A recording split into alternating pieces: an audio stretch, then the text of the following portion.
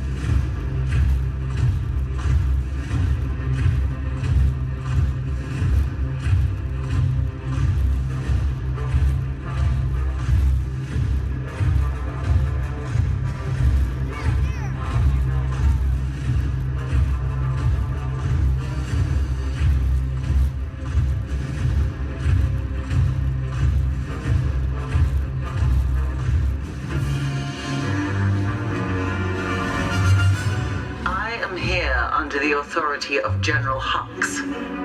You are here under the authority of me. Stand proud.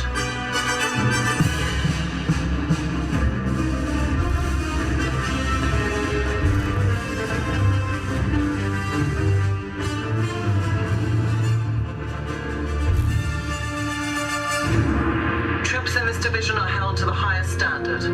Mine. Show me fearless.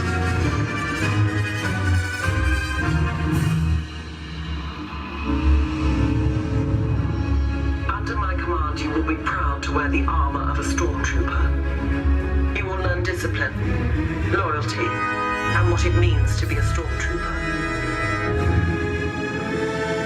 Battle starts.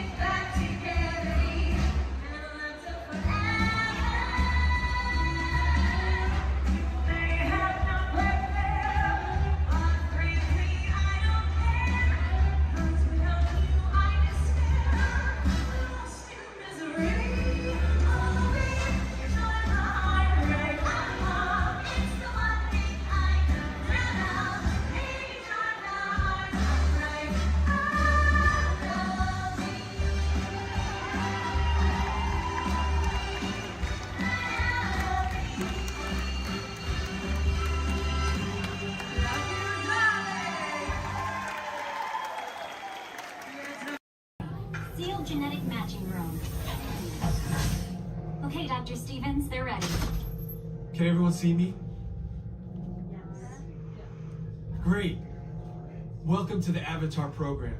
Soon, you're going to have a chance to undertake an amazing Navi rite of passage, flying on the back of this powerful animal called an Ikron, or as we call it, a Banshee. The way you're going to do this is by being matched to something called an avatar. And I'm here to help you guys get ready. But first, we have to scan you for Pandoran microparasites. All right, everyone, stay on your number and move your arms a bit. Whoa. Okay, start scan.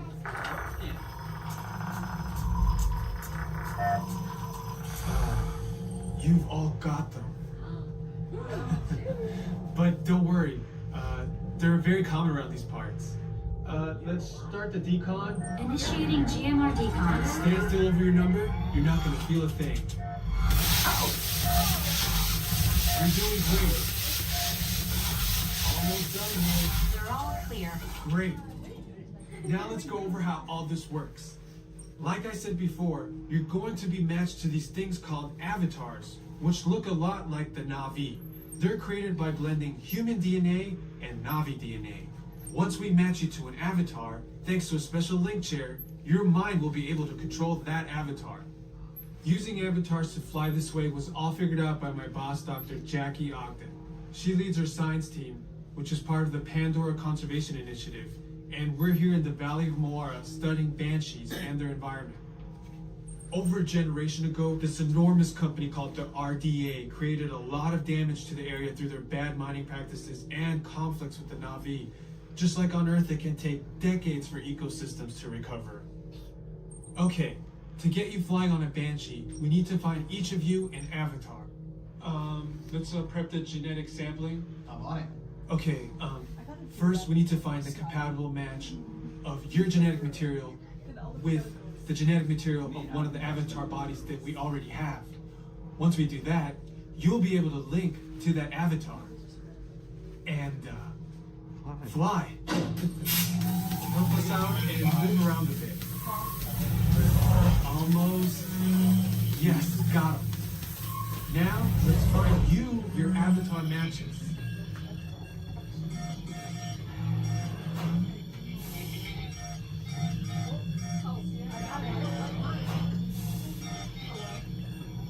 Oh, I got a match.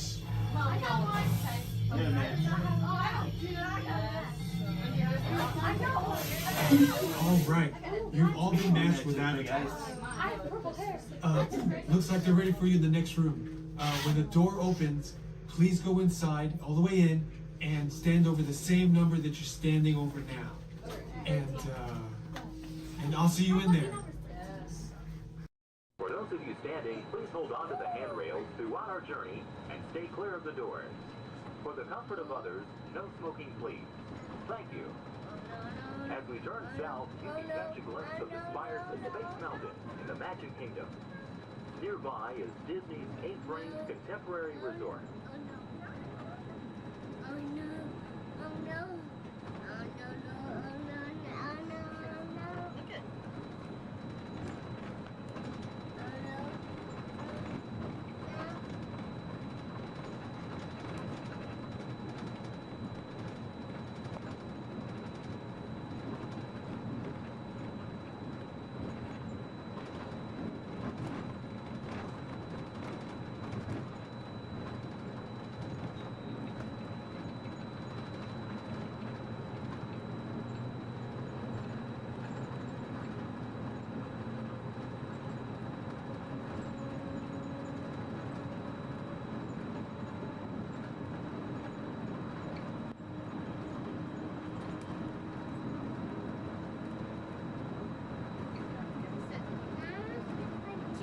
Jeff's videotape. Can you see my grandma? Look, it's coming up.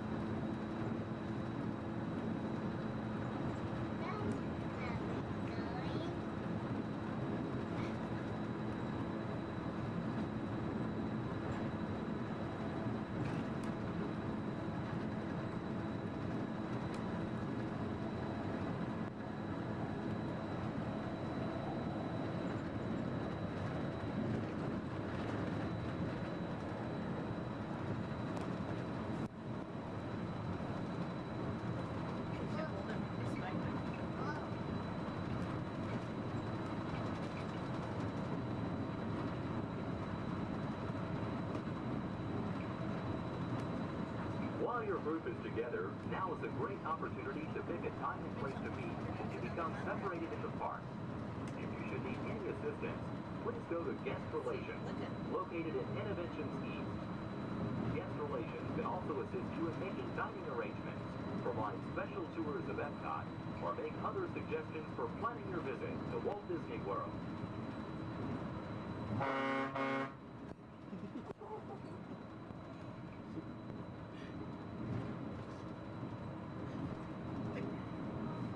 You could have a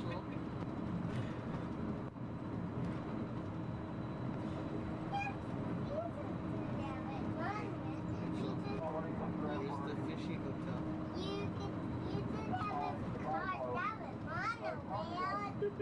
monorail.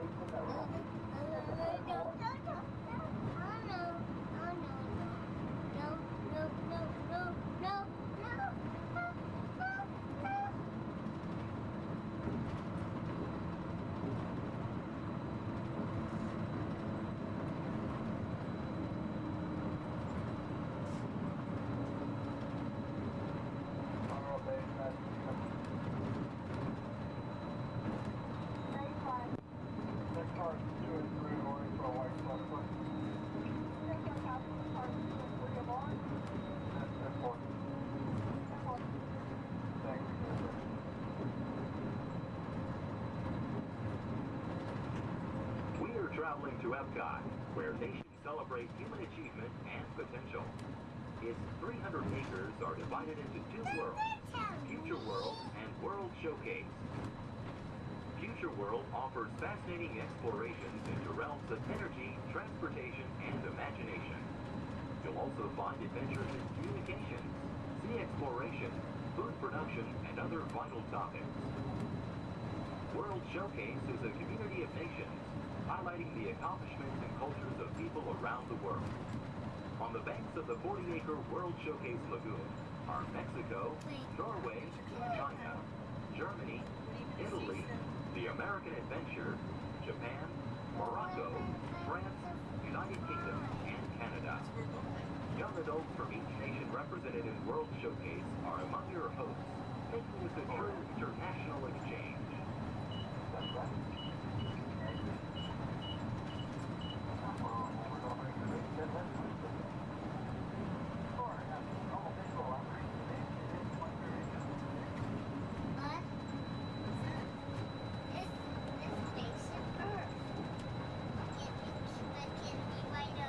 Beyond the trees ahead and to the right-hand side of our forward motion is Spaceship Earth.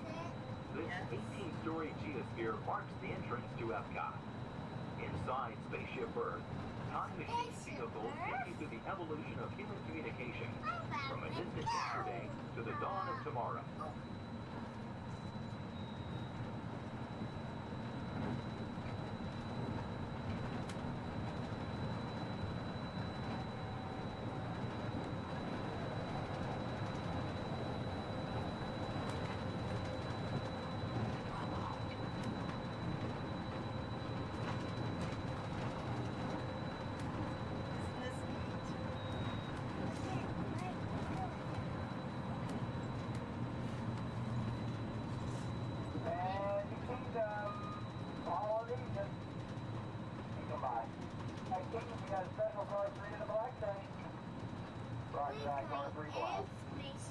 Coming up behind Spaceship Earth is Innovations. Inside this hands-on area, you can explore and interact with the ever-changing technologies and products for everyday living in the near future. To the opposite side is the Universe of Energy. Inside you'll find Ellen's Energy Adventure, hosted by Ellen DeGeneres and Bill Nye the Science Guy. Maybe. Next is The Wonders of Life, where you'll discover Body Wars, which takes you on an amazing trip through the human body. No, we are not going In to Test Track, you can experience the acceleration of test driving a vehicle on the fastest and longest ride ever created for Walt Disney World. Coming into view is World Showcase. Directly across from us on the far shore of the World Showcase Lagoon is our host pavilion, the American Adventure.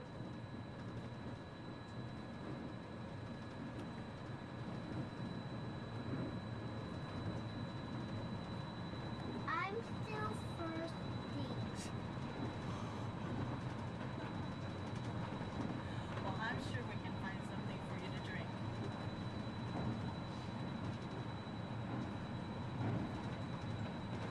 The glass pyramids are the gateway to your journey into imagination.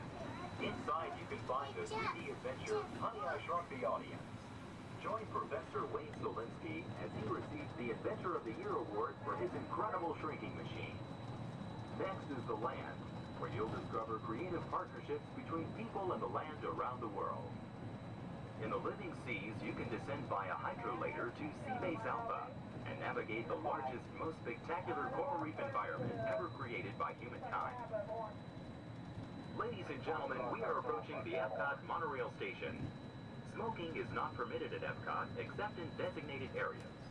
Please consult your guide map or ask a cast member for the location of designated smoking areas.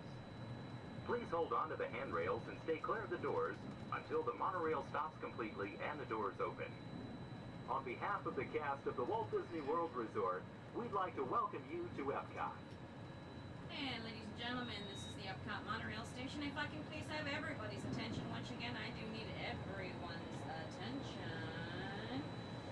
As you're walking up the platform this morning to the Transportation and Ticket Center, you might have noticed our signs, and if you did not, that is why I'm here. Epcot will be closing this evening promptly at 4 o'clock. Once again, Epcot, the entire park, will be closing this evening at 4 o'clock. Monorail transportation will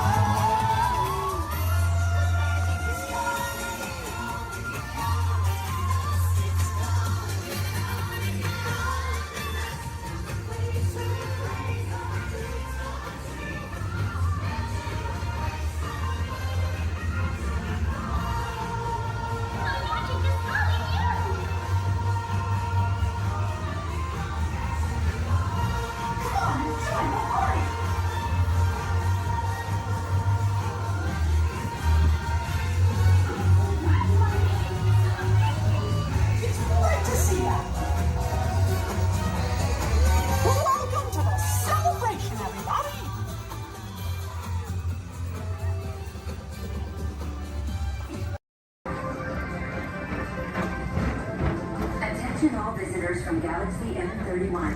Please keep forward-facing tentacles clear of oncoming vehicles. Thank you.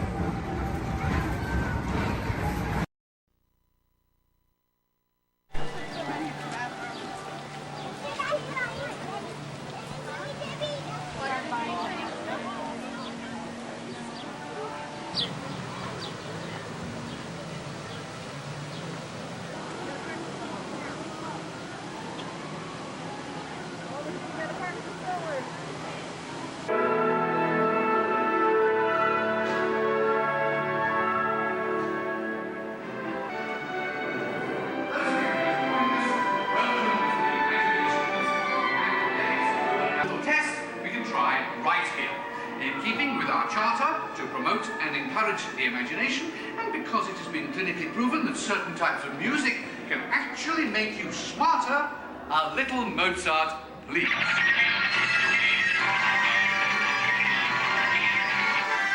Sorry, that was the wrong type of music. And for those of you who might have dropped a few IQ points, just follow the people in front of you and we'll get you some help. And now, a little Mozart.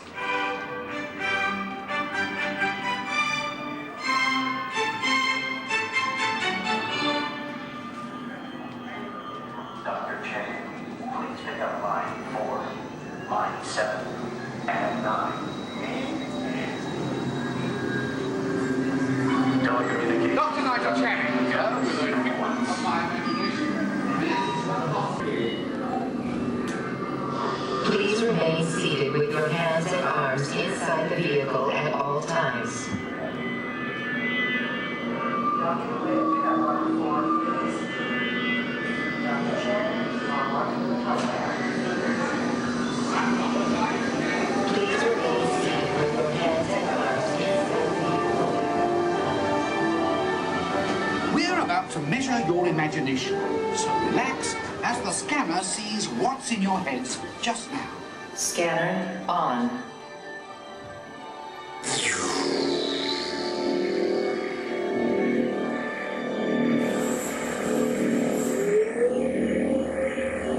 Well, as you can see, there's not much going on upstairs, imagination-wise, but that's just perfect for our experiments.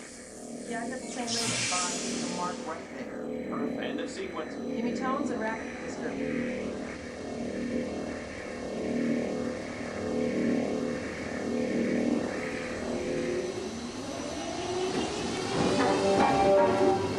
We begin with an exercise in sound. Listen closely and see what you hear.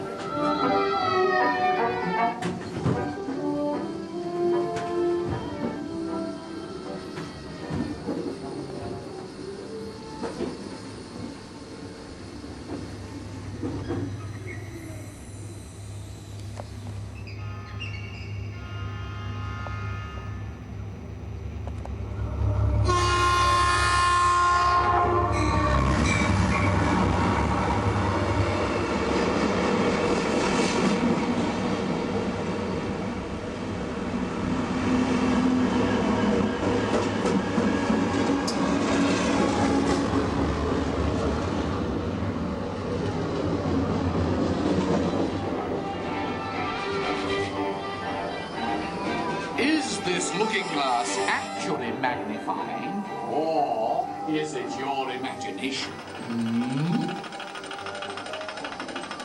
Here one quickly learns that when the laws of physics and common sense are shattered,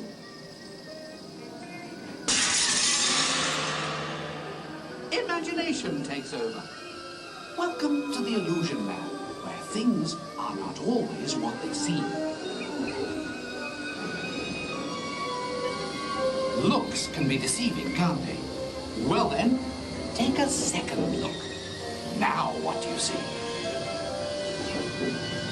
When you use your imagination, nothing can truly hold you back.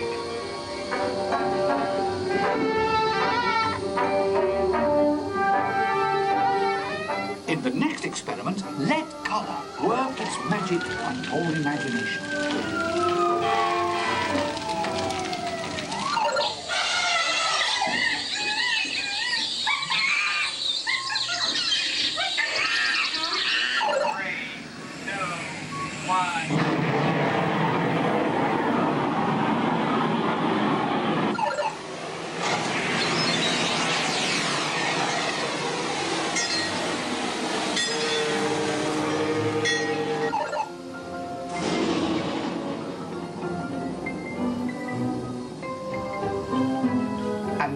Exercise all about making connections. Stare at these points long enough and your imagination will take flight. You'll see.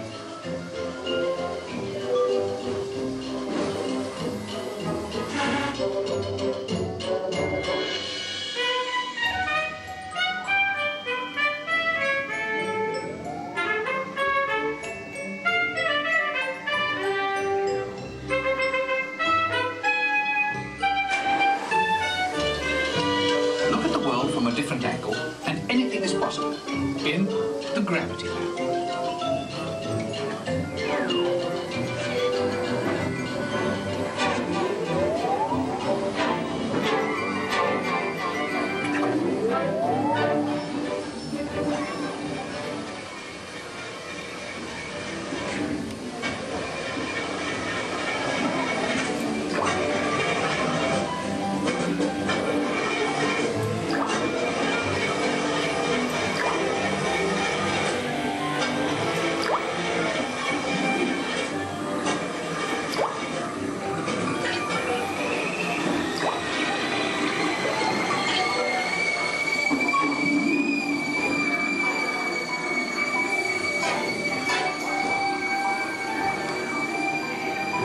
Experiments are now complete. Time to run you through the scanner once again. Who knows what we'll find in your imagination this time? Scanner on. Initiate feedback program. Strong believing this. Recalibrate for a wider scan. Interesting. Stand by. Recalibrate. Settings at full. Scanner readings at 150, 175. Just want to get this deep performance level at optimum. You've pushed the scanner to the limit. This is absolutely unbelievable. Fantastic! Look what your imaginations have created.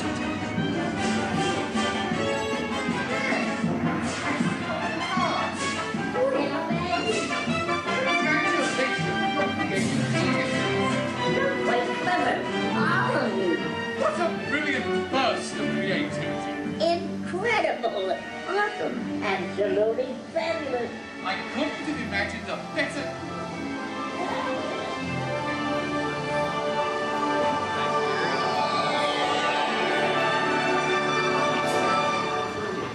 Reality restored.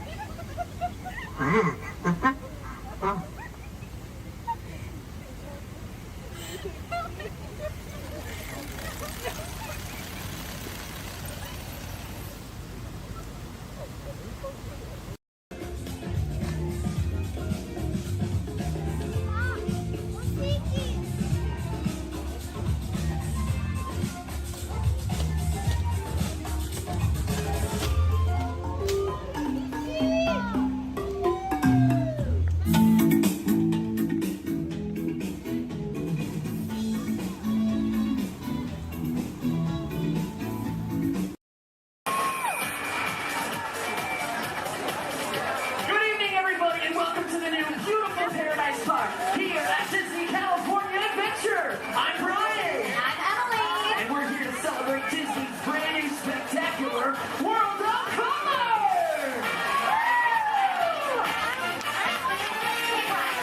Do these people really know what kind of treat they're in for tonight? I don't know, let's find out. How many of you have seen World of Color before? All right, so how many of you are seeing World of Color for the very first time? Woo! That's great, guys! All right, you know what? We won't spoil the surprise, but we can promise you this. Why don't you tell them, Brian? Something good is gonna happen to you tonight. Oh, yeah. Something real good gonna happen and it's all right. Something, something, something good. Something, something, something good. Something, something, something good. Something, something, something good. Something real good. All right, everybody, let's kick things off by everybody shouting out their favorite color on the count of three. Are you ready? 1, 2, 3! Oh, what did you hear over there? I heard a whole lot of yellow. All right, for all you yellow lovers in the audience, say yellow to our favorite candlestick. Look over there, it's Lumiere, everybody. Bonsoir. Is this where they're throwing the party? It sure is, and who better than you to brighten up the festivities? Ah, Madame and Monsieur. It's so good to see you. All right, put your hands together for Lumiere, everybody. Such a colorful celebration, don't you think? You can say that again. Such a colorful celebration, don't you think? Very nice, Lumiere. What service? I love this song. Okay, now whose favorite color out there is orange?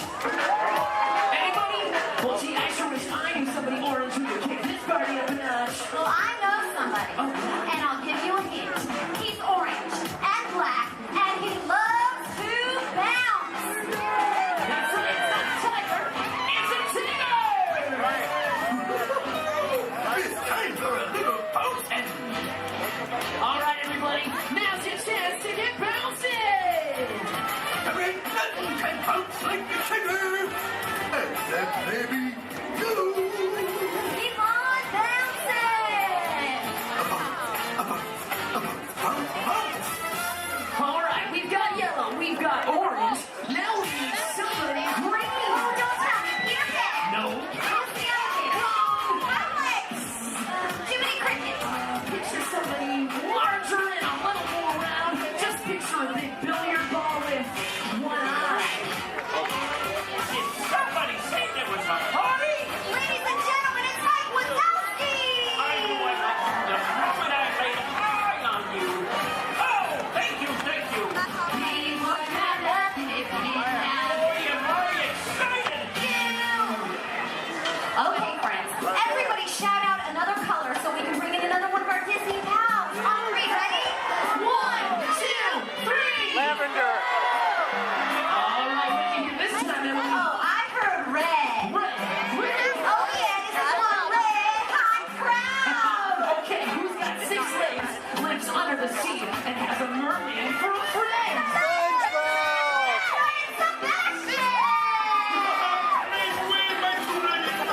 I love to celebrate. It's my favorite crowd. Hello, everyone. Hello, Sebastian! What a celebration. This is almost as much fun as it is under the sea. Okay, everybody. Now go like this with your hands and pretend like you're holding a magic lamp. What are you doing? We're making wishes. Well, what are you wishing for? I think we're wishing that somebody blue would get here. Don't look now, but I think you got your wish! Genie, wouldn't be a party without you! Right, Mr. Blue himself. Genie is in the house. Oh, yeah, these look like real comedy people. Put your hands up, put your hands up. Come on, put your hands up, everybody! Look out, the genie is coming through.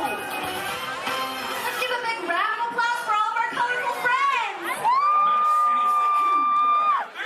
Just Russia, thank you. Oh. Okay, now it's time to find out just how excited everybody is out there! Yes, friends! It's time for the official World Championship Color Competition. Okay, it's time to break up into teams, and these colorful friends of ours will be our team captains. So first up, let's decide who's on Genie's team. So this big group of people right here in front of me, including you in the center, I want you to think like a genie and yell abracadabra on the count of 3. Are you ready?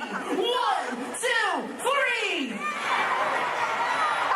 Oh, come on, I said like a genie really loud this time. Ready? 1, 2, 3! Great! You guys are now Team Genie. Blue is the bomb. Oh, really? We'll see about that. Everybody back here hanging out with Mike. Let's collect some scream power. I want to hear a big green team scream on 3. Ready? 1, 2, 3. Fantastic! You guys are all now Team Wazowski. Good job, everyone. I'll be keeping my eye on you. Eye, get it? Yeah, we get it, Mike. All right, now everybody around Lumiere, I want you to throw your candlesticks up in the air and wave them from side to side and make a little noise. Come on, guys. Oh, you can be louder than that. Come on. All right, you guys are now Team Lumiere. Merci, I am touched. All right, now everybody way over there by Tigger, and that includes everybody on the bridge. Let me see you jump up and down and make some noise. Perfect. You guys are now the Tigger team. That's terrific. Okay, looks like we have one team left. So everybody over here around Sebastian, and that includes everybody way over there. Let me see some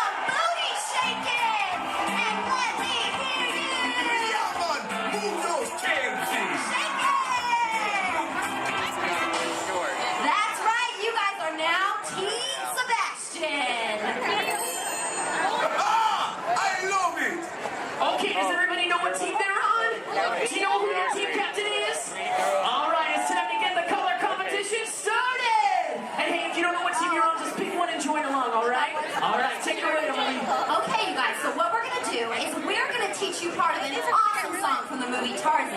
Then we're gonna have each team help us out by singing it one at a time. Then we'll pick a winner. All right, let's hit it. Okay, so I'm gonna say something first, and then you all repeat after me. Are you ready? Let's do it. Say do. Bop. Bop. She. Do. All together now. Do. Bop. She. Do. Do, bop, she, do. Come on. Do. Bop. She. Do. Do, bop, she, do. Awesome. This time we're gonna sing it. Repeat after us. Do, bop, she, do. Everybody sing it. Do, bop, she, do. One more time, louder. Do, bop, she, do. All right, Emily, do you think they're ready? Oh, they're ready, all right. All right, color crews, it's time to shine. Emily and I are gonna call out a team. When you hear your team call, we want you to belt out that phrase as loud as you can, okay? Oh, and one other thing, you gotta sing the right notes for your section to win. Okay, guys? Team Genie, your lines are up first. All right, watch Emily and I for your cue. Here we go. Do-do-do-da-ba-da-do, da-ba-da-da-do-da. Do-do-do-da-ba-da-do, da-ba-da-da-do. Oh, we're ready. Do-do-do-da-ba-da-do. All right, Team Genie. Bring it.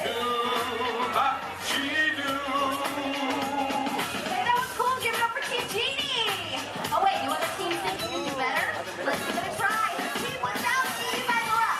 Right now, team, try to sing the right notes. We need you in.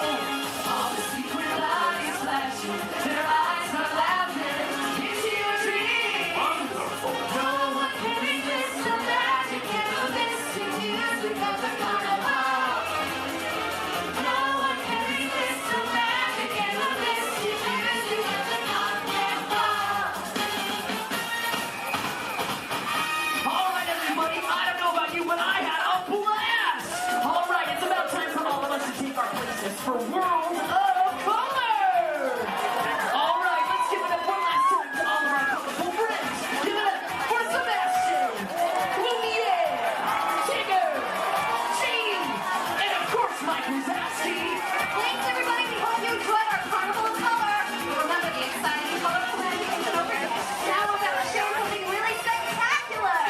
Something, something, something good. Something, something, something good. Something, something, something good. Fun people. Something, something, something good. Good. Real good. Good. Something real good.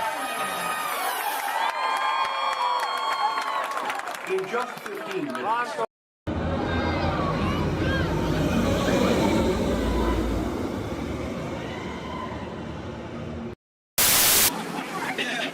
Just kidding, you will never see them again. Yeah, but chances are you probably never saw them before, so who cares? Ladies and gentlemen, welcome aboard the world-famous Jungle Cruise, world-famous for being world-famous. My name is David, and I'll be your skipper, your tour guide, your social director, your dance instructor, and if you don't laugh at my jokes, your swimming instructor for the next 2 weeks. Alright, the first river we are entering is the Amazon River, where everything is larger than life. You can tell to the left and to the right of the boat by these butterflies coming up over here. Now, these butterflies, just to let you know, have a wingspan ranging between a mild and tiny 12 inches to a whopping and amazing 1 foot. And over here to the right is Inspiration Falls. Now, people usually ask me in unison, why do you call it Inspiration Falls? How odd of you guys to ask. Well, the longer you stare at it,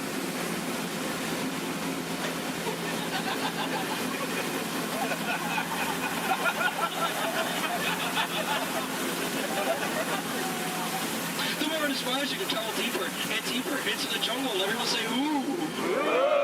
Everyone say, ah. That is an inspiration that I don't know what is. So let's keep going. We are now entering the Congo River, where we have a very special treat for you guys. A special welcoming party set up for you by the Pygmies. Ladies and gentlemen, here they are. The Pygmies! The Pygmies! Shh. This is not good. Usually they don't run off. Something really, really big must have scared them off. Yeah, that's not good. Okay, folks, no need to worry. That is a giant python. It spreads up to 24 feet, and it's actually quite friendly. So friendly, it might develop a crush on you. Now, let's see if we can scare off that bad boy by getting something over here from my cat. Oh, no. Folks, please do me a favor. For any of you wearing yellow, please do not make us sound like a banana. They find it very appealing. Don't laugh, that's not cool. Yeah, the bitch and everything. Okay. Alright, folks, we are now entering the Nile River, where it goes on for Niles and Niles and Niles and Niles and Niles and Niles and Niles. And if you don't believe me, well, you're in the Nile! Disbelief, but nice try though. Alright, coming up over here is an African elephant. Now, this elephant is special because I taught it a really cool trick. Watch. Alright, Bertha! Speak! In Spanish! I'm just kidding. I haven't taught him that yet. Over here to the right, you'll see a sandstone formation. Now, I like to point this out because most people take it for granted. Oh, come on! That joke rocks! Alright, we're now entering the African belt, where you'll find all sorts of animals such as wildebeests, impalas, zebras, giraffes, and lions. These lions over here are demonstrating the first law of the jungle, survival of the fittest. They're demonstrating it by protecting that sleeping zebra. Yeah, that zebra looks dead. Tired. Alright. And folks, it's a very special treat. The second law of the jungle, survival of the fastest, just up ahead. You know, I told these guys over here on the pole, you know, African rhinos, they're just as fast as horses. But they didn't believe me, and it looks like now they're about to get the point. In the end. Oh, dear. That is my heart in the morning. Alright, we are now entering crocodile country, where danger lurks every corner. So please do me a favor. If you have any family members that you want to get rid of, now is the time to do it. Alright, over here to the right, on the left-hand side, you'll see Old Smiley. Now, Old Smiley is 75 years old, and he loves to take free handouts. Now, crocodiles are some of the dangers we have here in the jungle. We also have monsoons, whirlpools, hurricanes, rapids, and... Waterfall, that's right. Ah! Okay, let's see if we can make this really tight turn over here, folks. All right, just in case any of it's a lead to the right. Lead to the right. Lead. I'm so sorry. Lead to the right. Lead. We're not gonna make it. Okay. All right, folks. Thank you very much. Just to let you know, that was Schweitzer Falls, named after the world-renowned professor, Dr. Albert Falls. Now, people usually ask me, David, how did you land your job here at the Jungle Cruise? Well, it's plain to see. I took a crash course, but now I'm just winging it. Yeah. Don't laugh. This is the story of my life. Yeah. Oh, no. Okay, folks, looks like we're stumbling upon a pool of hippos. Okay. Everyone, please do me a favor. Don't do anything stupid. I'm going to try to scare them up here. Oh, God, go away!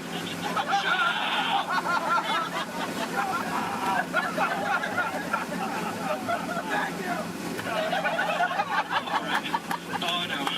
Oh, no, folks. Looks like we're now heading into headhunter territory. This is not a good place to be headed. You can ask my last crew over there. Yeah, they were just yelling the entire time. All right, from my years of experience, I know when the natives are dancing like that, that means they're going to attack the boat. Usually they attack this side, so there's nothing to worry about if you're on this side of the boat. So, keep your eyes peeled and see if we can avoid the attack here. Establish your attack! Don't worry about the stupid, because I'm doing that for you.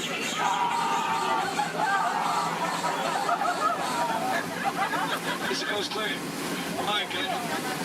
Ladies and gentlemen, here's something you don't see every day. What you've all been waiting for, the amazing, the stupendous, the colossal, the eighth wonder of the world.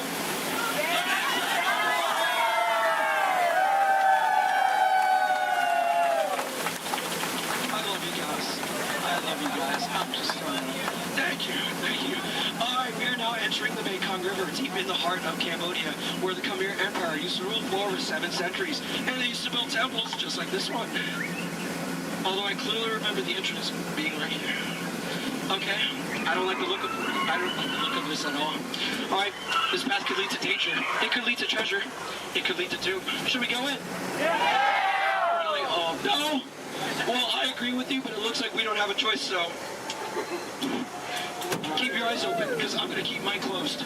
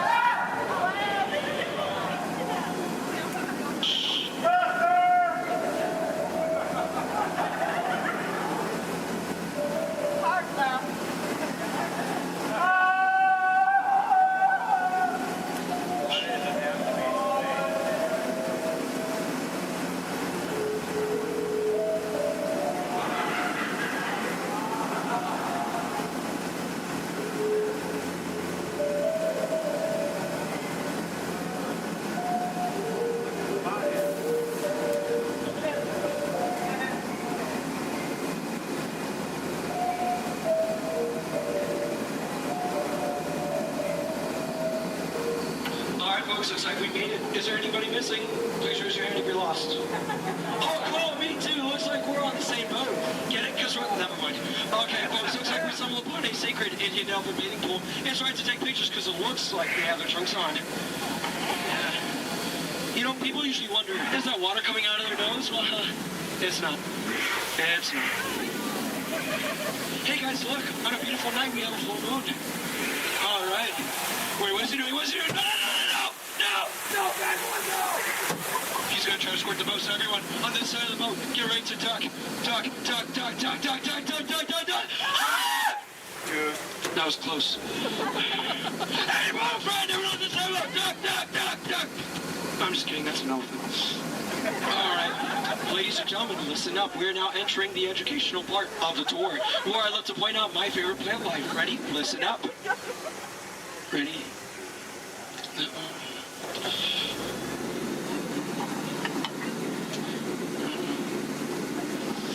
No, and that one. Any questions? No? Which one's over here? The green one. All right. right, now over here is Trader Sam. Now, Trader Sam's a close friend of mine, and he has just been promoted to head salesman. Now, lately his sales have been shrinking, so he has a very special deal for you guys. 2 of his heads for one of yours. Any takers? No? Well, the way you slice it or dice it, you always come out ahead of the deal. All right, folks, now returning to the sad part of our journey, the return to civilization. So, I know, trust me, I feel your pain. All right, you want to go one more? I'm sorry. All right, now please listen up. This is very important. When exiting the boat, please exit the way you entered. Please do not cross these center crates over here. Trust me, it is a tripping hazard. You will trip, you will fall, and that would be 2 bad trips in one boat, and I'm only responsible for the first. And please remain seated at all times. Okay, everyone? Thank you so much for joining me. Now get out. I'm so sorry. Thank you so much. Standing ovation. Oh my goodness. Standing ovation, clap. Oh my goodness, you guys made my night. Like really, you guys did. All right. Hope you guys enjoyed your time here at the world famous Jungle Cruise. My name is Skipper David, and if you didn't enjoy your time, well, my name is Tito, and I have no idea what I'm doing here. So, all right. Please watch your head and watch your step.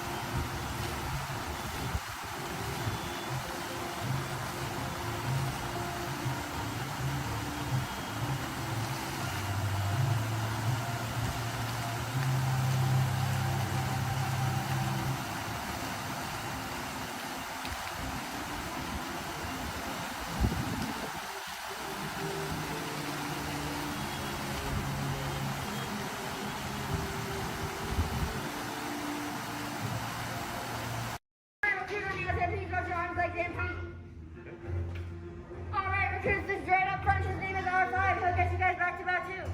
Good luck and may the force be with you. Alright, friends, it looks like we have an incoming transmission from 6. Stand by.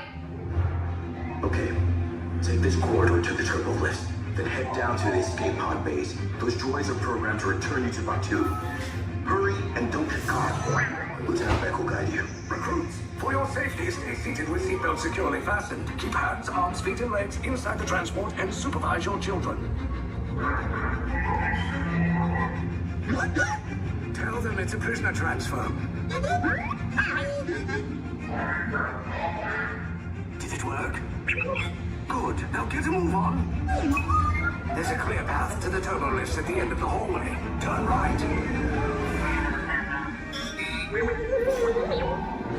Probe droid. You're lucky it didn't spot you. Take those turbo lifts and stay out of trouble. Hey, you're not authorized. Wait, those are the prisoners.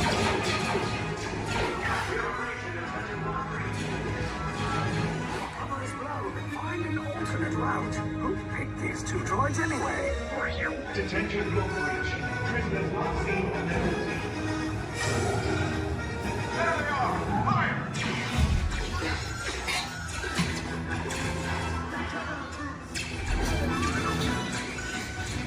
These escape pods just follow us. Take the way down. Hurry! Hurry! No, not up! I said down!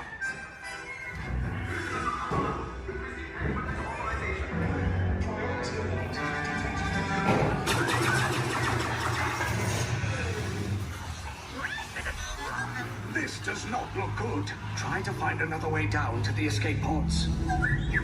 The Resistance will attempt to rescue the prisoners. They have neither the resources nor the courage to engage us. You underestimate their conviction. Raise the shields! Shields? I see no evidence. Now! Sound the alarm! All personnel to their stations! Sir, the prisoners have escaped. How brave, but ultimately hopeless. There's nowhere to run.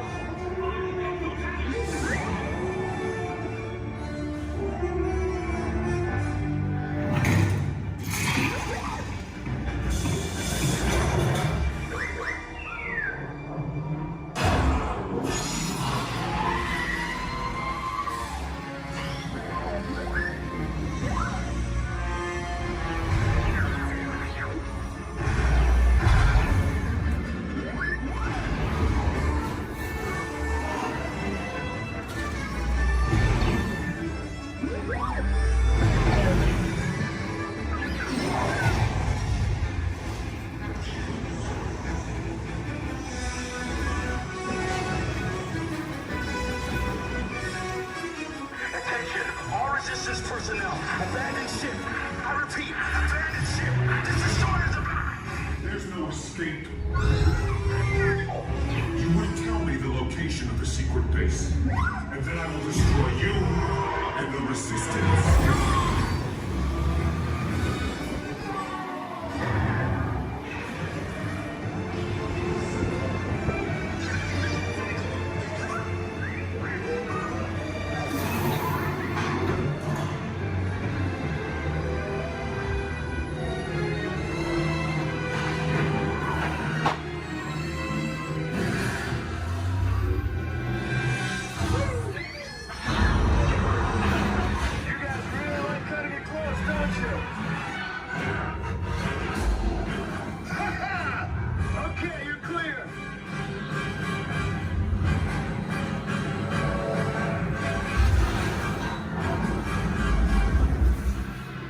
Your escape pods came in a little off target. Ground crews will meet you outside the wreck. All right, nice job, recruits. Not what you signed on for, but hey, you're Resistance now. I think I have that authority. Right, Beck? Where's the lieutenant? I need eyes on Beck. Rhino, scan for his pod beacon. 4 escape pods down in Sector 4. Verification pending. Lieutenant Beck here. Beck! You're alive! I should hope so. Great job, recruits. Thanks to your heroism, the location of the Resistance base is secure. Bravo! Yes, R5, you too.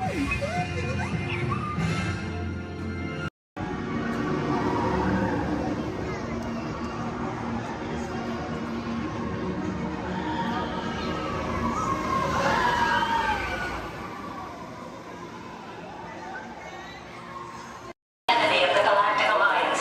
Send reinforcements immediately. Calling Star Command! Calling Star Command! New reads!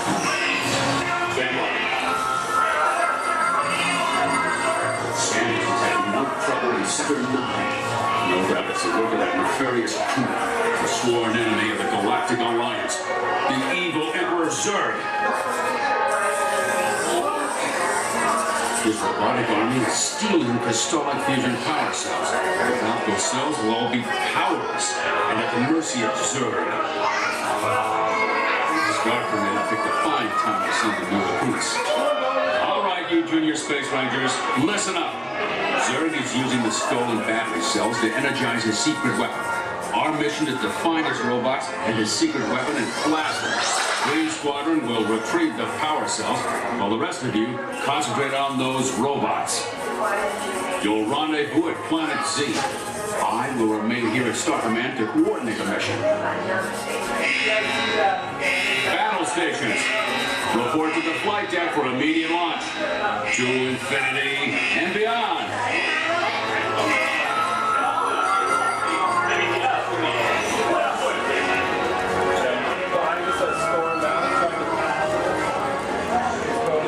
Attention, Space Rangers. This is Star Command. Prepare for immediate launch. Flight safety requires that you remain seated in your cabin while you meet the brake.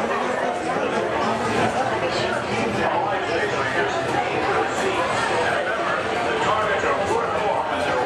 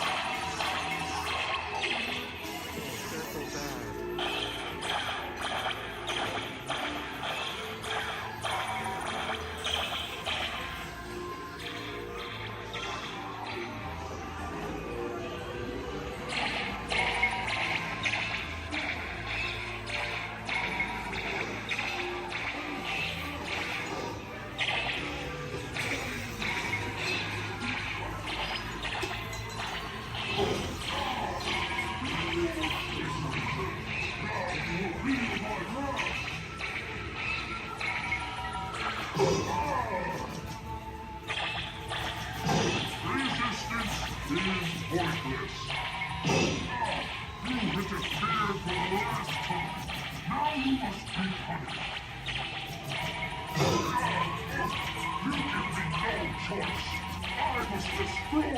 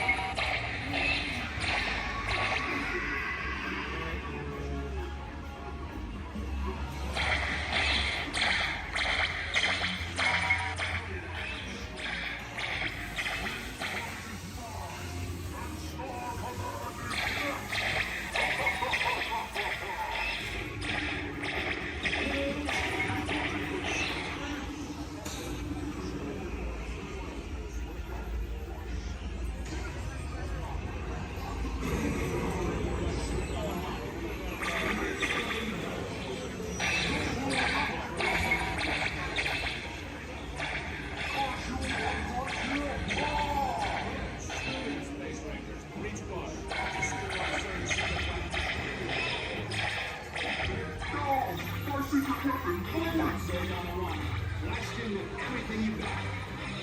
won,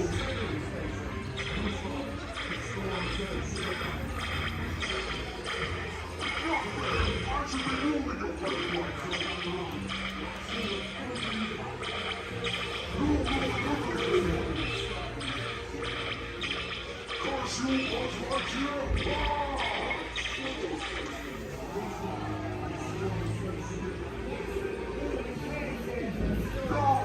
you will feel my wrath.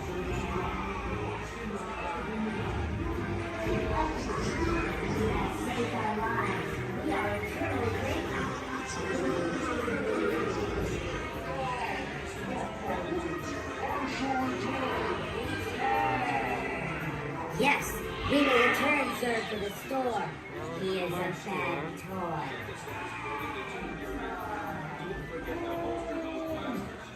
You have saved our lives. We are eternally grateful. It's been an honor serving with you.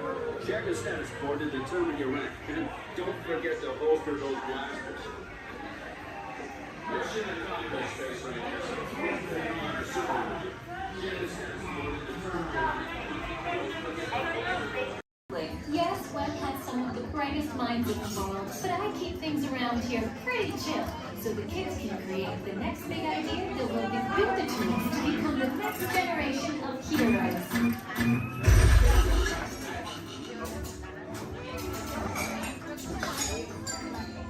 We hope you have a great time on your visit to the Worldwide Engineering Brigade Open House.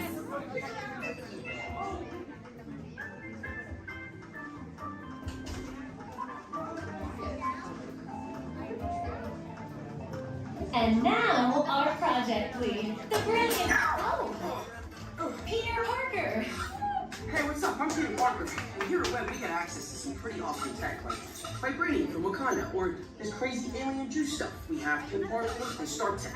It all helps us develop really cool stuff, like these spider bots, for example. Check it out. They have this really cool self-replicating feature. Because? This is awesome. Buddy, you can stop doing that now. But anyway, you guys are here today to help us test the Web Slayer vehicle. Using onboard tech, you will be able to sling webs, just like my buddy Spider-Man. Peter, your presentation is getting away from you. Yeah, I'm aware of that, Sharon. If you could just initiate the safety protocols, it'd be really appreciated. Problem with that, So Peter. anyway, if you want to sling a web, all you gotta do is sling your arm in the direction you want to shoot the web, and that's it. It's awesome. Peter, your spider webs are continuing to replicate and are consuming everything in their path. They seem to be stuck in self-recognition mode. If you could just handle that for me, please. On it. Contacting Mr. Stark. Don't call Mr. Stark! Don't call Mr. Stark. Sorry, Michelle. Just call someone else. Ask them to do it. Okay. Contacting Spider-Man.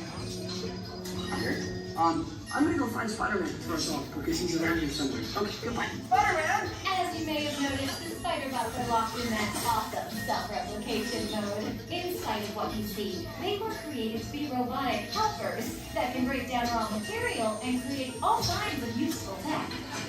But because they are stuck in self-replication mode, the spider bots are currently consuming everything in sight and multiplying at an alarming rate. If left unchecked, my calculations predict this will lead to the devastation of the entire Avengers campus.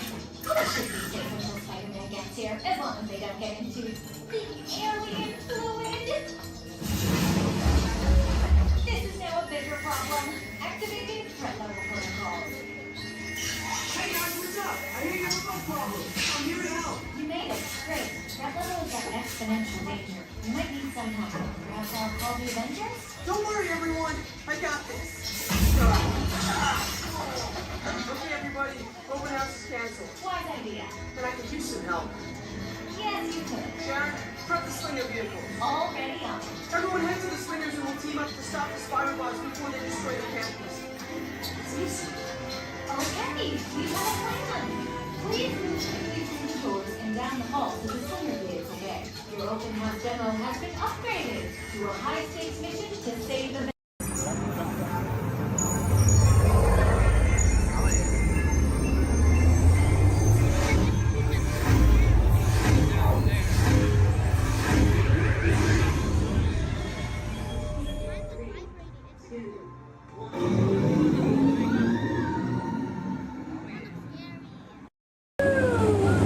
Please keep all hands, arms, feet, legs inside the boat and watch your children, or the crocodiles will. So who came to see some danger today? All right, we got some takers. It's right there, big white letters. Good thing I can read. You might have missed all signs of danger. Oh, look at this to the right. You'll see our first sighting of wildlife here in the jungle. Right there's a prime example of why some wildlife destroy their children at birth. We're now approaching ancient Cambodian shrines built by ancient Cambodian Shriners. This place is loaded with crocodiles. Speaking of crocodiles, to the left you'll see a Bengal tiger, known to jump over 25 feet, but don't worry, they're like 15 feet away, he should jump right over us. Watch out for Ginger, Ginger Snap. She's the one stop cookie.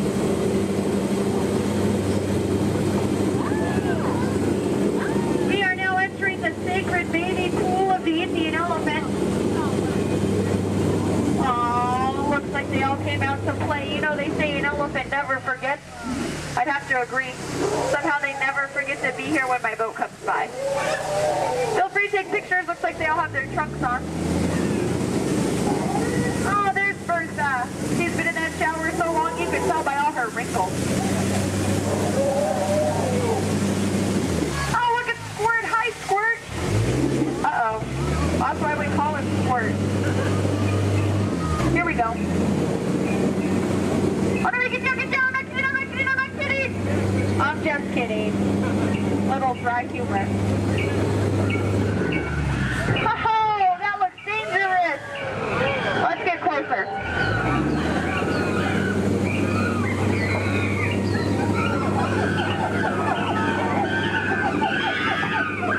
Looks like the gorillas took over this camp. Look what they did to that truck. Unbelievable. They left the lights on. What a shame. Uh-oh. The monkey has a gun. Let's get out of here. Woo! Now if you look over here to the left, through hard, through the trees, through the bushes, you'll see absolutely nothing. Just ahead is beautiful Schweitzer Falls, named after the African explorer, Dr. Albert Falls. We'll be going over over that later. Uh-oh. Everybody lean. Woohoo!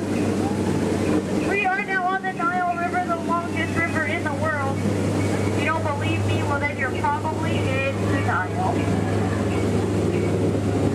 So here, look, there's an African bull elephant. You can tell by his huge ears and enormous ivory tusks. Now, for those of you with a short memory, to your right, that's an African bull elephant. You can tell by his huge ears and enormous ivory tusks.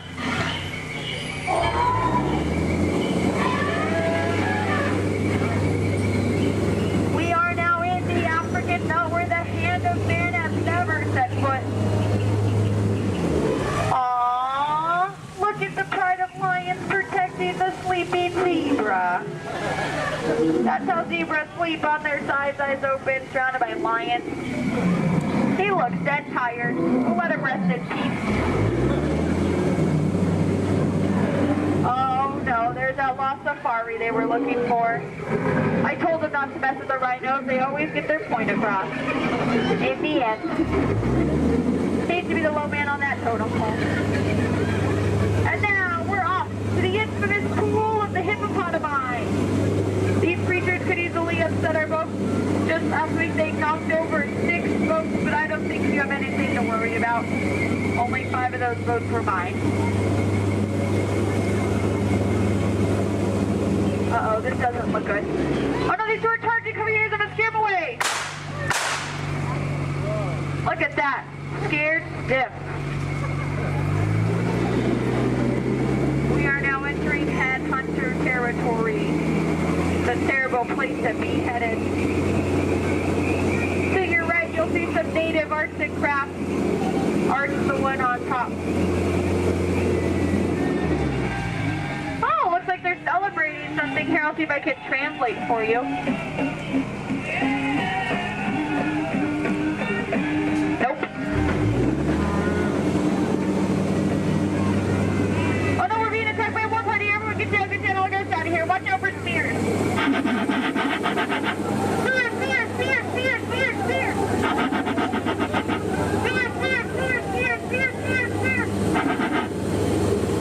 Ooh, that was fun. See those spears flying by? And now the moment you've all been waiting for, the amazing, incredible, the backside of water! Woohoo! Get excited! Now if you look back, you can see the side of water. We're now in the Amazon. I heard it's a killer place to fish. Just stop, drop a line, and the fish are always biting. I think this looks like a pretty good spot right here. Uh-oh. Wait a minute, what are these bubbles? This isn't good, not in the Amazon. What is going on? Whoa! Piranhas! Man-eating piranhas! Ladies, children, you're safe. These are man-eating piranhas. Now these fish are on a strict diet.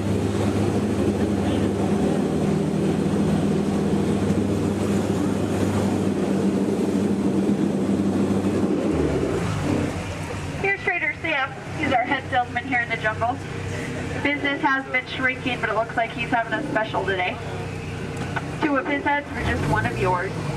Any way you slice it, you'll come out ahead. Trader Sam's actually...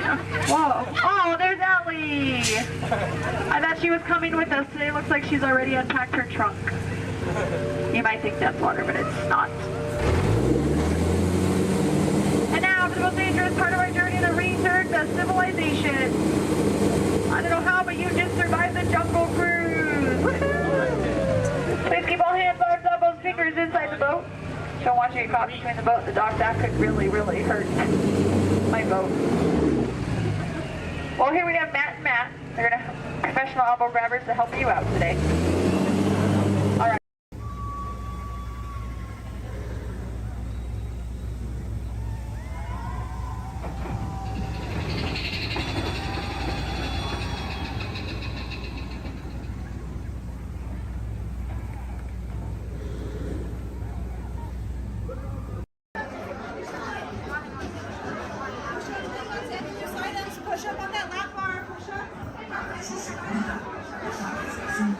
Are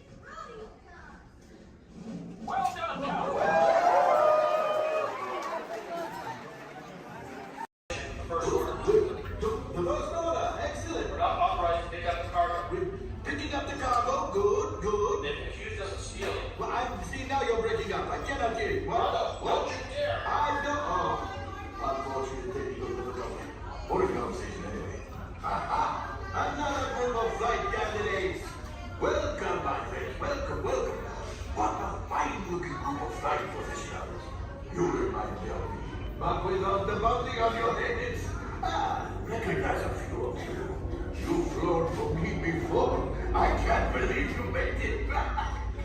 And it's good you made it back. Good for you. We'll talk later. I have to do everything around him.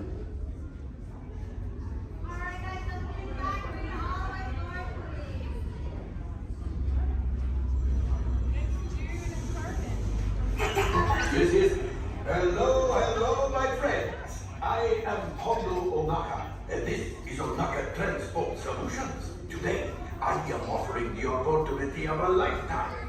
I need flight crews to transport this valuable merchandise across the galaxy, pilots to navigate, engineers to operate the ship, and gunners to defend the shipments. And that is where you come in. The Millennium Falcon. Oh no, for some very fast and very profitable expeditions. Chewbacca, my fine furry friend. Yes, as we agreed, you let us use the ship. We'll get you the supplies you need. It's a win-win. You help the resistance, and I get all the profits. Well, the First Order will never know we were there. Okay, time to go, so, bye-bye. We better go before he changes his mind. Go along, my friends. Listen carefully and remember, the better you work together.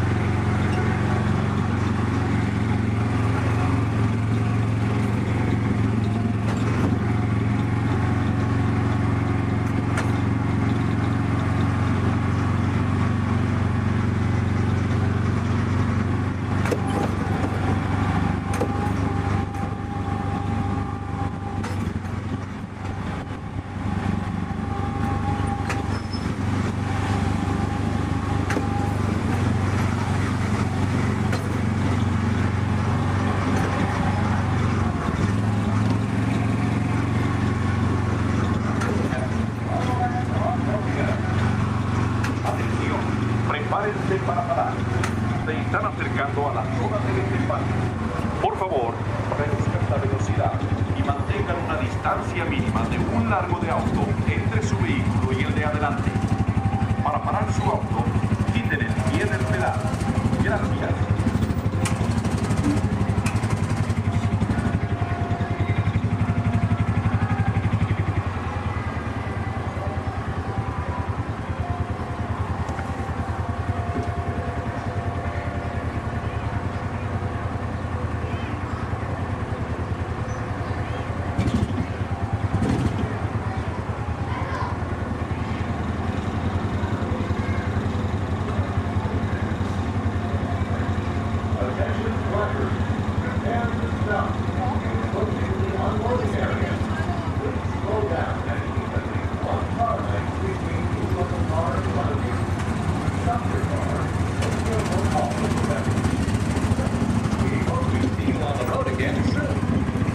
Atención, prepárense para parar. Se están acercando a la zona de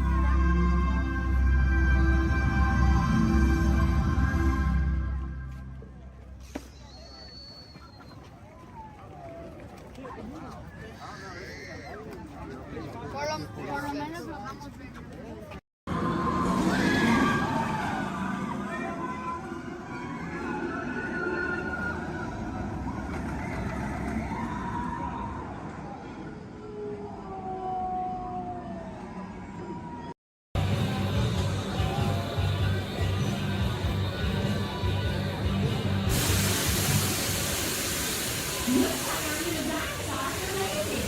So please stay seated. When they come to a complete stop, make sure you have all your belongings and Intrusion alert, level 2. Intrusion. Disarmed. Sensor offline.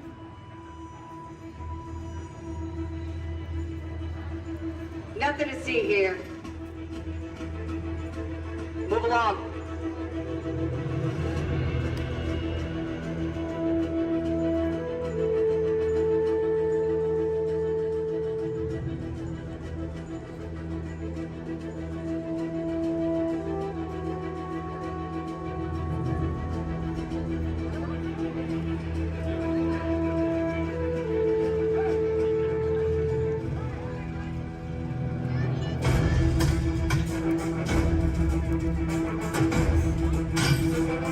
You don't look like recruits. I've got this. Intrusion alert, level 2. All units alerted. My turn.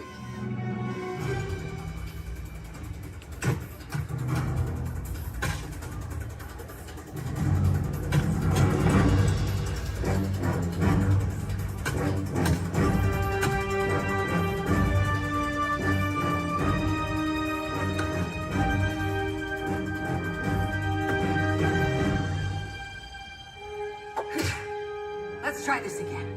Who sent you? An old friend. System offline. Assets at risk.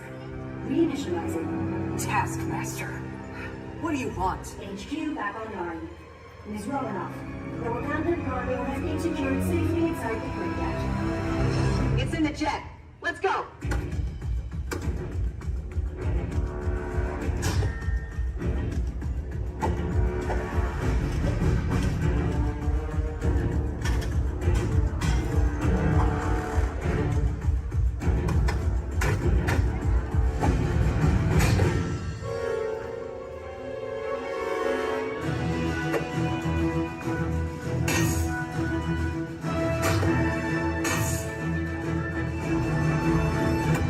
Incoming call from Mr. Stark. Friday, don't put him through! Yeah, she put me through. Hi, Nat. Everything okay? You need help? I don't need help! Yeah, I said help. Intruders, step aside. I won't ask a second time.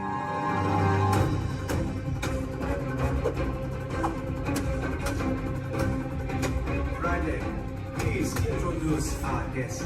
The Taskmaster. Origin unknown. Be ready. Taskmaster has the ability to master and replicate your fighting skills. It's annoying. This is a fight you cannot win.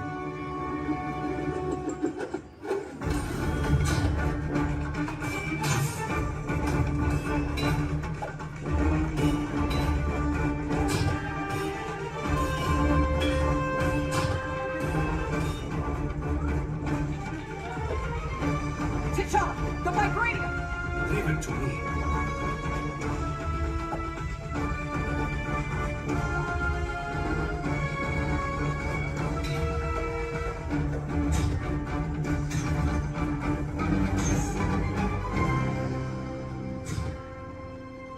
We've got it. Let's go.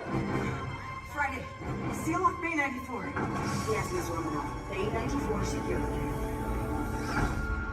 This is not going to end well for you.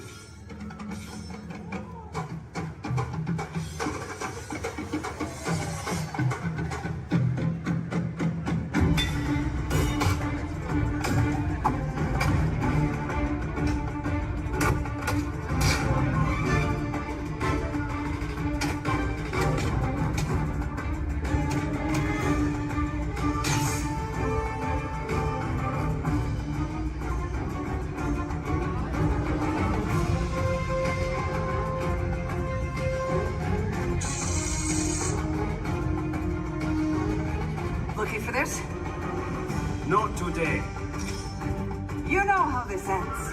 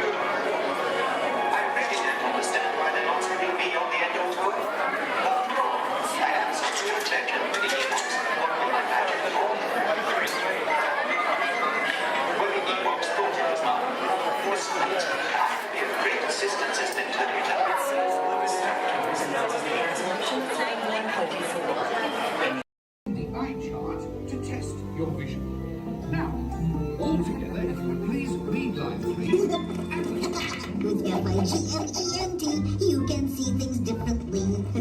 Sure, you can see with your eyes, but imagine what you could see if you used your imagination. Follow the bouncing figment. One spark of light can light your fancy. Your mind sees more than what your eyes see. Your sense of sight can make your fancy fly. There's more to sight than meets the eye.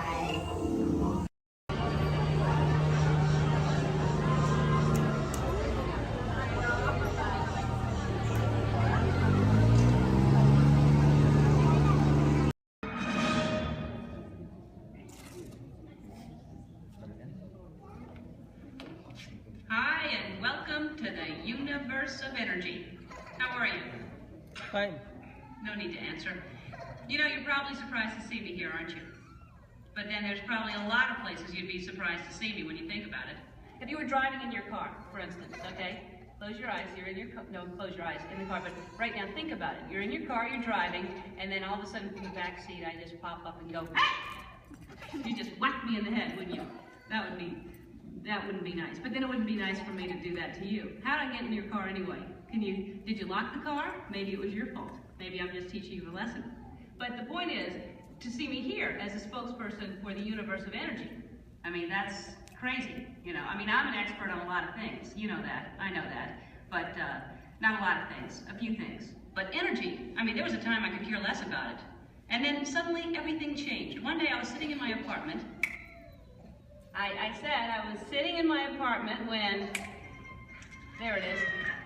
I'd offer you some snacks, but I can't hear me. Hey, you! How about sharing some of those chips? No, you're on a diet. Me? How about you? Anywho, I'm watching TV and my favorite show's about to start. This is Jeopardy! Yes! I told you it was my favorite show. Who is it? And of course, no one locks their doors in New York. Hey, it's your neighbor, Bill Nye the Science Guy. Hey, Bill Nye the Science Guy, it's Ellen,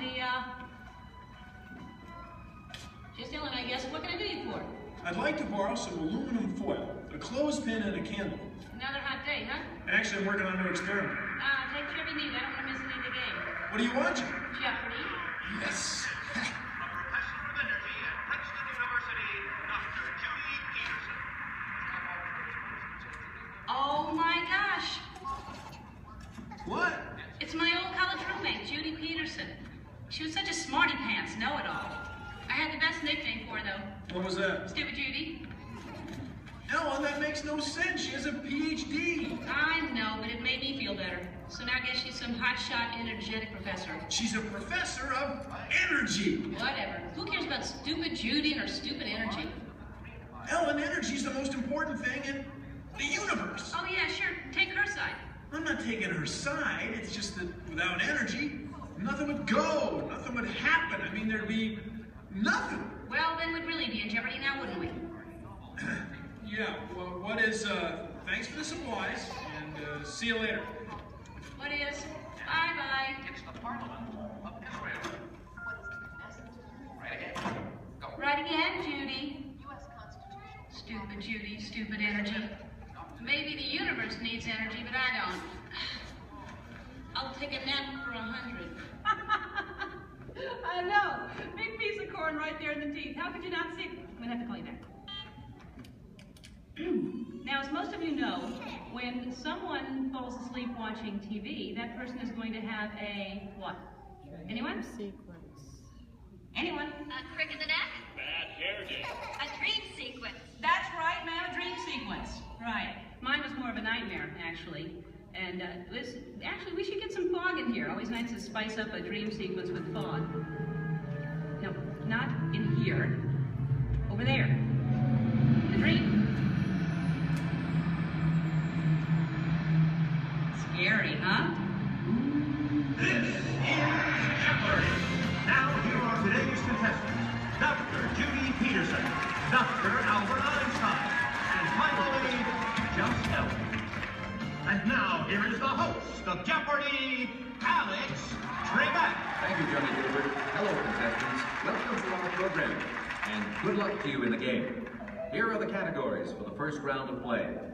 Solar energy, wind power, energy from water, fossil fuels, fusion, and finally, gas. Ellen, since this is your dream, we'll let you make the first selection. All right, Alex. I would take fossil fuels for, let's go 100. Fine. The answer is, this was formed from microscopic plants and animals trapped in ocean floor sediments millions of years ago.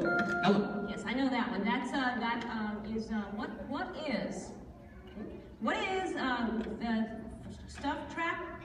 Microscopic fuels and plants and animals and Sorry, Ellen. We were looking for something more than just an embellishment of what I had already said. Anyone else? Judy. What is petroleum, Alex? What is bituminous? What is solar thermal conversion? What is hydroelectric? What is helium?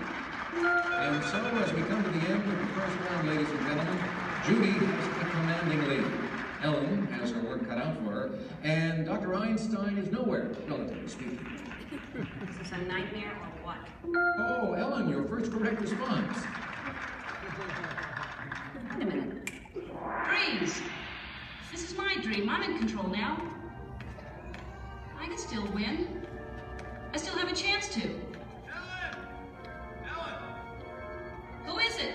It's me, Bill Nye the Science Guy. Hey, I'm glad you came to help me. Actually, I came to see Einstein.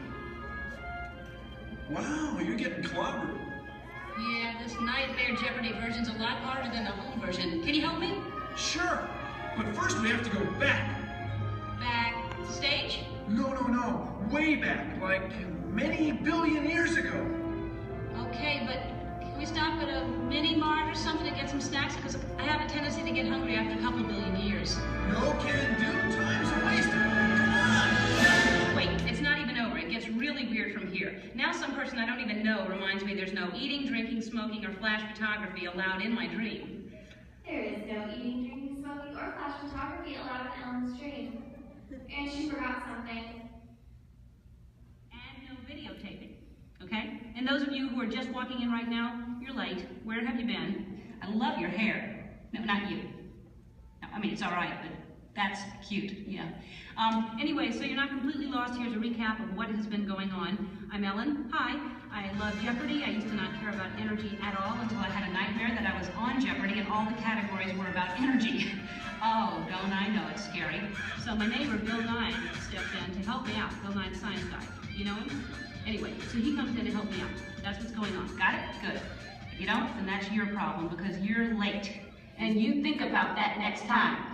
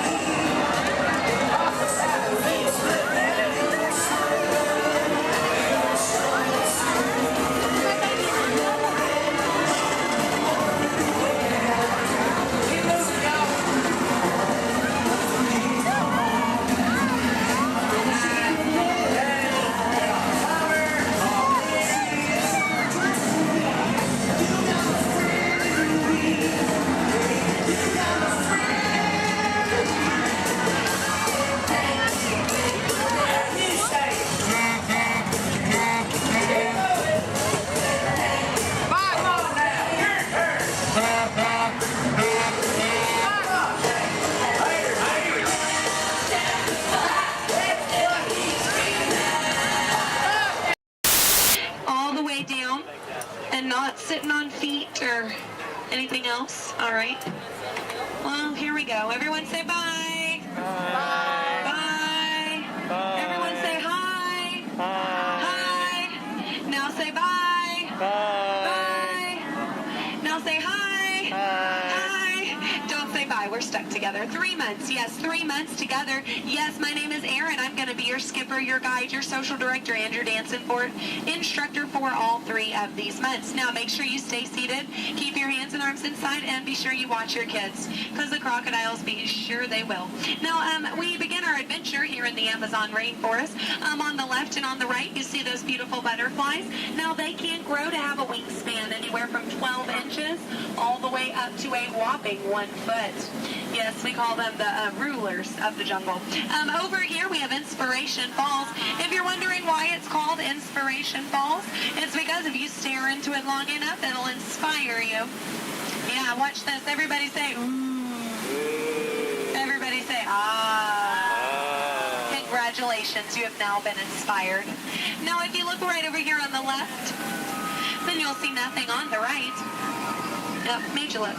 We are now in the Congo River in the deepest, darkest part of Africa. Guys, I have a very special treat for you. A pygmy welcoming party to welcome us here to the jungle. Take a look right over here on this beach, and they're gone. Okay, something must have scared them off. So keep your eyes open, guys. Whatever it is could still be around. Yeah, something scary. Something probably like a, it's right behind me, isn't it? Uh-oh, okay. Just a 30-foot python. Nothing to be afraid of, guys. They are actually very, very friendly creatures. Yeah, but they can develop a crush on you. So we're going to stop here by my camp and pick, oh no. Uninvited house guests. That is the worst. But you know what? On the flip side, couldn't get that Jeep started this morning. Looks like they got it to turn over. Oh. Yeah. Well, we are now on the longest river in the world, the Nile River. It is over 4,000 miles long. Yes, if you don't believe me, well, then you are obviously in denial. Up ahead on the left, we have a beautiful African elephant. You can tell that he's an African elephant because his ears are shaped like Africa. Yeah. He actually knows that, oh, he's not going to show off? What about this one over here? Do you feel like showing off? This one over here knows a great trick. We'll see if he decides to take attention. Speak. Here we go. Louder. Stay. Good elephant. I want to point out this sandstone here. You know, many people just take it for granted. Yeah. But I definitely think it's one of our bolder attractions. This is the belt, yes, the African belt where all the animals come down for water. They won't all return to their herd, yeah, thanks to that pride of lions. Now, up here, this demonstrates the basic law of the jungle. Never, ever be a zebra. Now, another basic jungle law states that a safari on foot cannot outrun a charging rhinoceros. Yeah, I tried to warn them, but they didn't listen. But you know what? I feel like they got the point. In the end, you know, when you hate to be the low man on that totem pole. Now, danger lurks around every bend in the jungle. As we come around this next corner, we are entering crocodile country. The big croc on the left, that's Old Smiley. Old Smiley is 75 years old. He just lays there all day looking for a handout. Yeah, I had an English teacher on my boat. Try to give him one time. Now she's teaching shorthand. Up ahead is Schweitzer Falls. Now, Schweitzer Falls is named for Dr. Albert Falls. Those of you in the back, you might want to lean in. Lean in, guys. Lean in, lean in. It's going to be close. Lean in. Or don't move a single muscle. That works too. Paralyzes fear, sir, I understand. Now, people ask me all the time how I landed my job here at the world-famous Jungle Cruise. I think it's plain to see. I took a crash course. Because when you've been here as long as I have, you just start to smell. Smell danger, that is. Like up ahead, this full of hippos. Guys, I know they look cute, but they can actually capsize the boat. I'm going to use my gun to scare them off. Cover your ears, guys. This is going to be loud. Shoot! Shoot! Shoot! Shoot! Shoot! Shoot! There we go. Yeah, it's actually a little known fact about hippos. They are terrified of shoes. Now, up ahead, headhunters. This is bad. This is bad. This is a very bad place to be headed. All right, stay calm, guys. Don't lose your heads. Yeah, there's my last crew in that boat over there. Bunch of numbskulls. Now, that dance that they're doing, that does mean they are going to attack. But they only attack from the right-hand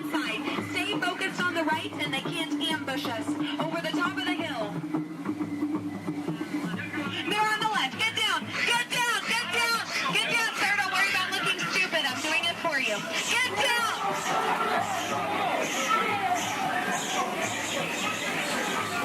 right, we're safe. We made it. Now this is it, folks. The 8th wonder of the world. The reason you rode the Jungle Cruise today. The backside of water.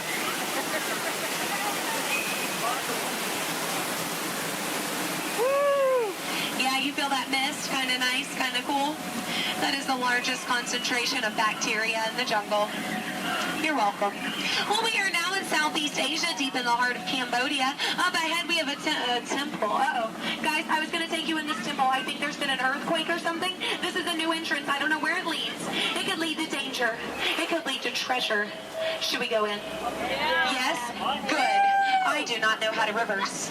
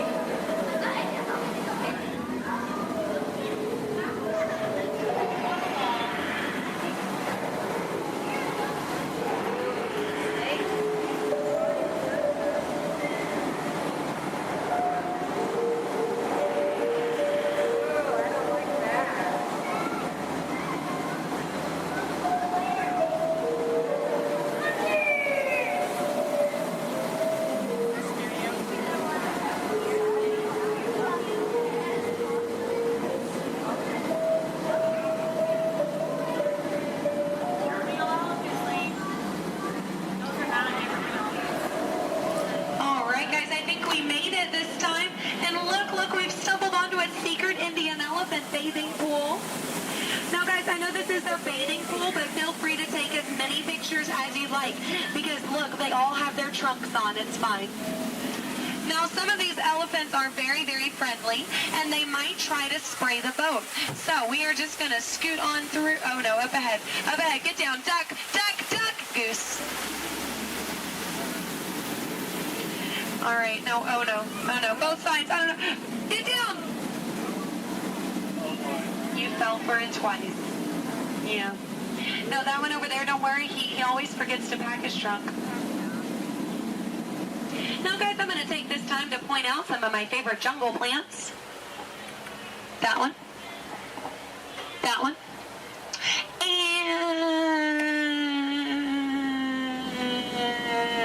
that one. There we go. Those are my favorites. Any questions? No? Good. Over here on the left, you'll see our dear friend Trader Sam. Trader Sam is actually our resident head salesman here in the jungle. Yeah, due to the economy lately, sales have been shrinking. But he is offering a special, 2 of his heads for just 1 of yours. Yeah, think about it, because, you know, any way you slice it or dice it, you're going to come out ahead. Yeah. All joking aside, Sam is a really lucky guy. He was the only man from his entire tribe to go to college. Yeah, he actually got kicked out, though, before getting his degree. He got caught trying to butter up one of his professors. Yeah. But he's a nice guy. He actually threw a dinner party last night. Yeah, he invited all the skippers. I got there 20 minutes late, though. All I got was the cold shoulder. Nothing left but finger foods. Yeah, and I was looking forward to it. I mean, his wife makes a great stew. I told him so, and he said, I know. I'm going to miss her. Yeah. You know what Sam's favorite Disney song is? You Got a Friend in Me. Yeah. I'm not making these up, guys. They're actually written in the script. Yeah. Yeah. Now we are approaching the dock, yes, which means it's the most dangerous part of our journey. My attempt to dock the boat. So make sure you stay seated. Watch your elbows over here on this side. We don't want unnecessary peer pressure up ahead. Now, when the boat and the dock reach the same speed, you'll exit out the same way you came in. Everybody over here will use the back door. Everybody over here and in the center will use the front door. Just remember not to cross the crates. Yes, don't cross over the boxes. I don't want you to trip and fall. You'll have 2 bad trips on the same boat. I thought 1 was enough. Now, guys, we've really been through a lot. I have to tell you, out of all the crews I've had today, you guys have been the most recent. There we go. No, really, that is an honor only a few thousand people get a day. So you should feel very, very special. No, really, guys, if you find yourself passing by the Jungle Cruise later, I understand. Yeah. But if you want to stop and say hi, I'll be around. And around. And around. Stay in school. No, I'm kidding, guys, I'm kidding. 4 years of college. Yeah. My mom is so proud of my brother. He's a doctor. I tried to be a doctor, I really did, but I don't have the patience. Yeah, now is that... Those are raindrops I hear hitting the top of the boat. So, yeah, it looks like we're going to get a little wet. Just a reminder, our dock is made out of pure hickory. Yes, so as you exit, you will be stepping out onto a slippery hickory dock. Make sure that you watch your step on the way out. Yes, watch your step, but don't step on your watch. That is just a waste of time. Yeah. Now, guys, if you did enjoy your cruise today, my name is Skipper Aaron. If you did not, the name's not important.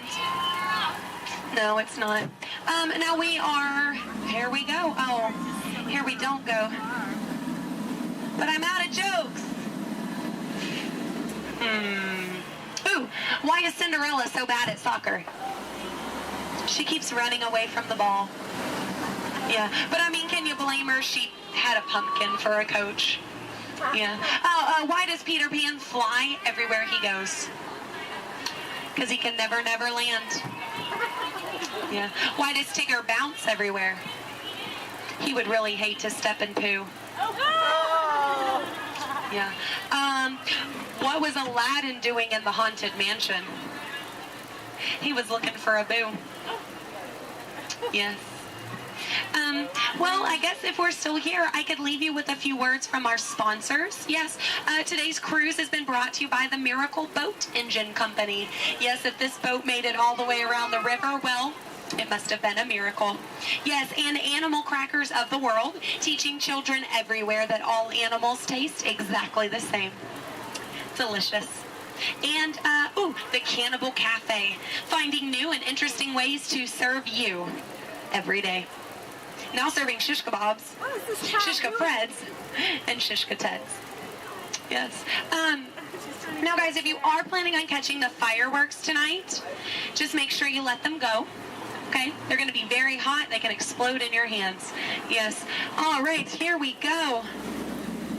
Now, guys, there's a dock on the left and a dock on the right. It is a paradox. Don't let it confuse you.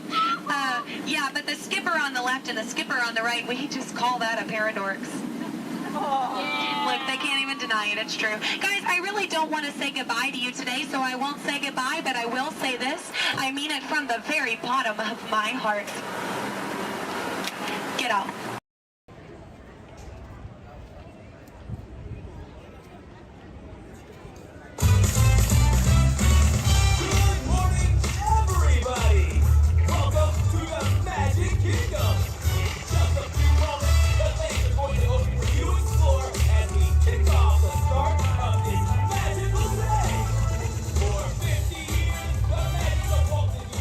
All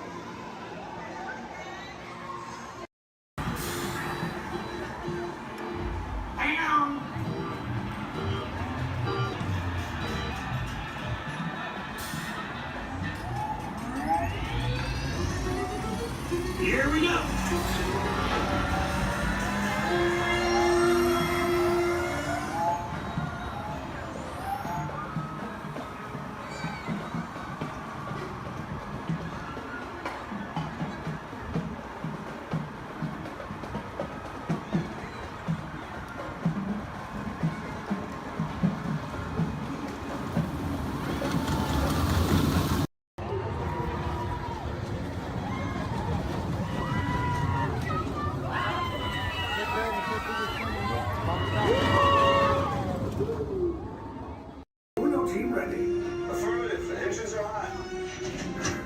Red 2, Blue 5, report.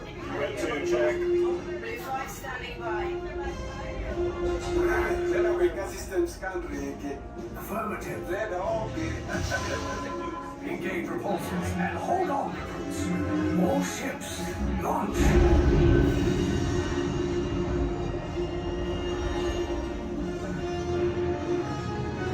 I am Lieutenant Beck. As you heard from Ray, I have been tasked with getting you to Vakara. Red 2, Blue 5, keep tight now. Let's get ready to make that jump to light speed on my mark. Black Leader, we're picking up an unusual signal. Are you spotting anything? Yeah, I see it. We'll check it out. BB-8, what do you got? There appear to be a number of small craft heading our way. Raise the shields. We got company. First order TIE fighters. Reroute. Reroute. Red 2, Blue 5, we got a clear path so transport can make a jump. They're all over us. I'm hit. We lost Red 2, more incoming. Blue 5 taking evasive action. Try to shake him, Blue. I'm trying. We lost Blue 5. I'm going to try to draw them away. Copy that. Get us clear so we can make the jump. Be ready. You won't have much time. Where are all those TIE fighters coming from? Star Destroyers. Get out of there! We can't. We're caught in a tractor beam. It's pulling us in. I'll earn some friends and make this a fair fight. Don't worry, I'll come back for you. Stay strong. Is there anything we can do, Nina? No, the tractor beam will be too strong. Cargo vessel TR-141, identify yourselves and prepare to be boarded. This is TR-141. We are a civilian vessel. By whose authority are we being detained? By the authority of the First Order Resistance Scum. Now bring down your shields and prepare to be boarded. They're on the location of our secret base. Tell them nothing. The future of the Resistance is at stake. I have a bad feeling about this. Stand back from those doors. I'm gonna let everybody else go out. The ship is now under the command of the First Order. You will disembark and proceed to the right for interrogation. You will exit last. Everyone else off. I was going to.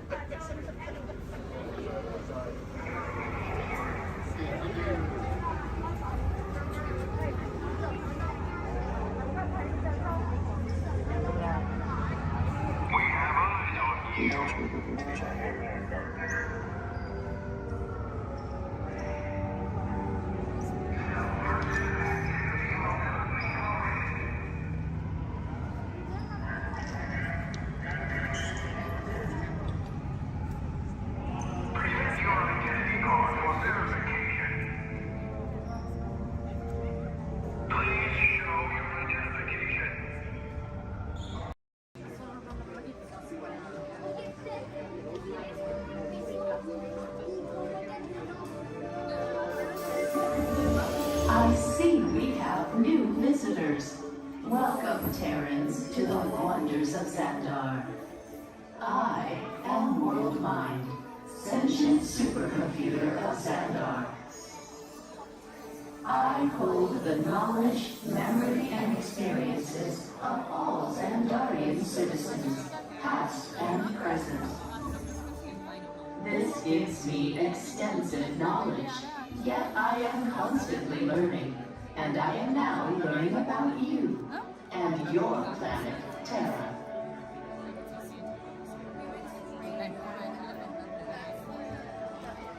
Much of my knowledge of your world came from your great scholar, Peter Quill. However, many of his facts have yet to be confirmed, such as the incredible importance of a legend called Footloose. Through my fellow Xandarians working here at the Wonders of Xandar, I am discovering more about you Terrans. Such as your fascination with eating the turkey leg. Why only the leg? What about the rest of this creature? We are eager to learn the answers to these questions and so much more about your world. In return, we Xandarians hope to share with you more about ours. Although Xandar is 2.537 million light years away from your planet Terra, our worlds are actually quite similar, and began at precisely the same moment.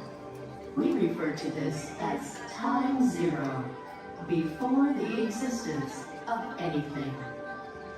Our worlds were born of a single point of matter and energy that lasted outward in what you Terrans refer to as the Big Bang.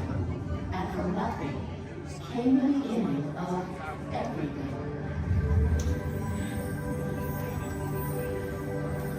Incredibly hot and extraordinarily powerful, this explosion filled the cosmos with a cloud of rapidly moving particles. Over the next 100 million years, space continued to expand, and the particles cooled and slowed. As they coalesced into huge swirling clouds, gravity pulled them into larger, denser clusters. At the heart of these clusters, the temperature rose, and the particles were compressed so tightly they fused, releasing enormous amounts of heat and light. This is how the very first stars in our shared universe were born.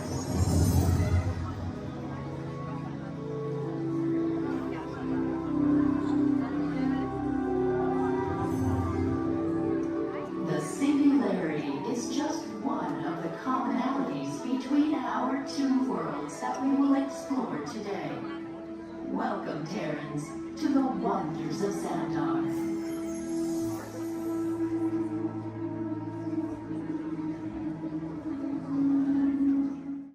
We recently learned that your Terran visionary, Walt Disney, had a similar goal in mind with his early concepts for the experimental prototype Community of Tomorrow. Now, Peter Quill, what do you have to say about this? You know, I guess, it was really a group effort to execute my plan. Thank you, Mark. The Great Lady, I would love to hear more about how Terra was chosen for this Wonders of Xandar tour. Well, that was totally my idea. And that got too, because I love that place. It's awesome. I went there as a kid, and I cannot wait to get to go back and ride. I also want to see the energy, dinosaurs, and of course, hear the veggie fruit. It's the best. Can't wait. Okay, well, I'm sure it will be wonderful for you to relive all of those memories again. That's us. And it's thanks to Wonders that Xandar is reaching out to other cultures across the galaxy.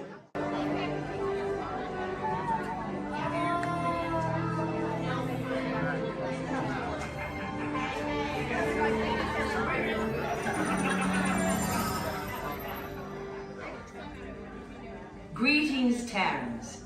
I am Nova Prime Irani Rayal, Commander of the Nova Corps. On behalf of all Xandarians, I hope you have enjoyed exploring the wonders of Xandar. As you have seen, your world and ours were born of the same moment, one which you refer to as the Big Bang. As such, we are all galactic neighbors in a vast universe which we and countless others share. For you to travel to Xandar would take 2.5 million years, assuming you had a ship that could fly at the speed of light. So we decided to come to you. But even we could not have reached you so easily were it not for the Cosmic Generator, an advanced piece of Xandarian technology that creates jump points, artificial tunnels that act as shortcuts, linking distant points in space. It is our desire to share this wondrous technology with your people so that together we might explore new worlds and create a brighter tomorrow. And now, as the culmination of the wonders of Xandar, you will be teleported to a Nova ship above your planet for a demonstration of the Cosmic Generator. I trust you will find it an unforgettable experience.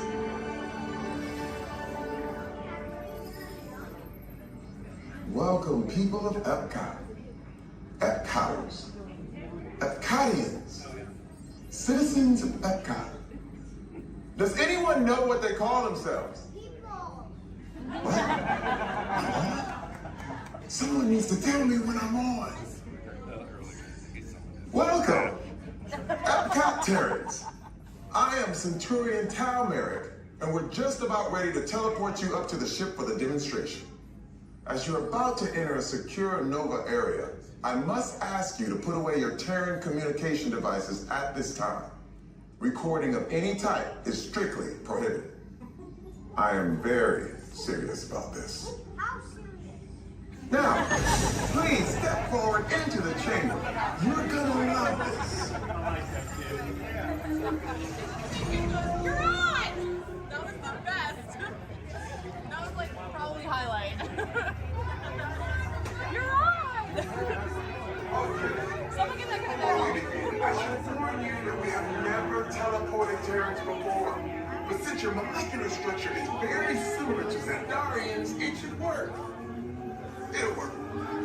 So long as you are standing inside the lighted ring. You do not want to know what happened last time someone did not stand where I told them to, okay? Stand by for teleportation. Here we go.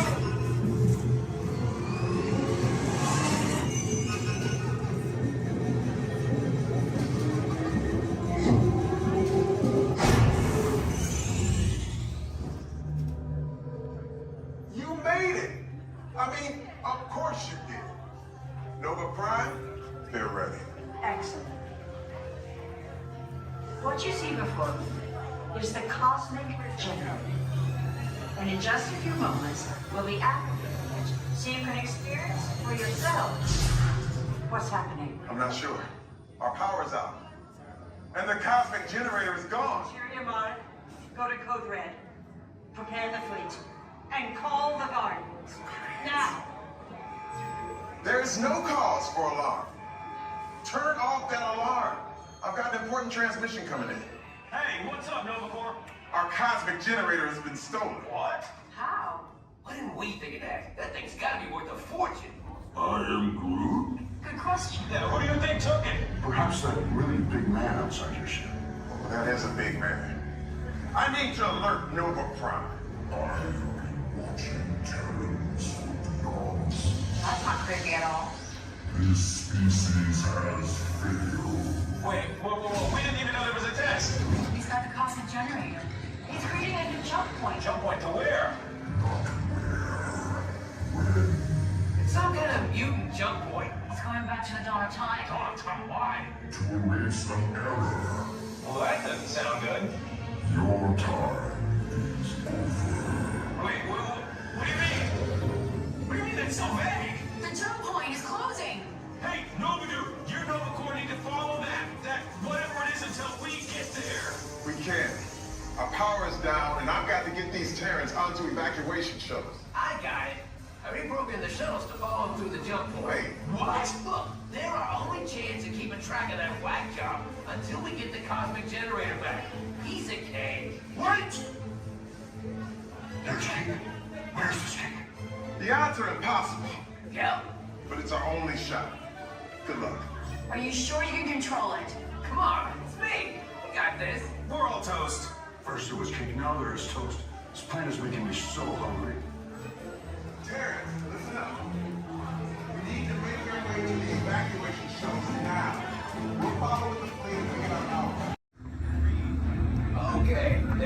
the jump point. This plan's never gonna work. Ah, yeah. Well, okay, I'm locked onto your vehicle. We'll be right behind you. Nothing to worry about. Unless we cannot stop this unusually large man, we are likely doomed. Good luck. You're gonna need it.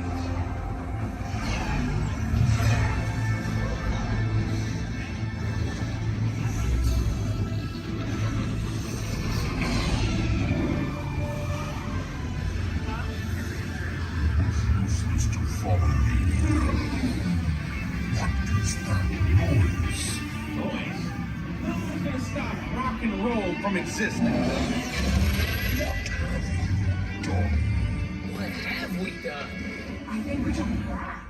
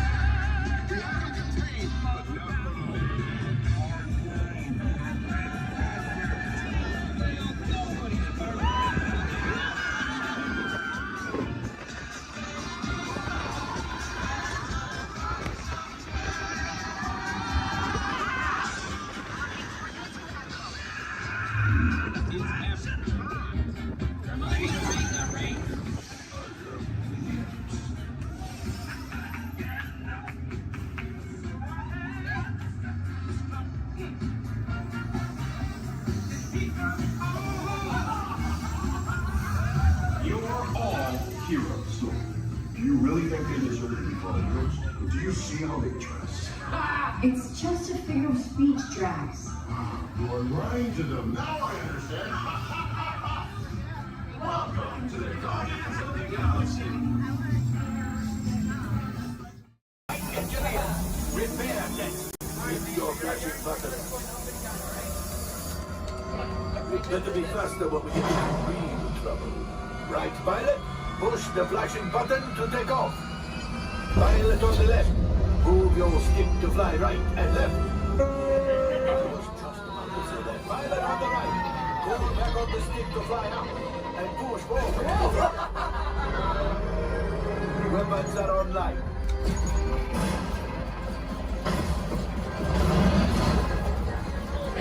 Left pilot. Hit the goosebumps. Now let's go get that coaxium. Right pilot, make the jump to light speed.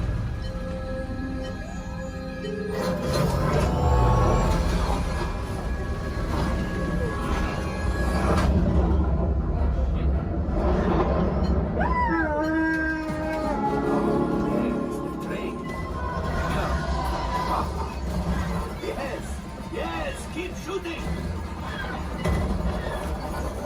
They've locked onto us. Take evasive action.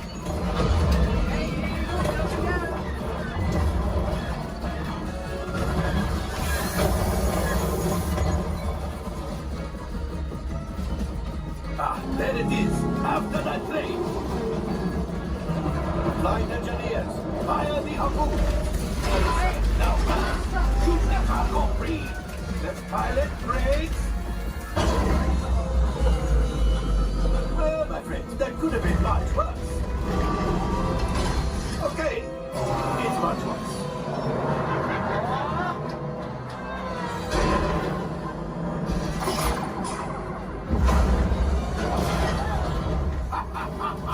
Yes, you got one. Excellent, my friends. Now power up the ship. Well, I have the gold axiom. up. You see, just as I promised, my friend, now that the resistance has what they need, maybe it's something for Wando. Pilots, line up behind the train so we can harpoon that last car. Fellas, shoot the train. Yes, keep mashing those controls. The cargo is breaking. Keep shooting. Good job, my friend. Yes. We got the coaxium. I will grab it. You keep after the train.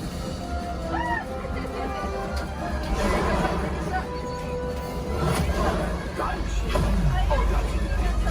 Things are getting too hot. We're going to get out of here. Yes, a distraction. Fire the missiles at the train. Hurry.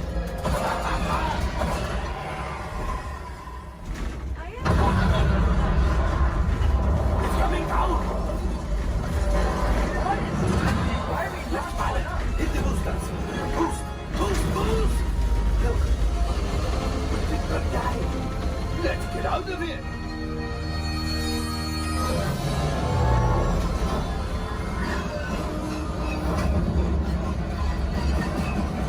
Your hyperdrive has failed. Pilots, evasive maneuvers. We've got company. True is right. If we leave them back, they may find the resistance. You did it.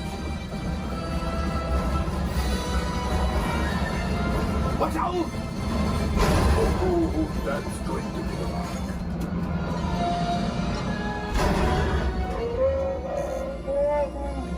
Yes, Chewie will pilot us in remotely.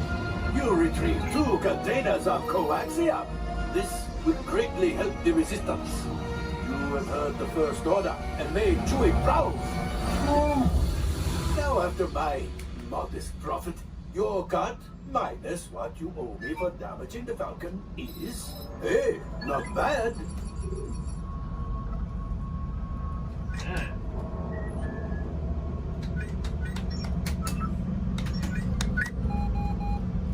R5, damage report. Engine failure, all right. Hyperdrive leak, that is not too good. Amplifier over here. Multiple hull ruptures, well, it could be worse. Life support failure, huh? Okay, that's something. Yeah, I'm just going to cut you off there. It might be fun. Mr. Buxton.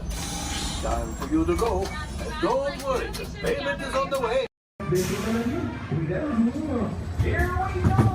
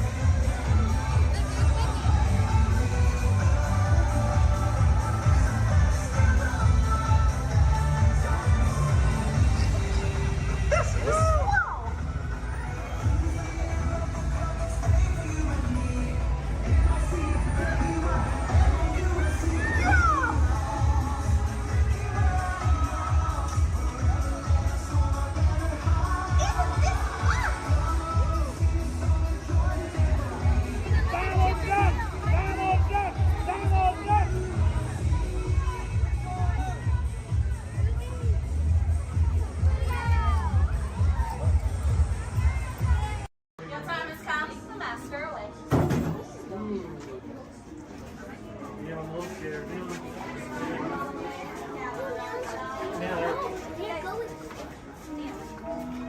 you closer to Sphinx or closer to Seven? When hinges creak in doorless chambers, and strange and frightening sounds echo through the halls, whenever candlelights flicker, where the air is deathly still, that is the time when ghosts are present, practicing their terror with foolish delight.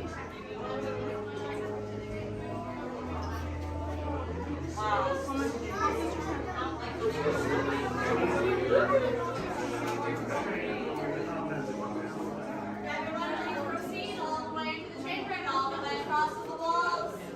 Look alive, folks, we're on a strict deadline. It's going like a hatchet and chop, chop. Welcome, foolish mortals, to the haunted mansion. Your host, your ghost host.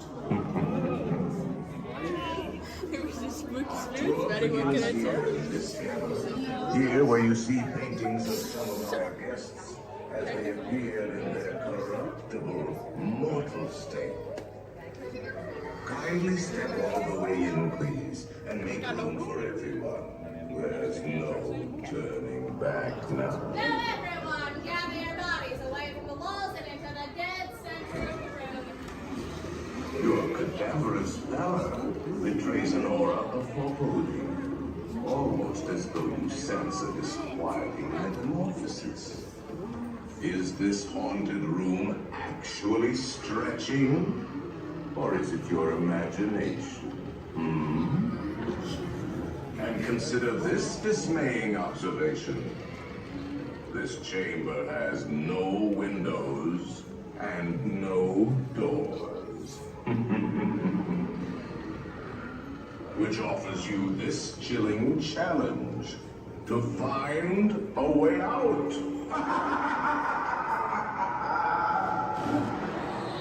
Of course, there's always my way.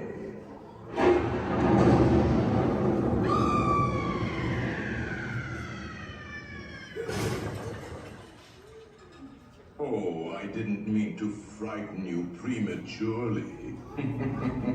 The real chills come later. Now, as they say, look alive, and we'll continue on. And let's all stay together, please.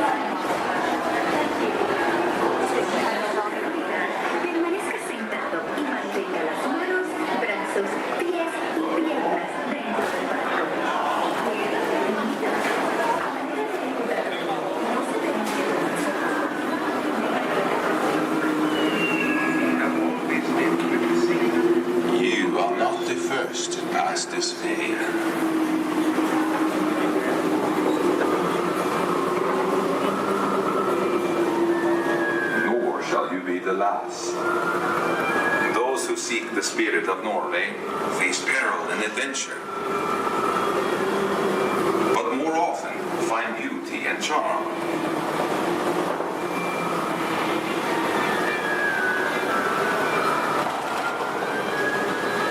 We have always lived with the sea, so look first to the spirit of the seafarer.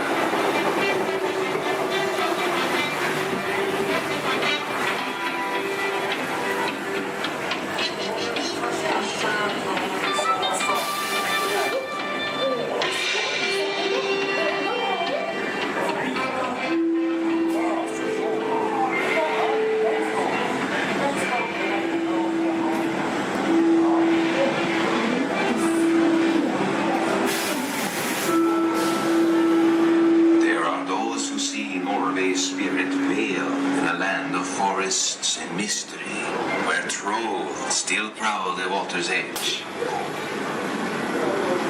What is? How dare you come here? Invaders! Stop! This is troll country! The delay be gone! I'll cast the spell. Yes! Yes! You'll disappear! Disappear! Disappear! Back! Back! Over the farms!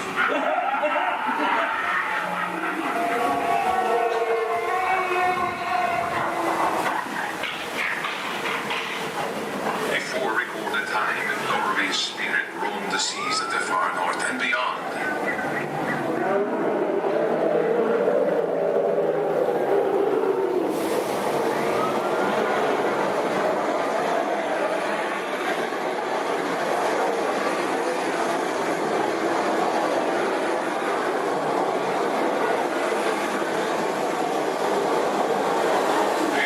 Norway's spirit still thunders in her grave fjords.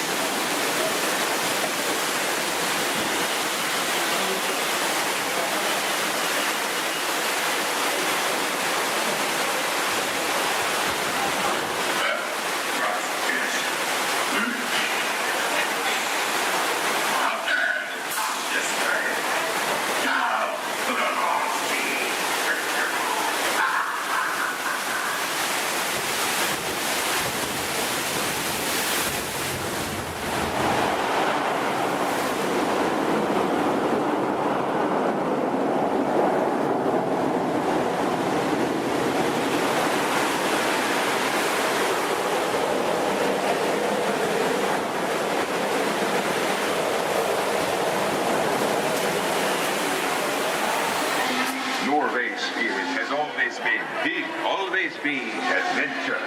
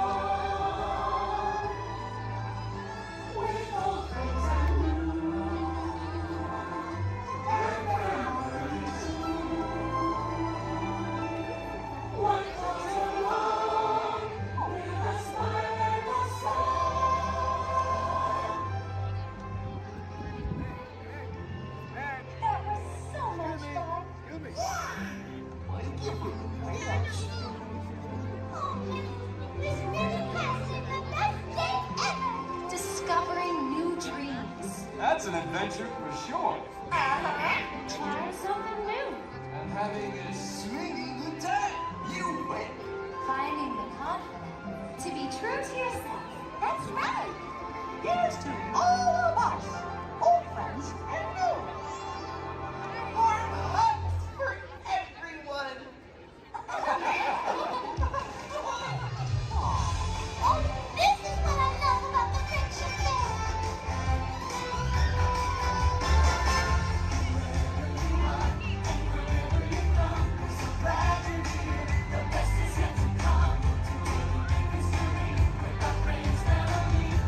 Just be kind.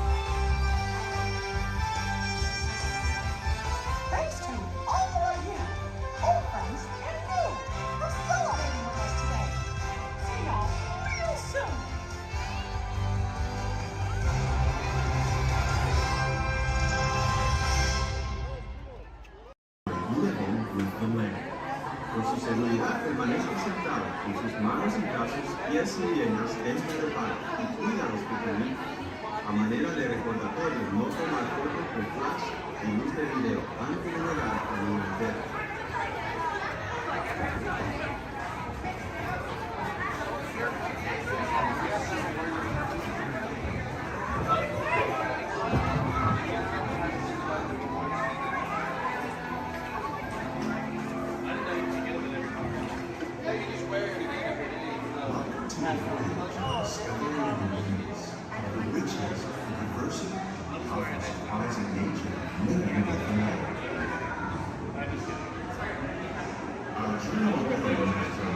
Sudden changes are sweeping over the land.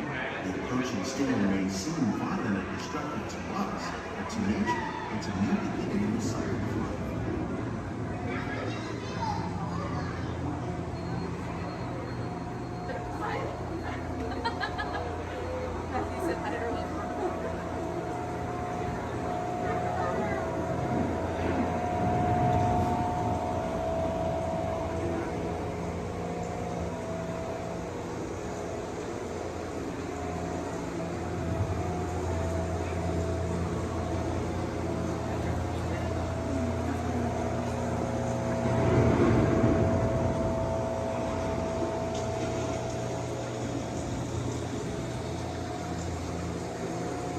Beneath the surface of the lake, roots trap water from the flowing mud, extracting precious nutrients and minerals.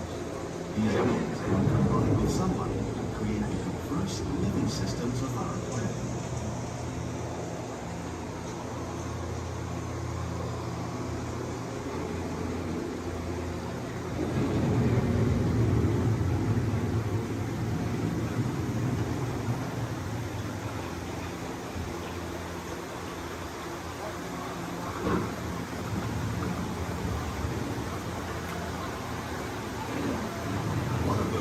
Systems is the rainforest, home to the most amazing concentration of life on our planet.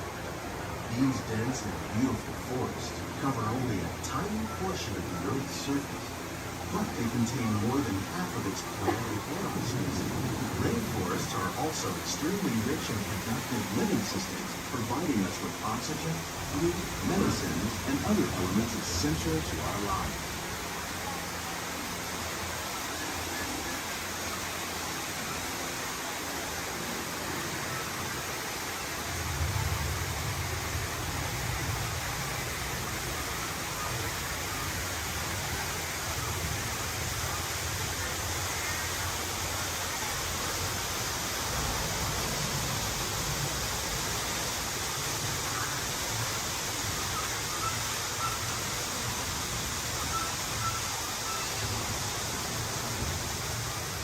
In the desert, nature has created a very different, but no less beautiful living system.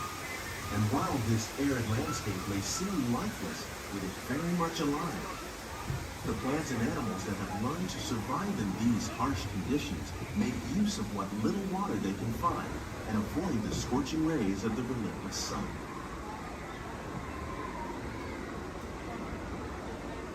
The American prairie once appeared as desolate as the desert. But over time, rainwater and nutrients gradually penetrated the hard surface of this land. Even the hooves of the mighty buffalo helped create the rich soil that one day become home to the American farm.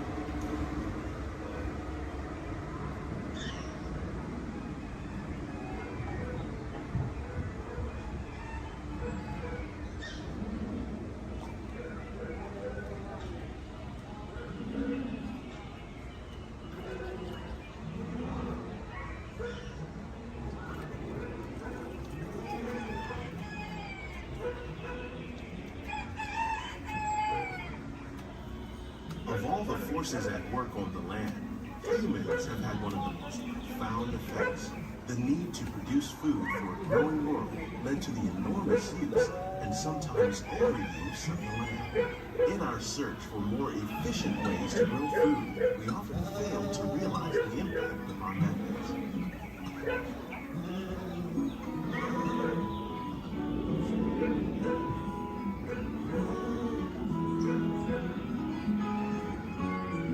Today, we're learning to live with the land, discovering better ways to grow food that will assure both human and environmental well-being.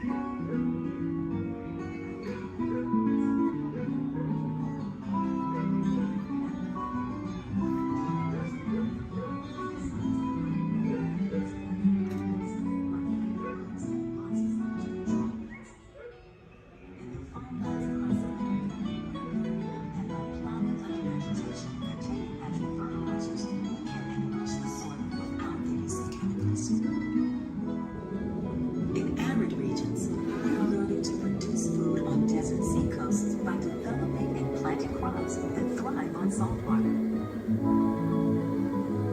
In Japan, we're learning that by mixing leaves and other living materials into our soil, we can make farmland more fertile without the need for chemicals. Here at Epcot, we're learning to reduce the need for chemical pesticides by breeding and using natural predators, like ladybugs and wasps, to control pests. How will we meet tomorrow's growing needs for food production, yet still respect the needs of the land? Some of the answers are being discovered just ahead. To help us maintain these carefully controlled ecosystems, and for your safety, please remain seated in your boat at all times.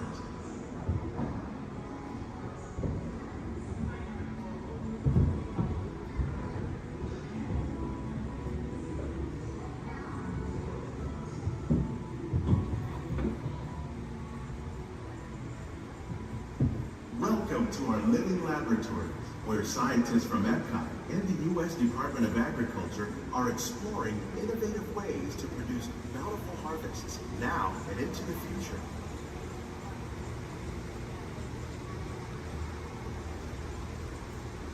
The tropics are home to the greatest diversity of plants on the planet. Many of these, like papaya, bananas, cacao, coffee, and rice, are well known around the world. These are just a few of the edible plants that have been an important source of nutrition for people living in the tropics. Many are rich in vitamins and minerals, while others are well adapted to growing in less than ideal conditions. Some, like the water lily, thrive in wet, swampy areas and waterways. All parts of this plant, even the flower petals, are edible.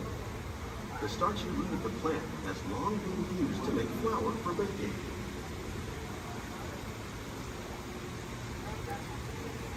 One day, many of these lesser-known tropical plants may be as important as the bananas growing on both sides of the boat.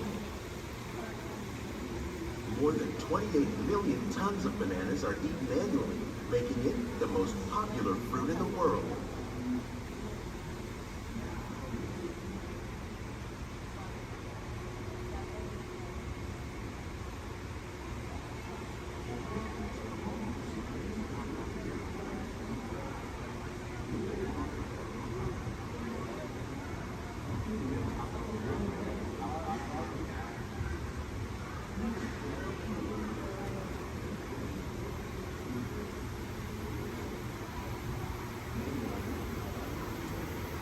When we mention farming, you probably don't think of fish. But fish farming, or aquaculture, accounts for nearly half of all the seafood consumed globally. Tilapia, bass, and catfish, like the ones you see here, are three of the more popular crops raised by fish farmers. The sustainable system we're using here recycles the water in the tanks. As a result, we're able to save millions of gallons each year. Our small fish farm produces nearly 5,000 pounds of fish each year to serve in restaurants around Walt Disney World. Innovations like this one can play an important role in our efforts to produce bountiful harvests and still protect natural resources.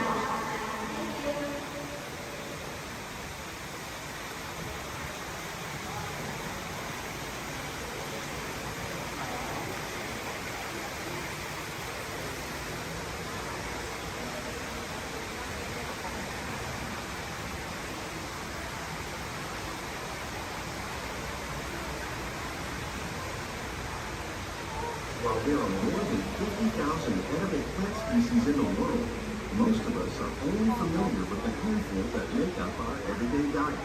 The common grains growing here, maize, sorghum, and millet, plus rice, account for nearly 2/3 of our global food consumption. Learning how to increase yields of these staples is an important goal of research around the world.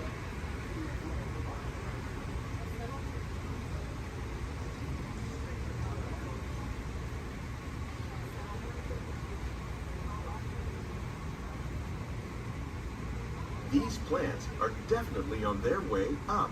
Innovative growing techniques like these increase yields while more efficiently using resources like water, fertilizer, and pesticides. Another innovation at work here is our integrated pest management program.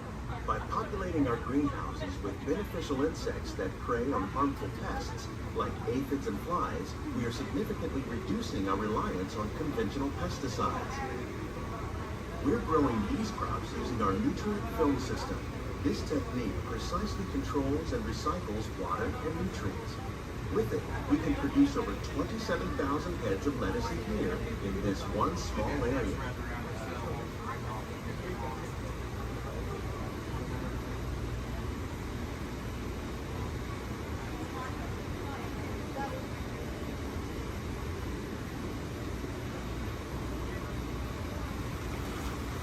Some of our best ideas have been inspired by nature, like these fruit and vegetable trees. By growing these ground plants vertically, we can increase yields and better control diseases. These crops taste as good as they look. In fact, we serve more than 15 tons of produce from our greenhouses in restaurants here at the land every year.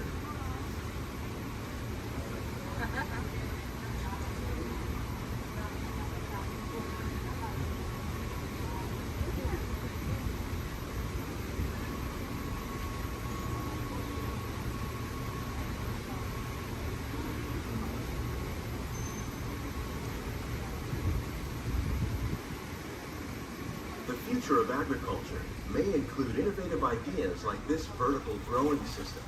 Plants grown in this way use a fraction of the space required by traditional growing methods. That saves water and increases production. The aquaponics system on your left combines hydroponics with aquaculture.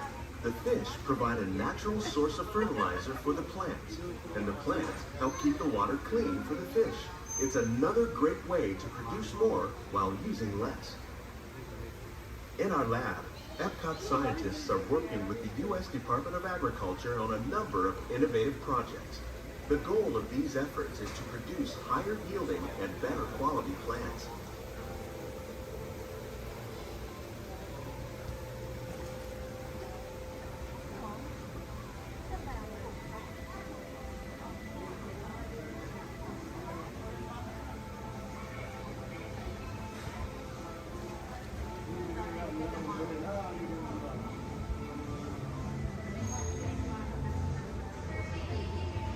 These greenhouses represent just a fraction of the work being done worldwide to produce bountiful harvests for our growing population. Scientists, farmers, and even backyard gardeners are doing their part to improve the quantity and quality of foods that we all rely upon. Together, we can continue to find more ways to increase food production and protect our precious natural environment. Only then will we truly be living with the land.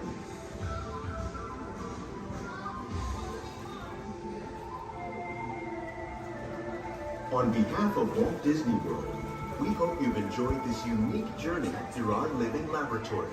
If you'd like a closer look, then check out the Behind the Scenes walking tour. It's a chance for the whole family to get up close and personal with the plants and growing techniques in our laboratory. Please keep your hands and feet inside the boat and remain seated until the boat comes to a complete stop.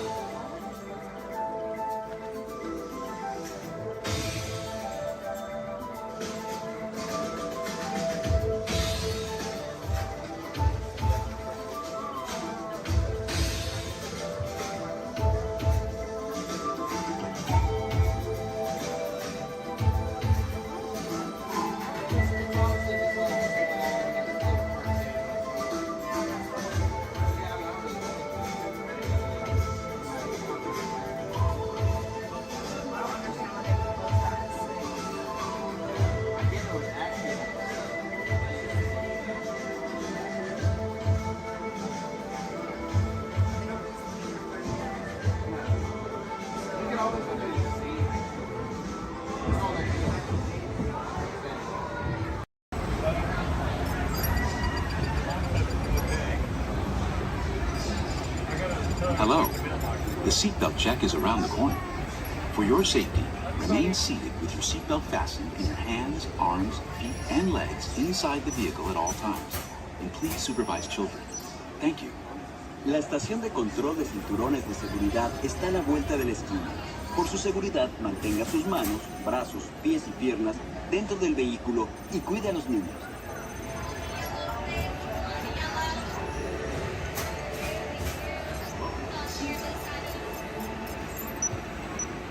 Automated driving technology activated. Welcome to the sim track.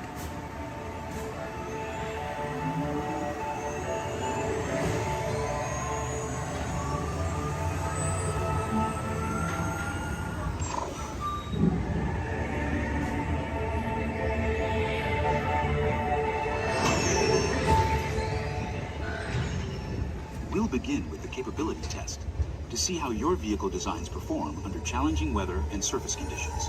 Monitoring road surface. Connecting to OnStar. SIM card performance data acquired.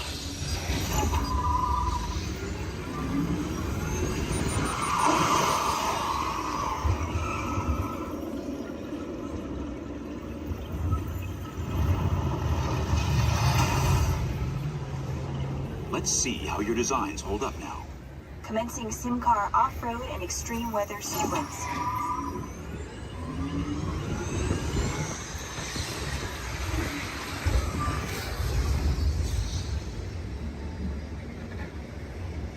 Capability test results displayed and verified. Now let's see how your vehicles compare when it comes to their efficiency. Scanning SIM card for optimal eco-efficiency.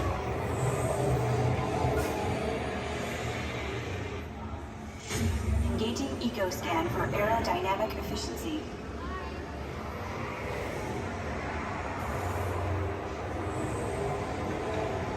Drive systems analysis. Hyperspectral imaging in progress. Calculating total enviro impact.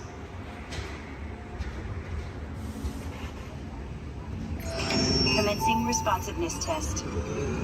Okay, the responsiveness data is now being synchronized. Automated driving technology verified and active.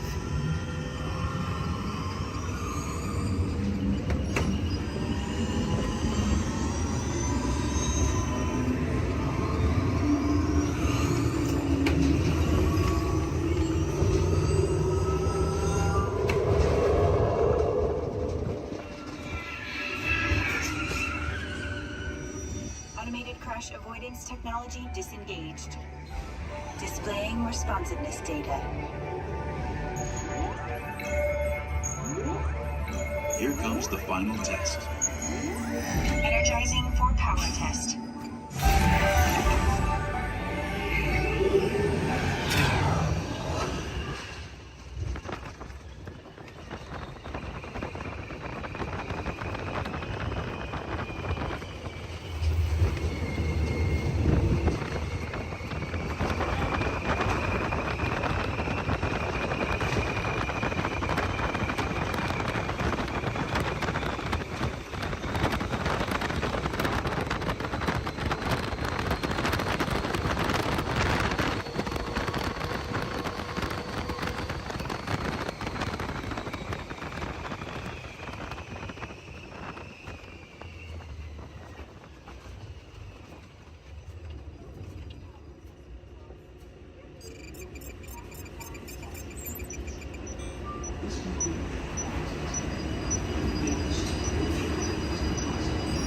Displaying power test results.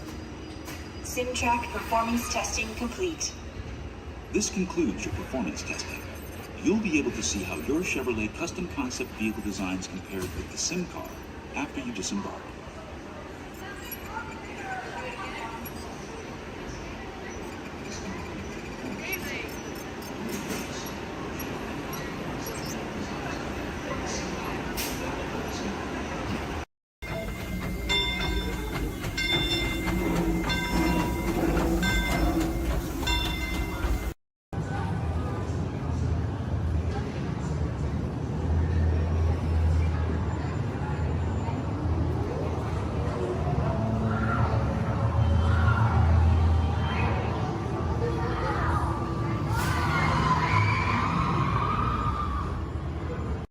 very special celebration right on the heels of Super Bowl 52.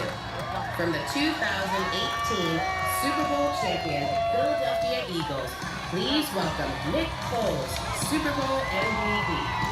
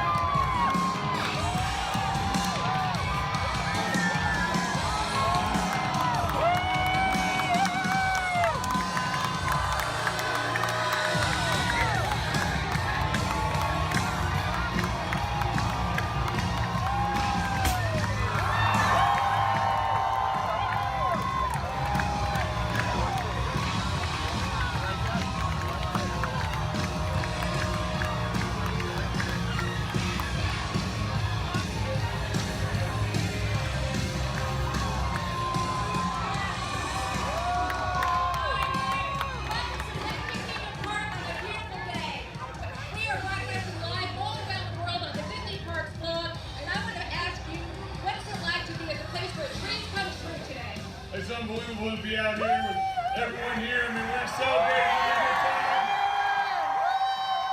To be at Disney World, to be a part of this, it's unbelievable. Just to see everyone, to be here, unreal.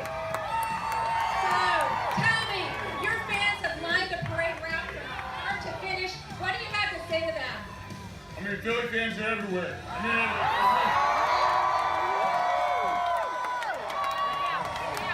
there we go. Hey, yeah, it's all right to yell we're world champs. It's all right to yell we're world champions.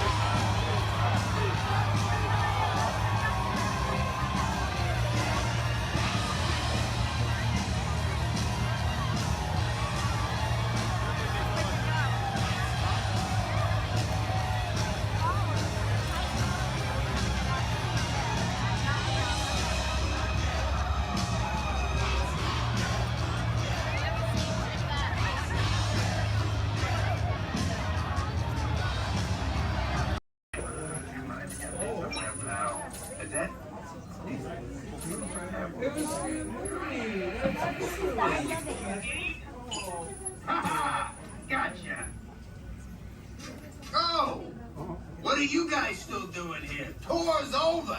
The cages are open and the creatures are loose. You gotta get out of here. Wait. Don't get out of here. I could use a hand. My little pal Groot is lost in the fortress somewhere, and I need to find him before he gets ate. I found his tiny little heat signature, see? All those other heat signatures are, well, don't worry about them. Listen up. You guys can be a big help while I look for my pal.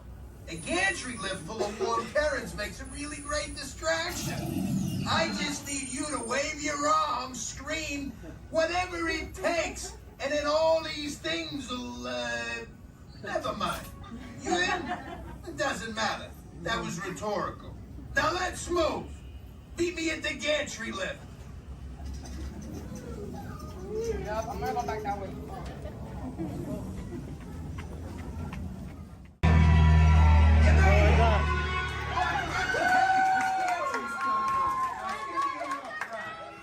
Remember, if you see a scary creature, scream real loud and look delicious.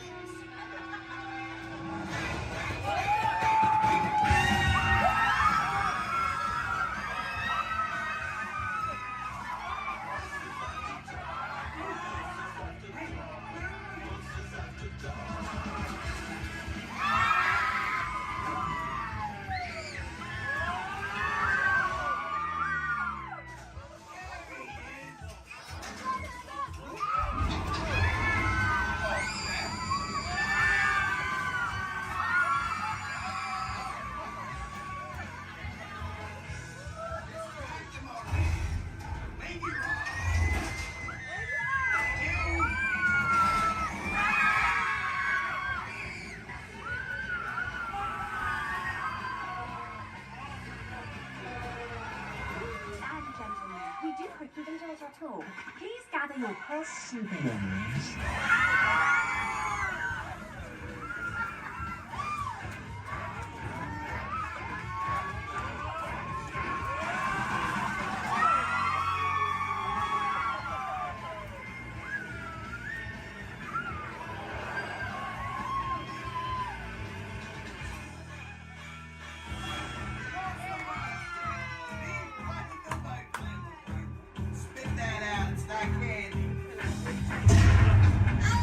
What's your language?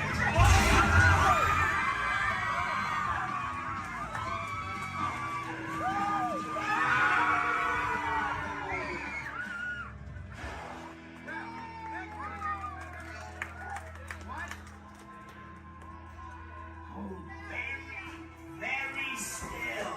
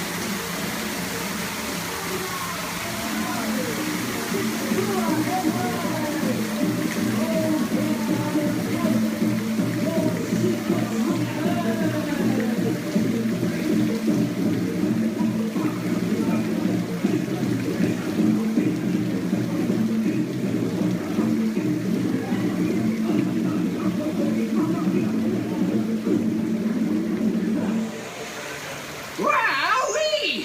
Phew, that's almost as much fun as New Year's Eve in the orange groves. I'm glad we did get a mite carried away, huh? I say, look out there across the water. It bears me a bit of company. Law me, yes. Welcome, you all. Permit us to introduce ourselves. My name is Claude, and my loquacious cousin over here is... I'll introduce myself, if you don't mind. Hi there. I'm, well, let's see now. It's right on the tip of my beak. Clyde Birdbrain. Oh, yeah. I'm Clyde Birdbrain. Yo, I say, perhaps you good people have never conversed with toucan birds before. Well, neither did we, till one day we discovered this magic sunshine pavilion. By Jove, yes. I remember just how it happened, many bird baths ago. There we were in an explorer's launch on a mysterious river in deepest Adventureland. Off in the distance comes the fierce roar of an African lion. And as we round a bend in the river, a huge bull elephant bellows forth in protest of our intrusion. Suddenly, the treetops explode in a frenzy of outraged birds. Oh, come, you can jolly well do better than that. I can jolly well do one at a time.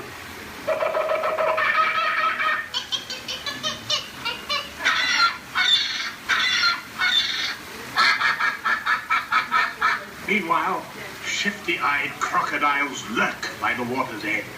Lurk, lurk, lurk. And the giant python slithers down from an overhanging limb. What's happened? What's wrong? I think snakes. Don't be ridiculous. I'm only relating a story. Oh, all right, Clyde. Enough is enough. That wasn't me. I never even opened my beak. Huh? Excuse me, I really hate to interrupt socializing story, but they are calling us for a show. For sakes, it's already showtime? And say yes, it is already show time. And now, Claude, it is your turn to make the announcement to all our guests. Righto. Ladies and gentlemen, boys and girls, gather up all your cameras, purses, and other articles, and now turn to your left towards the tall doors. When the drums begin, they'll open magically to lead you right into the Sunshine Pavilion. Is everybody ready? Follow me, please. Your secrets we urge.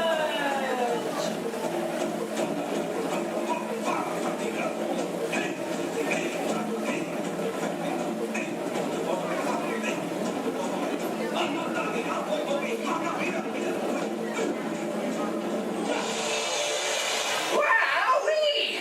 Phew, that's almost as much fun as New Year's Eve in the orange groves. My word, we did get the mind carried away, huh? Yeah. I say, look out there across the water. There's a bit of company. Law me, yes. Welcome, you all. Permit us to introduce ourselves.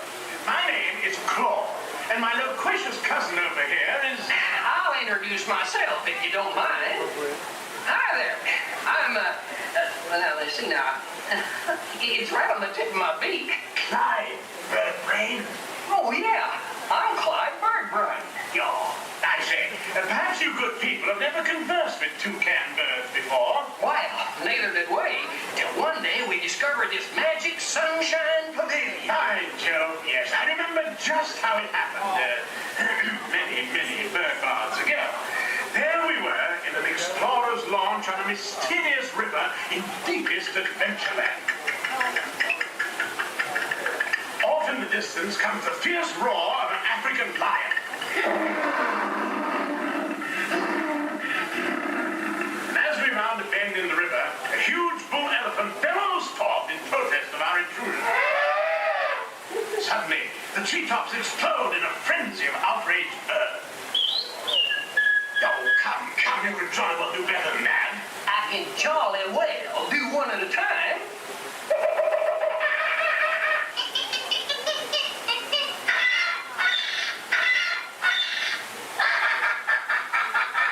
Meanwhile, shifty-eyed crocodiles lurk by the water's edge. Lurk, lurk, lurk. And the giant python slithers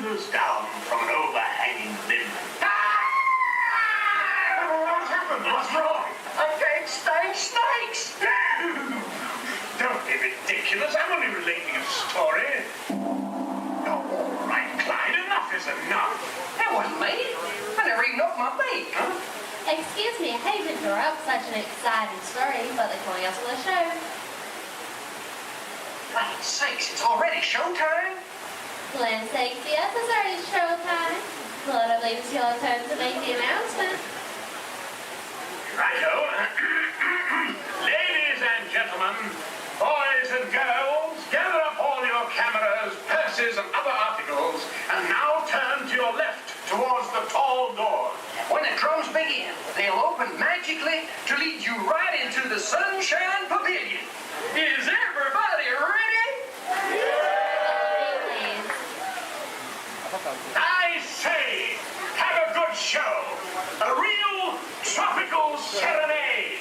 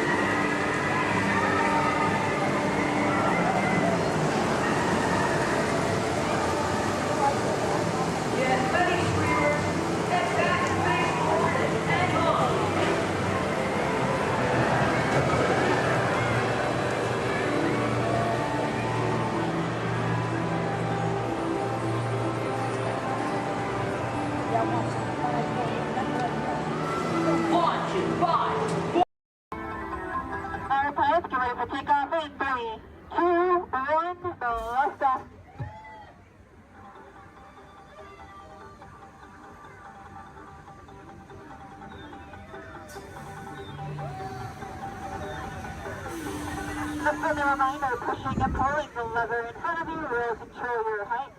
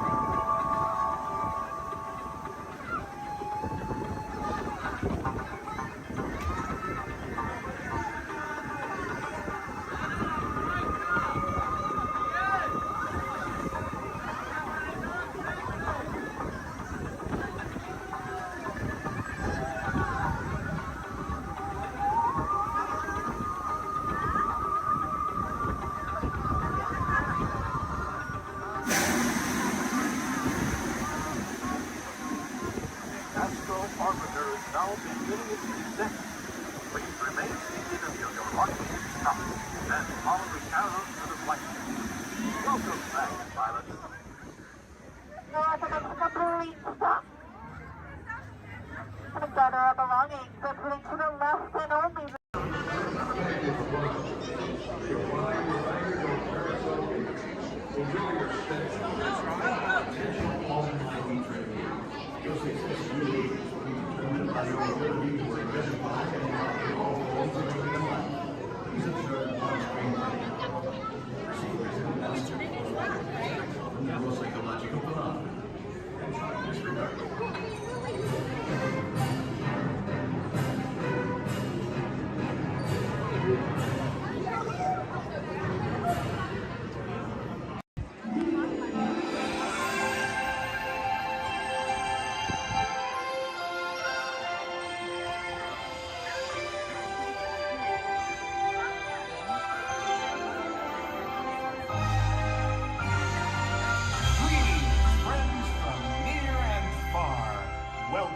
the magical Friendship Fair.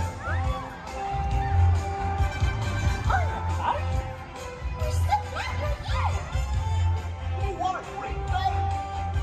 This is wonderful!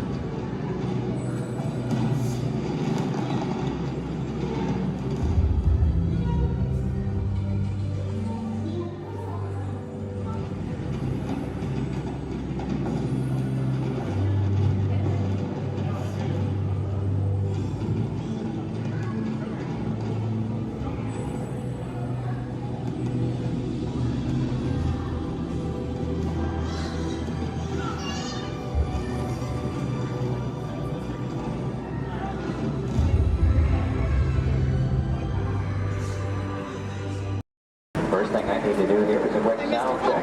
You can hear me up and down the shuttle, please. Give me a wave if you can hear me. All right. Thank you. It's important that you need to pass along a few safety reminders here. Please be sure hands, arms, and feet remain inside the vehicle at all times this morning. Most importantly, that you remain fully seated throughout the entirety of our tour. And for the courtesy of those around you, we do ask that please be no smoking at any point.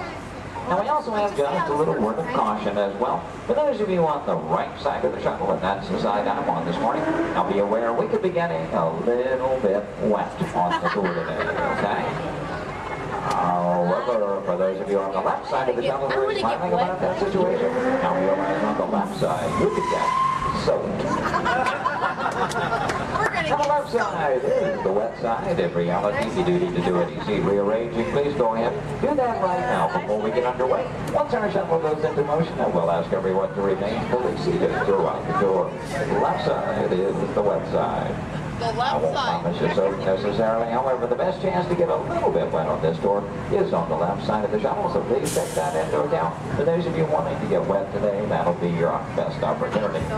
And I'd also like to take the opportunity to welcome you here to Disney's Hollywood Studios, the Florida counterpart of Walt Disney Studios in Burbank, California. My name is Jerry, and I'll be your guide on the tour today. Behind me at the wheel of our vehicles, our driver Ashley, and she'll be steering us behind the scenes of our working production facility. We'll be getting underway here in just a few moments. If you would, please listen to these additional safety announcements. Welcome to the Studio Backlot Tour. For a safe trip, please remain seated with your hands, arms, feet, and legs inside the tram. And be sure to watch your children. Thank you. Bienvenidos. Para que tengan un viaje seguro, permanezcan sentados, con las manos, brazos, pies y piernas dentro del tren. y vigilen a los niños. Gracias. And with that, we are all clear. Thank you.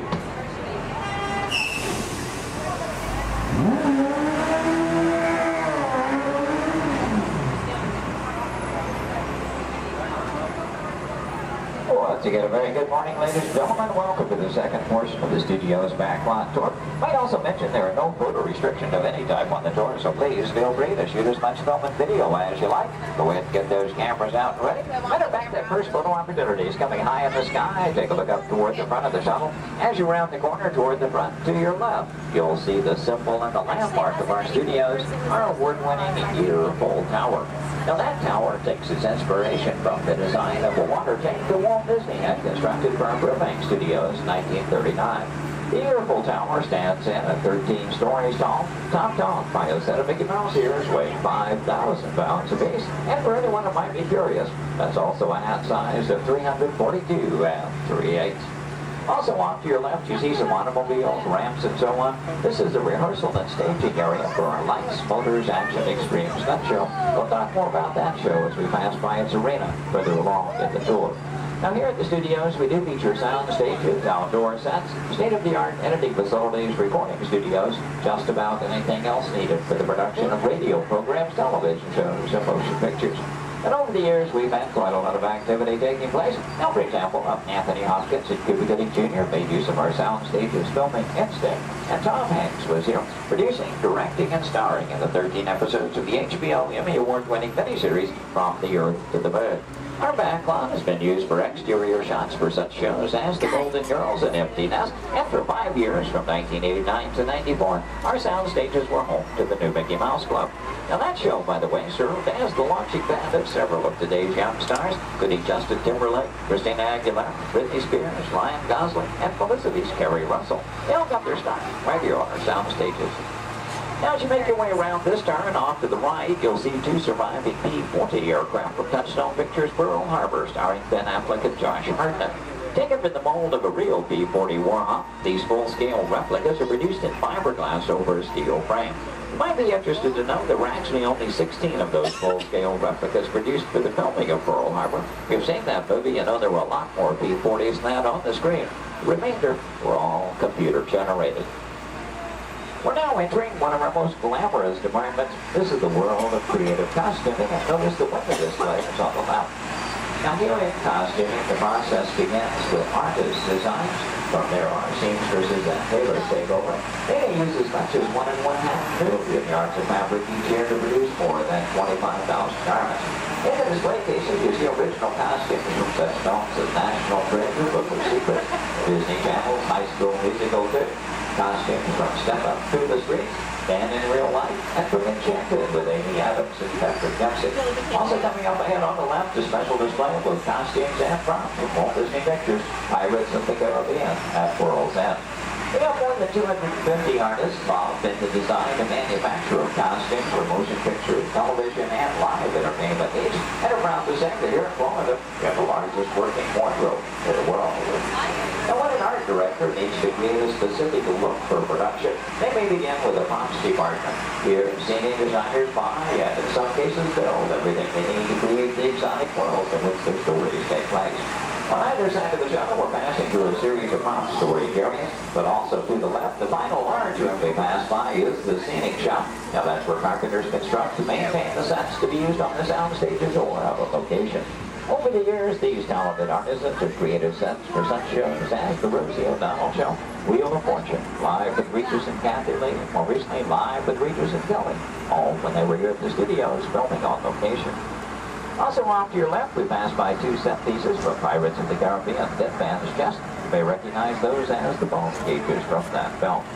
And as you make your way a bit deeper into the backlot, oddly enough, the next area we approach is known as a studio boneyard. Now, most studios have boneyards, simply areas where we can store oversized props such as vehicles, aircraft, anything we may need to reuse or refurbish for another production. The large steamroller, for example, appeared in the film Who Framed Roger Rabbit, starring Bob Hoskins and Christopher Lloyd. We also passed by a Venetian gondola here from the film Casanova with Heath Ledger and Sienna Miller. And that's followed by two model airplanes. Now the first of those two, the larger, used in the filming of exterior shots for Flight Plan, which starred Jodie Foster. The second one, you may notice the wording "The Jailbird" on the nose from the 1997 film Con Air with Nicolas Cage and John Malkovich. The new period motorcycles on the end used by director Steven Spielberg in Indiana Jones and the Last Crusade, starring Harrison Ford and Sean Connery. Now, anytime a production team has to travel to a city or town to film on location, they have to deal with a lot of problems they have little or no control over. Things like crowds, traffic, and noise. To avoid that, you often prefer to film on a studio backlot. Now, normally we have quite a lot of activity taking place, and well, this week is really no exception. One of the things we have been doing some special effects testing this morning in this large standing set off to the right. Now, when the tests are underway, the set becomes off limits to our tours, but see, we have been given green light here at the moment. You know that Ashley is in contact with our production coordinator, so apparently the between takes here.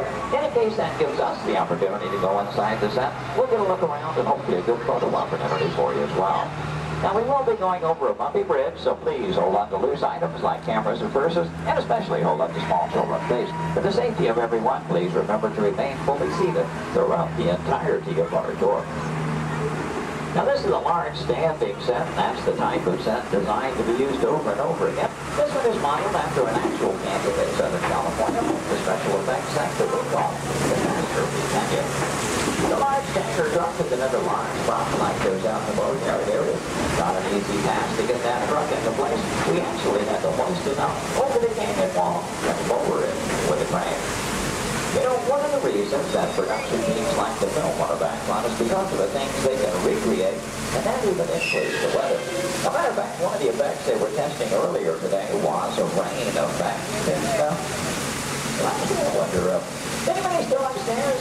You might run the canyon's rain effect for us? We would appreciate that. Now, why might we need such an effect? Well, let's say that our script calls for a real downpour, and it happens to be a nice, bright, sunshiny day. Time is money in the movie-making industry, and camera crews can't just wait around for Mother Nature. When it starts to cameras to roll, that's what we want to call. Thank you very much. We appreciate that. Now, this effect is being created by some high-pressure water stopped over it, just out of the camera rain. Then it goes water up over the top within the structure of the motion, giving it another downpour in the fall. Now, we wanted to create a comfort zone on that. We could add some drone flyers and one in the air. No, I'm sorry. No, wait a minute. Stop. Hold on, everybody. It looks like we're going to do it.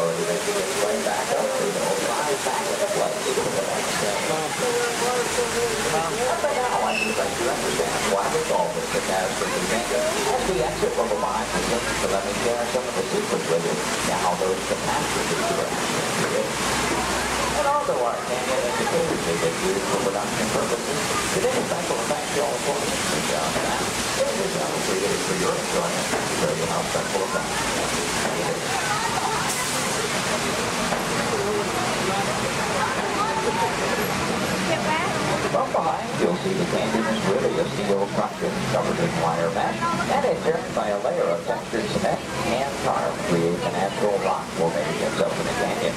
The small yellow pipes carry the gas to the fires up above. The large gray pipes the water to the flying fly.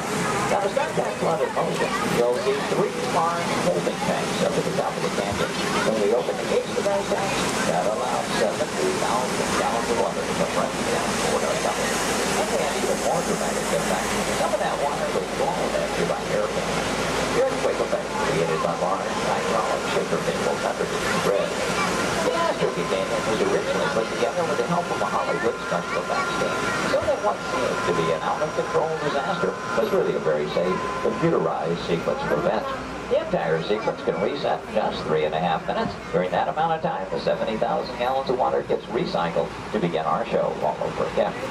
Now, as you make your way out from Maya Canyon, take a look ahead and off to the right. You'll see a special aircraft too, is here in a bit of Disney history as well. This one is not a prop, it was an actual aircraft, known in airports throughout the country simply as the 234 of Mickey Mouse. Among some of its earliest assignments were to shuttle Walt Disney and his Imagineers from Los Angeles to New York for the final planning stages of the 1964 World's Fair. That's where we premiered It's a Small World. Great moments with Mr. Lincoln and the Carousel of Progress. Then during the mid-60s, Walt made use of that aircraft on scouting missions over Central Florida, seeking the ideal location for our Walt Disney World resort. Now with a little movie magic here, we'll make our way from the canyons of California to the streets of New York City just by crossing our backlot area. As we do so, we'll also be passing by our newest attraction here on the backlot. You saw some warm-ups going on earlier. Now up ahead, the Mediterranean Village set in the large grandstand is the site of Lights, Motors, Action Extreme Stunt Show. That show is based on one of our most popular attractions in Walt Disney Studios Park in Paris, France. Lights, Motors, Action takes you behind the scenes. We show you how we create vehicle action stunts for the movies. Now you feel like you're right here on our set as the film crew shoots a series of highly orchestrated stunts using custom-designed vehicles and carefully controlled pyrotechnics. The resulting footage is then edited, mixed with visual effects and audio effects. We show you how we create a dramatic action sequence on film. To make that all possible, we worked with some of the world's top stunt directors and designed some high-performance vehicles capable of some pretty evasive maneuvers. Now this show involves automobiles, motorcycles, and jet skis, all in all a very exciting adventure here. Do check your showtime guides. There are 3 performances scheduled today. The first one is at 11:50 this morning, just a little over 30 minutes from now. One at 2:45 this afternoon, and the final show of the day at 5:30 this afternoon. So if you've ever wondered how they create vehicular stunts for the movies, try to work one of those shows into your schedule today. Now they will start loading that show again 30 minutes before those scheduled showtimes. Off to the left, we'll pass by another series of props. Miniature cattle cars, small jeep, both unique props from the filming of Mighty Joe Yacht. The Acme Waste Disposal truck from the live-action version of 101 Dalmatians, and the large silver space pod from the 1986 Disney film, Flight of the Navigator. Star Wars fans may recognize the sand skip from Return of the Jedi. The bright yellow submersible and mini helicopter both appeared in the Life Aquatic with Steve Zissou, which starred Bill Murray. This version of the Love Bug is Demolition Derby Herbie, currently appearing in Herbie Fully Loaded. And at the end of the grouping of vehicles, the large red space pod made its appearance in The Hitchhiker's Guide to the Galaxy. Now, from the opposite side, you may notice that we're still circling around our Lights, Motors, Action set. It does, in fact, take up about 8 acres here on our backlot, premiered here on May 5th, 2005. Might also notice it looks very different from this side. From the opposite view, you were seeing all of the detailing of that Mediterranean village. That, of course, was the audience or the camera's point of view. From this side, simply the steel structures that keep our backlot standing. We're only going to build what that camera needs to see. I might also take the opportunity here to mention our Fantasmic show tonight. That's our nighttime spectacular here at the studios. Fantasmic will be presented twice tonight. That will be at 9 p.m. and again at 10:30 p.m. this evening. Now, Fantasmic is an excellent and very popular show, also a limited capacity show. So I do recommend, especially for that 9 o'clock show, want to be there a good 45 minutes to an hour prior to showtime, proceeding in the amphitheater area. Once it fills up, it's all the folks who could see the show for any given performance. And as you make your way on around the turn, off to the right, see the entrance to Lights, Motors, Action. Looks like they're beginning to preload for that 11:50 show at the present time. You can work that one in your schedule. That'll be the easiest show to get into here today. And as you make your way on around the turn, take a look down the street. Get a view of our very own New York skyline right here in Central Florida. Now, this illusion is created by an old movie trick known as forced perspective. The skyscrapers at the end of the street are actually just painted plastic. The tallest of which is about 4 stories tall, a block and a half away. You might also be interested to know we recently redeveloped this entire section of the backlot. In addition to Lights, Motors, Action, we've added a skyline of San Francisco, soon to come one of Chicago to join our existing New York City skyline, renaming the entire area Streets of America, but all with the idea, of course, giving producers more locales to choose from when they're filming here on our backlot. Now this also signals we are coming to the end of our tour today, so please take a moment, check around, be sure you have all your personal belongings gathered up. As you exit the shuttle today, you'll take a stroll through the American Film Institute showcase. There you'll see a themed exhibit titled Villains, Booty Characters You'll Love to Hate. Now if you're heading for that Lights, Motors action show, your one and only exit is still through the sliding blue doors, and straight on through the showcase, then around the loop, the Lights, Motors action. Once again this morning, your driver was Ashley. My name is Jerry. We both thank you very much for joining us today on the Studios Backlot Tour.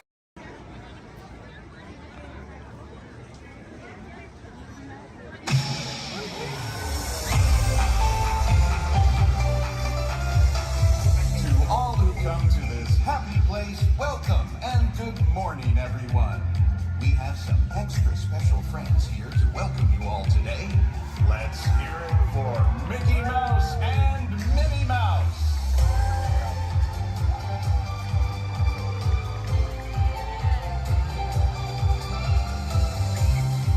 Well, hi everybody.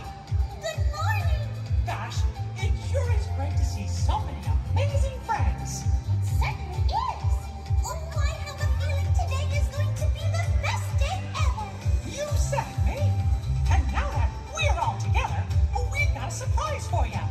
When everybody heard that you were going to be here, they just had to come and give you a great big Magic Kingdom welcome. And here they come now.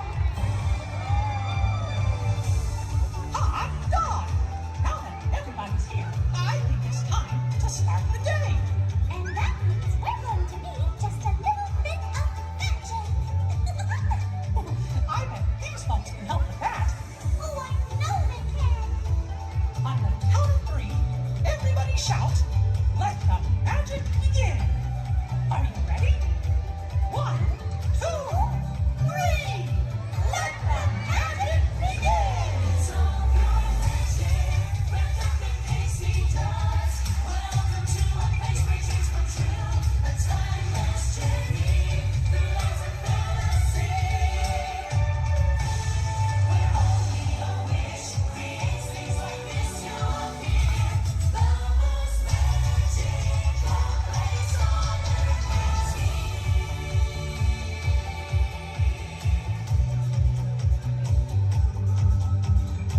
Well, what are we waiting for? Let's get going. Bye-bye, everyone. See ya real soon.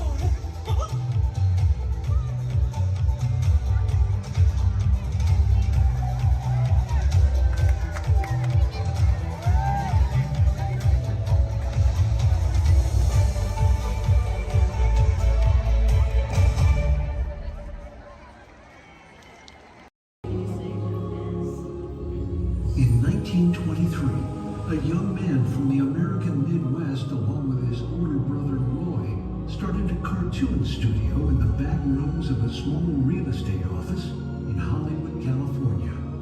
This was the small beginning of a family entertainment company that would create unforgettable stories, characters that become beloved friends, wondrous experiences, and music that has become the soundtrack of our lives. That young man was Walt Disney, a master storyteller whose imagination knew no bounds and who delighted in making the impossible possible. Disney 100, the exhibition, is a journey through 100 years of Disney magic, presented in themed galleries based on Walt Disney's creative concepts and philosophies. These include storytelling, creating believable characters, the spirit of adventure and discovery, the magic of sound and music, the world around us, real and imagined, curiosity, imagination, and technological innovation, the worldwide wonder of the Disney parks, and an everlasting sense of optimism about the future. Walt Disney famously said that it was all started by a mouse, but it really was all started by Walt himself. His philosophies became the foundation of the Walt Disney Company.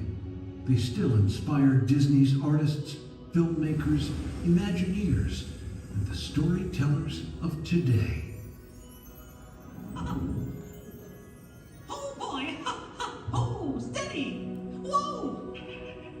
Hi, Mouseketeers! Well, here we go again, so hang on. Anything goes. You ready? And let the show begin! Here's my pal Walt to tell you how the magic is made. There's a lot of satisfaction in developing ideas into reality when we consider a new project we really studied. Not just the surface idea, but everything about it. And when we go into that new project, we believe in it all the way. We have confidence in our ability to do it right, and we work hard to do the best possible job. There's really no secret about our approach. We keep moving forward, opening up new doors, doing new things, because we're curious. And curiosity keeps leading us down new paths. We're always exploring and experimenting. Everybody ready? Then on with the show!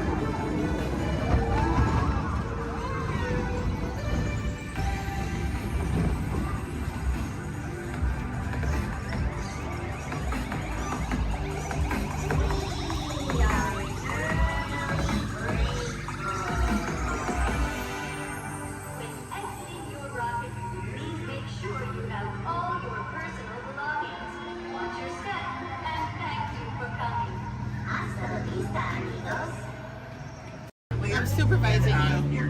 Now everyone pick up your favorite hand and wave goodbye to those people on that dock. Goodbye. Goodbye. Yeah, you're never going to see them again. Pretty short. But you don't know them, so why would you see them again, right? Unless that was your family up there, then you know what? You're welcome. I just got you a 10-minute break from them. You probably need it. You've been in Disney World all day with them. But now let's see. Is this anyone's first time on the Jungle Cruise? Can I see you raise your hands? Perfect. Me too. Is this anyone returning to the Jungle Cruise? Can I see you raise your hands? Perfect. I can't wait to be a sore disappointment for all of you and exchange a lot of awkward eye contact has already started. How beautiful. But hello everybody, welcome in. My name is Skipper Kevin. First name Skipper, last name Kevin. I'm going to be your best friend, guidance counselor, dance instructor, tour guide, dragon slayer. And if you don't laugh at my jokes, I'm going to be your swimming instructor. I said that just for you. I said that just for you because I knew you were going to interrupt me. Yeah, thank you so much. I really do appreciate it. Wow. But now here we are in the Amazon rainforest. If you look over to your left-hand side, you're going to see what I like to call an inspiration ball. I call it that because the longer you stare into it, the more it's going to inspire you to go. Oh, deeper into the jungle, of course. Yeah, I don't know about you guys, but that certainly does look like inspiration to me. So much that I now feel inspired to take you guys into the Congo River. So why don't we see how far this goes? Congo. Okay, I'm glad of you if you did not like that. Don't worry, my jokes, they don't get any better yet. So buckle up, we're going to have an amazing time together. And if any of you have not seen The Jungle Book or you'd like to see it again, don't worry, it's right over there in 3D and the box set edition. Yeah, it really was the bare necessities here in the jungle. Oh wow, this is awkward. I'm sorry guys, I was trying to throw you a surprise party, but it looks like no one's here. I can't see anyone. Canoe? Yeah, I cannot. It really is an either-or situation, if you get what I'm trying to say. I even brought out that giant python snake. I just would not recommend getting too close to him. He will develop quite a crush on you. It's what I like to call a constricting relationship. It never ends well. What in the jungle? Oh, sorry. I hope that did not alarm anyone. Those are just my roommates. Yeah, looks like they got into the explosives, but I'm sure they were just trying to find the bananas. They do find them very appealing.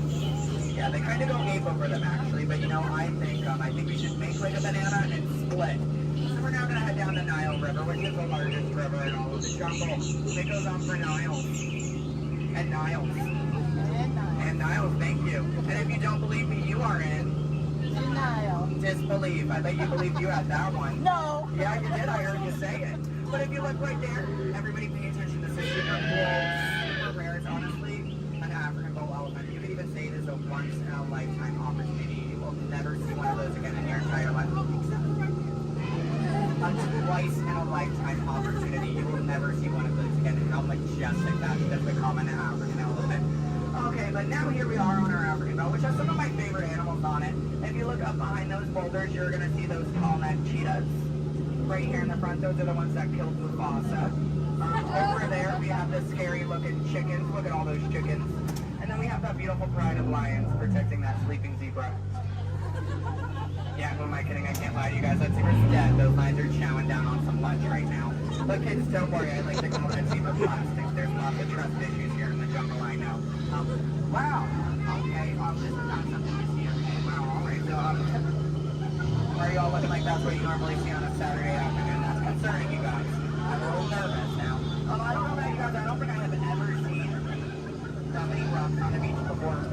Yeah, there's like, what, 200 rocks up there? Maybe 300 rocks. But then again, I'm not a geologist, so what do I know?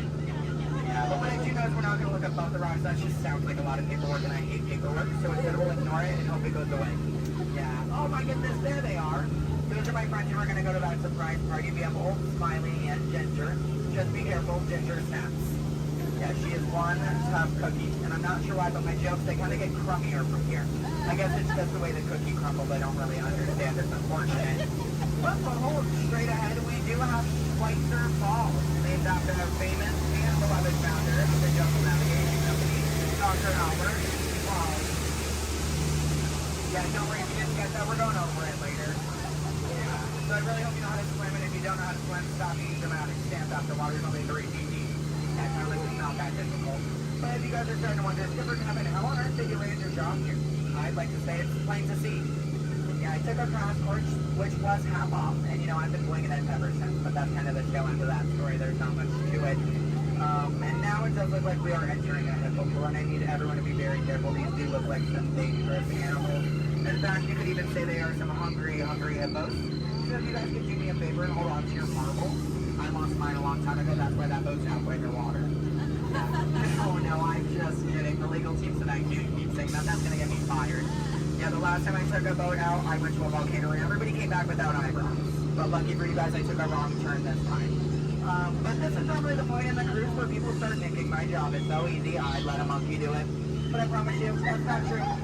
Those are chimpanzees. Yeah, there's a very clear difference between the two. Just don't ask me what it is. I have no idea, and I didn't think we'd actually see any, so that's kind of crazy.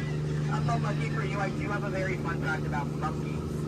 So apparently, humans eat more bananas than monkeys. But I don't know if I believe that, because I don't know the last time I ate a monkey, do you? Yeah, that's bananas. And don't worry, if you don't get that joke, I'll give you about 10 seconds. I get it. You're a late bloomer, you just need a moment to digest that one. You're welcome. Yeah, so please take your time. And it is now the moment that we have all been waiting for. It is the amazing, the colossal, it is the amazing wonder of the world. The backside of water! Oh, 2H! Oh, 2H! Alright, I got a few chemistry nerds on board. That was the reaction I was hoping for. Everyone else, don't worry, I only tell those jokes periodically. It just gets me my element sometimes, you know. I did have a joke about oxygen and potassium. You could say it's okay. Yeah. I also had one about sodium, but no, you guys don't look interested. So instead, we're going to head down the Mekong River into the ancient Cambodian shrine. If you've never been in there before, be careful. There is a 10-foot drop. So make sure your seatbelts are buckled left to right and tug on that yellow strap. Yeah, if you're looking for your seatbelt, you can't find one, hold on tight. Let me know how that goes for you.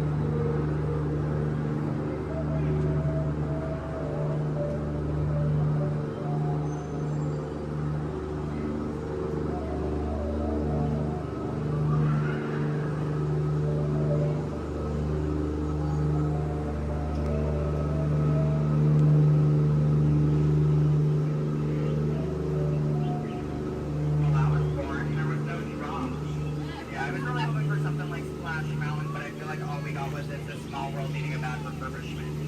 Yeah, but on the bright side, here we are in an Indian elephant bathing pool, and I bet you guys even think that's water coming out of their trunks. But don't worry, it's not. Yeah, and as a double feature, if you look up ahead to your right, you're going to see those two baby elephants playing under a full moon. Yeah, I bet you don't see that very often, do you? No, I'm just kidding. Don't answer that. If you do see that often, I don't want to know why that's weird. Please keep that to yourself, okay? But you know, since we are here in the jungle and there are plants everywhere, I'd really like to take a moment and show you guys some of my favorites. So, that one.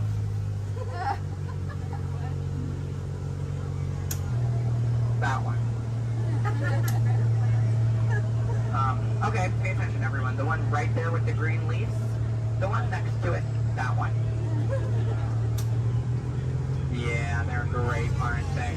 Yeah, sorry if you wanted their names. I don't know any of them. I barely know how to do this thing forwards. Yeah, so I can only give you so much. But what I can tell you is I'm sorry to let you know. We're coming up to the end of our cruise. And you know that's happening because look to your left. Now it's a gift shop. Everything at Disney ends with a gift shop. It's how we steal your money. Yeah.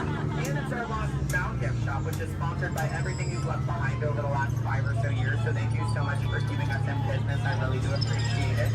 And if you're curious about who's in charge of this gift shop, I know it can be kind of confusing because there's a sign that says back in 15 minutes by Sam. That sign's been there for a few years. I have not seen Sam. I don't think he's coming back. It's also not those monkeys, because you know that'd be a monkey business, and we don't monkey around here in the jungle. That's completely unacceptable. It's actually that elephant. Because did you guys know that elephants have the best memories in all of the jungle? I wish I had a memory like that. It really helped me with my job. Oh, fun fact about elephants. Did you guys know that elephants can grow up to 4 feet? Which is super impressive. We only grow up to 2, one on each leg. And if you don't get that, look at your legs, look at theirs, you're going to see an extra pair. If you see any more than 2 legs on yourself, go to a doctor immediately. Yeah, that's not normal, okay? And then if you're looking in that gift shop and you see anything you like, you might notice we have a whole bunch of hats in all different shapes and sizes. Once you get off the ride, just ask one of us skippers about it because, you know, we're really great at capsizing. It's something I think we've honestly perfected. But what I can tell you is that if you did enjoy your time here today, my name is Skipper Kevin. I'm trying to give you my full name. And I do spell it a little weird, so I'm going to go ahead and spell it out for you. It is spelled H-E-L-P space M-E. Do it that way, you will, okay? If you did not enjoy your time here today, then you know what? That's unfortunate for you. You willingly got in my boat and wasted 10 minutes of your own time. My name is still Skipper Kevin. Thank you for leaving. And I think I would go one step farther to say that out of all of my cruises today, you've been the most recent. No, I'm just kidding. You've actually been outstanding. Especially those of you who just awkwardly stared at me for 10 minutes. It's been mutually awkward.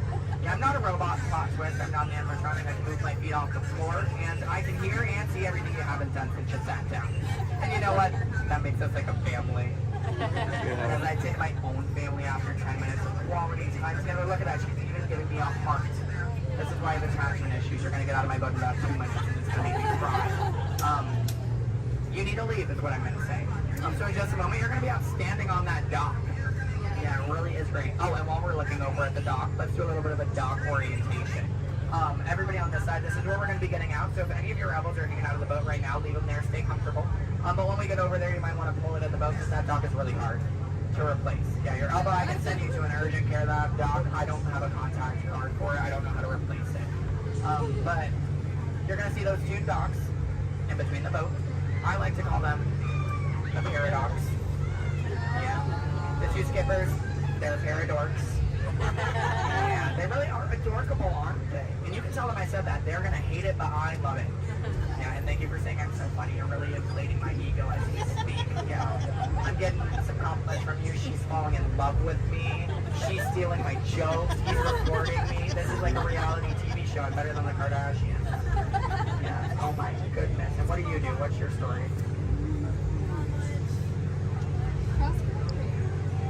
Do you walk across the country? Yeah. You do? That's I have medals for it. Do you? Yeah. What kind of medal? Golden ones, silver. Do you sell them? No, I just wear them. You just, but, so have you not won any? No. You haven't? Yeah, you're not wearing any, so I kind of assumed. Yeah. when you get one, are you just gonna wear it all the time? Yep. Oh, are you gonna name it? No. Why not? If it's gonna be that important to you, I think it deserves a name. Why do you think your mother named you? I'm just saying. Okay, your story's boring me now. What is your story? Talk to me, Miss Epcot Center. She's wearing a shirt that says Epcot. Is that your story? Yeah. That's it? Yeah, and that I'm sticking to it. That was a pretty short story. Yeah. It's been a long life. Short story for a long life. Something about that doesn't make sense. Oh, goodness gracious. My friend in the middle with the Leia shirt. Hello. Are you a Star Wars fan? Good to know. What's your story? Alabama? My friend's from Alabama. He's bald. He normally works here, but he's not. His name's similar to mine. It's Brevin. I'm Kevin. We also have a Devin and a Heaven. If you can, yeah. How do you think we feel? You hear us on the microphone, you just hear a name, all you hear is Evan. We all come flocking too. Yeah, it's great. Okay, my friends in the back, why are you so quiet? You're so quiet. Are you having fun back there? Just making sure you're not asleep. Your bucket has a little no. You're wearing sunglasses. You're wearing sunglasses. He's behind my engine. Can't see any of you. And then what about you two over there with the extra set of ears? How are you doing? Thank you. Are the nicest one here. No one asked me how I'm doing. Thank you. You are all horrible people. Just know that. Just know that, please. Except, well, no, you can love me all you want, but that doesn't mean you ask me how I'm doing. You know what? I think I'm ready to cut our time a little short together. So, now this is a word for legal. Make sure your hands, arms, legs, and feet are inside the boat. Parents, supervise your children. I don't have any. I don't want yours. Children, supervise your parents. I don't trust them. Neither should you. And that number 2 they're holding, that means that we have to do this 2 more times because you guys just didn't make me feel good enough about myself. So hello everybody, welcome aboard the world famous Jungle Cruise. My name is Skipper Kevin and I would never do that again. That's treacherous. The only thing I'm going to do is make you 2 times farther from the exit for your inconvenience. You're welcome. And I really would like to tell you what my parents told me on my 18th birthday. They looked at me and they didn't say, Skipper Kevin, happy birthday. Why are you staring at me? That's all they said. Okay, well now that you guys are just doing weird things, get out. Goodbye. Yeah. Yay. Stop. Don't stop. I need it. Yeah, guys, give me a standing ovation. I am a middle child. I love validation. Yeah, thank you. How'd you know my name anyways? Well, leads on seeing your fancy cars about to get out of here, so beat it. You're making a big mistake here, Monkey. I said scrammatic, you gonna get what you... I can't just walk down the middle of a movie. Go on, bitch, just say... Here they come, Bus! Get out your grinders! I'm gonna go back to Osborne.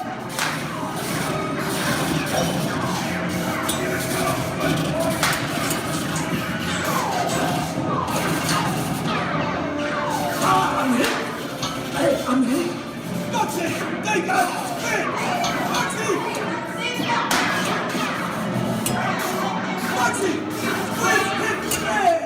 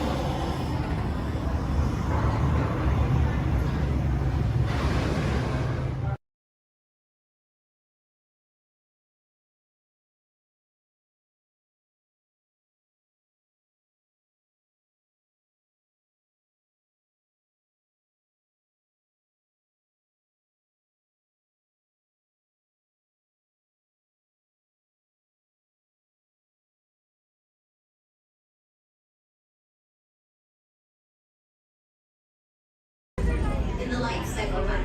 There are winners, and there are losers. Who are you?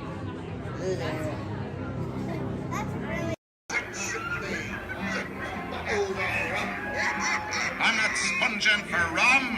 It be gold I'm after.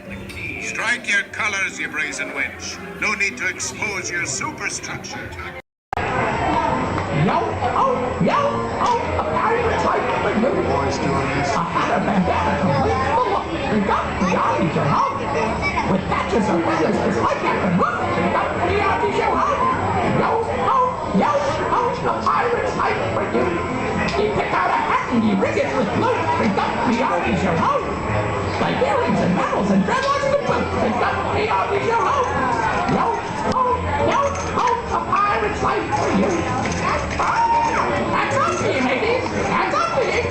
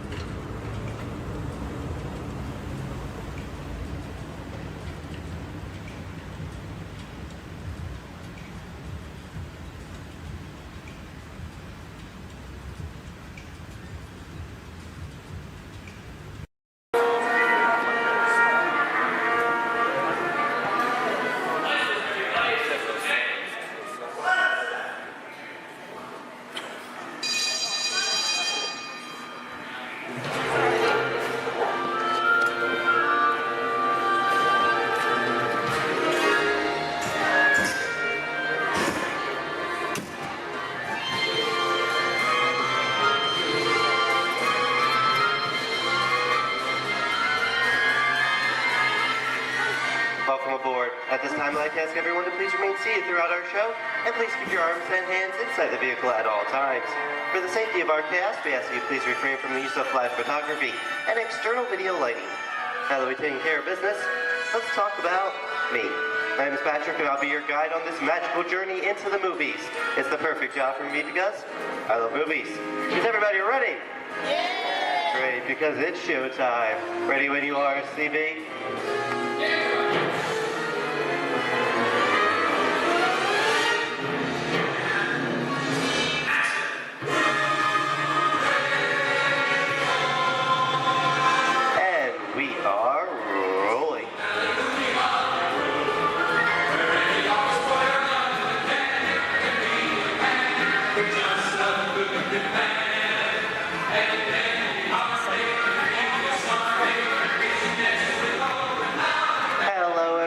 Welcome to the Great Movie Ride. Once again, my name is Patrick, and I'll be taking you from this Hollywood soundstage into some of the greatest movies of all time, all on one tour. But between you and me, this is no ordinary tour, because the Great Movie Ride brings these movies to life and puts you right in the middle of the action.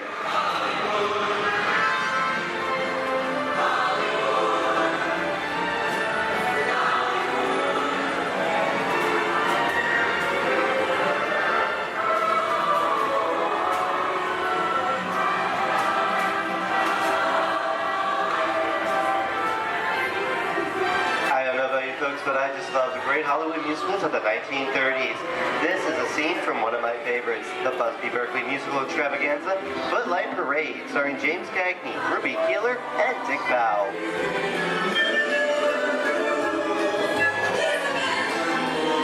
In 1952, Gene Kelly was Singing in the Rain with Debbie Reynolds and Donald O'Connor. Did you know that Gene Kelly co-directed this movie? Who can tell me what movie this is? That's right, it's Walt Disney's Academy Award-winning film from 1964, Mary Poppins, starring Julie Andrews and Dick Van Dyke.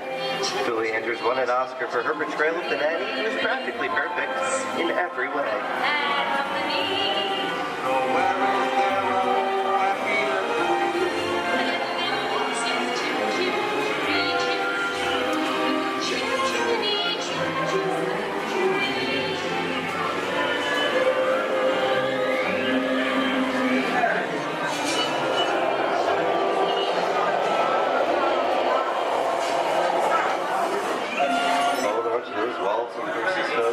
This doesn't look like a very good neighborhood seen such classic gangster films as The Public Enemy, starring one of my favorite tough guys, James Cagney. The working title for this movie was Beer and Blood, and in the United Kingdom it was known as Enemies of the Public.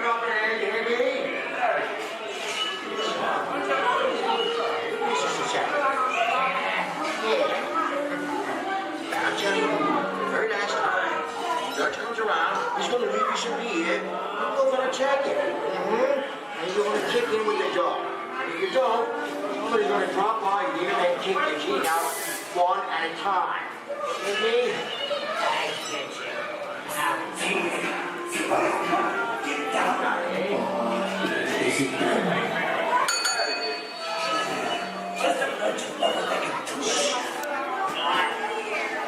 Sorry about the delay, folks, but I don't want to run a red light, even if it is just a movie. You talking to me? You talking to me? That's okay. I'm talking to the demon of punishment off of the day. I'm talking to me. I'm about to mislead my vehicle. I say get away. Oh, okay, Muggsy, whatever you say. Hey, how'd you know my name anyway? I've seen this movie before. Oh. It's unseen fancy guys like making out of here some favors. You make a big mistake about this. I'm out of here. You gotta get out of here. You gotta know the movie. I'm beating you, son. Here they come, boss. Get out, you grinders.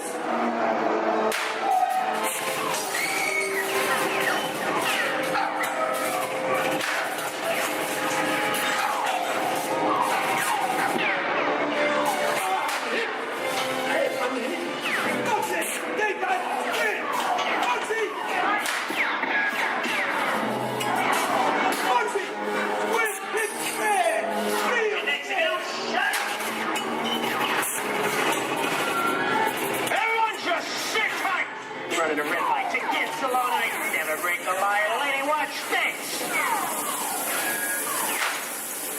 No more red light.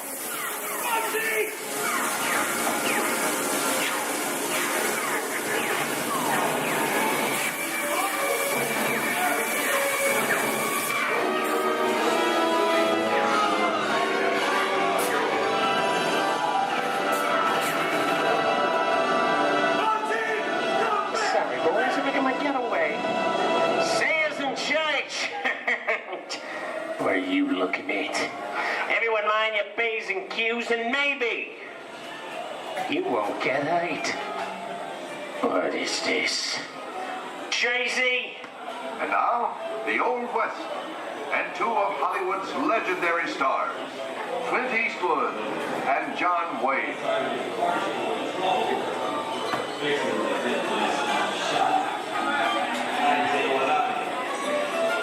Go right ahead. That's what you're going to do. A long time ago, I made me a rule. Let people do what they want. Sleepy little bug. So, that's a mighty tough territory you're heading into, Pilgrim. I'd think about turning back if I was you. That is, if you want my opinion. Well, to make it clear, it's a perfect time for me to collect up all your valuables. Starting with the jewelry, going on to the cold hard cash. Perhaps work. Hey! It's the bank robber! Don't let him get... I don't even like this neighborhood, Copper! This is nuts. Nuts! Tell us I'm getting out of here. What are you doing, old man? Get yourself up. Look at it this way. Can't get any worse!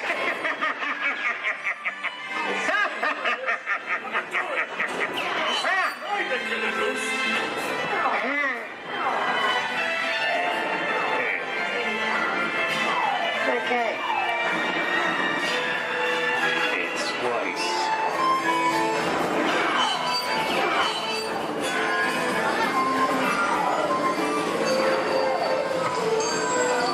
I don't know about you guys. This is kind of creepy. What is this? This is Alien. You are with Sigourney Weaver aboard the spaceship Nostromo. Something has gone wrong. One by one, the crew has vanished. And somewhere in the ship, a terrifying creature waits to claim its name. Well, I ain't no victim. Warning, remain in your vehicle. extremely dangerous. Proceed with caution.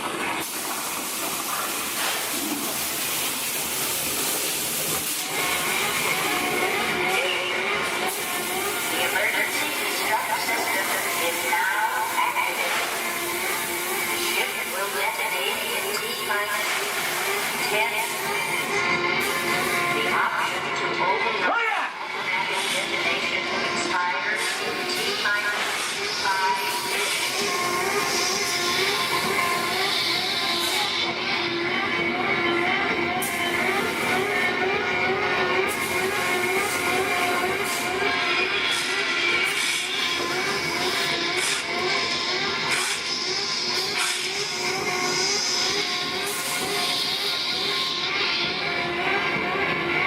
There it is again!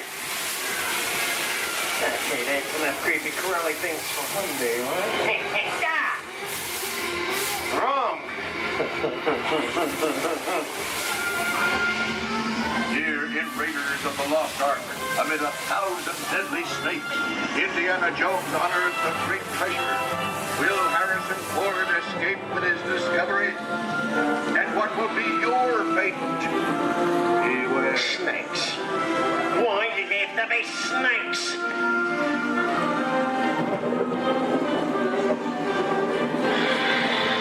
The dust of 3,000 years lies undisturbed in this ancient burial chamber. And on the chest of the great stone goblet, a priceless Get over that chunk of ice.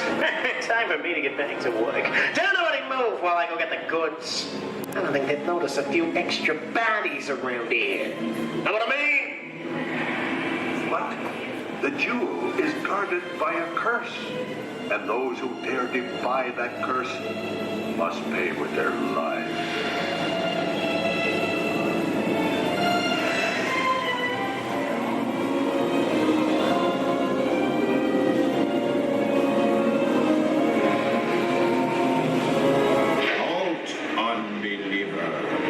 Disturb the treasure of the gods, and you shall all pay with your lives.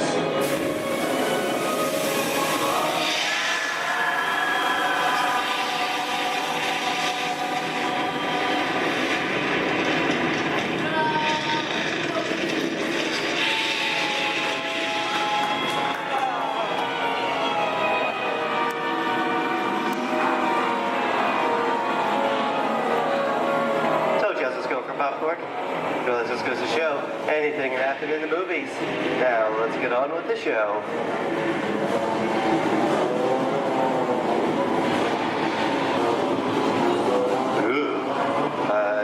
See dead people.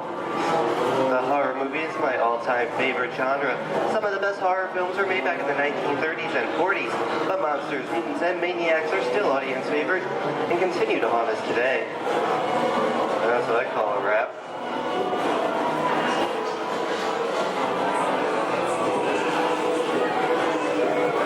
We are now entering the jungle home of one of the most beloved characters of all time.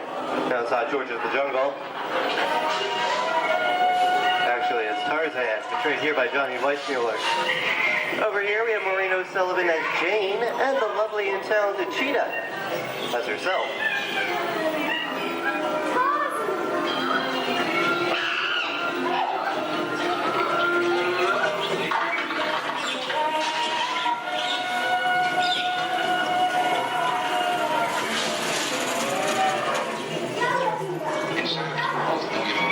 Zoe, I think this is the beginning of a beautiful friendship. Best last line of a movie ever. Humphrey Bogart and Ingrid Bergman in the classic romance, Casablanca. Always have that. You didn't have me. You lost it until you came to Casablanca. You got it back last night.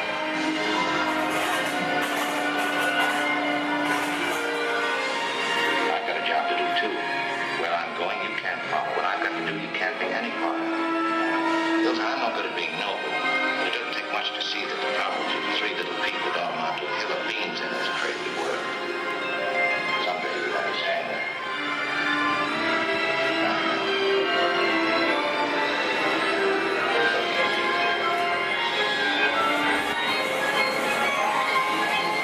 And greatest roles. The Sorcerer's Apprentice in Fantasia. The sorcerer in the sequence is named Yen Sin, which is Disney, spelled backwards.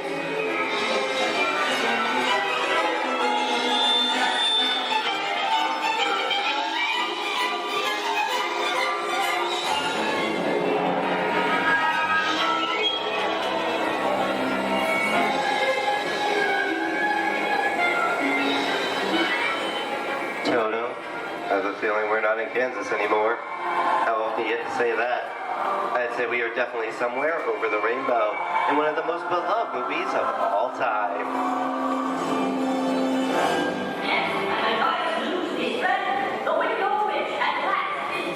The Wizard of Oz.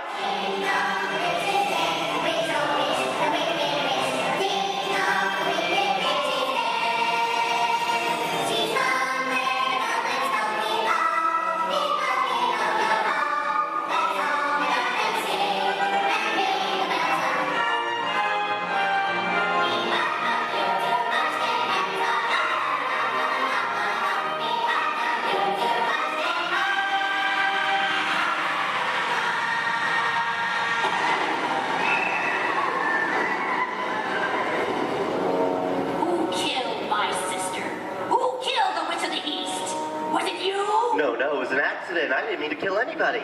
Well, my little pretty, I can cause accidents too. Oh, rubbish. You have no power here. Be gone before someone drops a house on you, too. Very well. I'll bide my time. But just try to stay out of my way. Just try. I'll get you, my pretty. And your little dog, too. I wonder how we get out of here. What do you folks think? Which way should we go? Follow the yellow brick road. Follow the Yellow Brick Road? No one, I think of that. Bring along, folks. You know the way.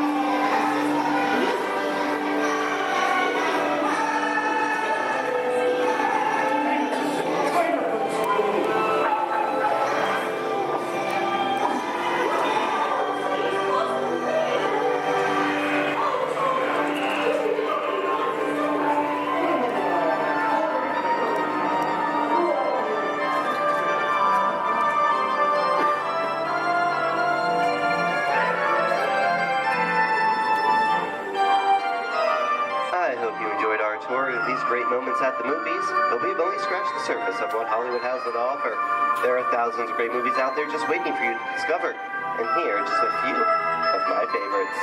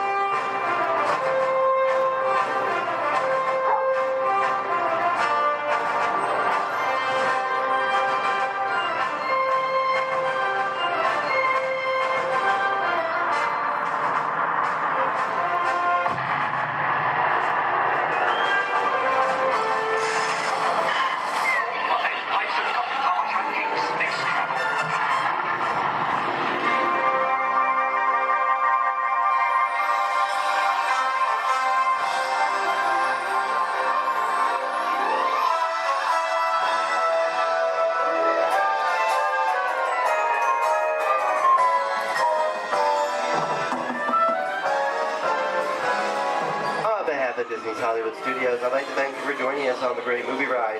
But before we wrap this production, there is still one more scene to do. It's called The Exit. The action begins with 3 main scenes until we come to a complete stop. Then gather all your personal belongings and take small children by the hand. When these doors open, rush dramatically to your feet and make a grand exit directly to the rear of your vehicle.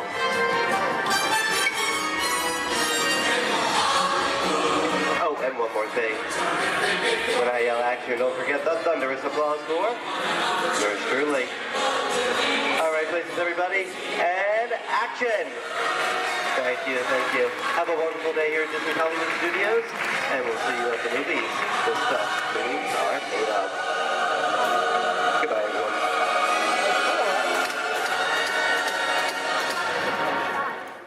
Every race to let us know what we need to get done back on the road. Spoiler alert, 9 times out of 10, it's either body work or a transmission. Guys, spread on over to this side, left side, left side. People on the left side, step forward, step on up, make a friend. Everybody here looks freshly laundered, okay? You'll be fine. Come on in, right this way, everybody. Keep on coming, folks in the hallway, let's go. I don't want to see anybody end up working on the transmission that doesn't know what they're doing. Come on in. Hey, oh, look at that, there's Mia. What's up, Mia?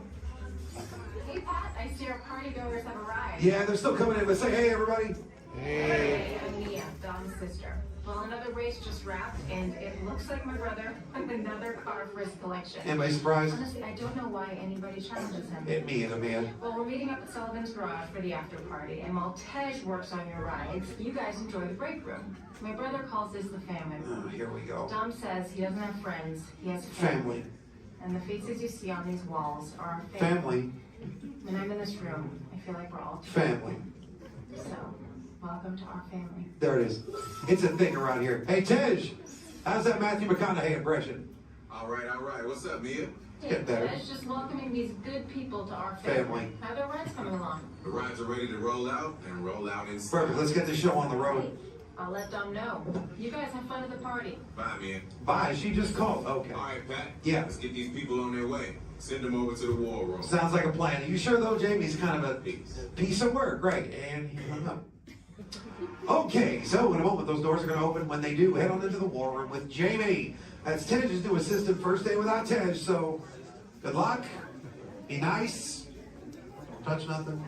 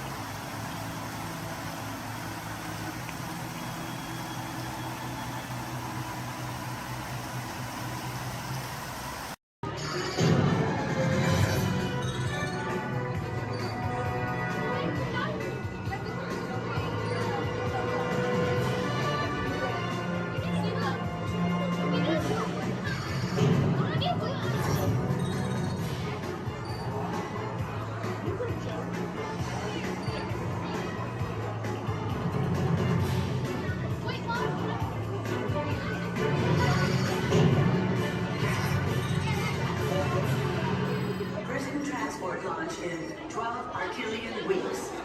Hold on, people. Zed here. Matthew made it through the flight power for the tourists who will get with us today. New MIB recruits. Warning. Warning. Warning.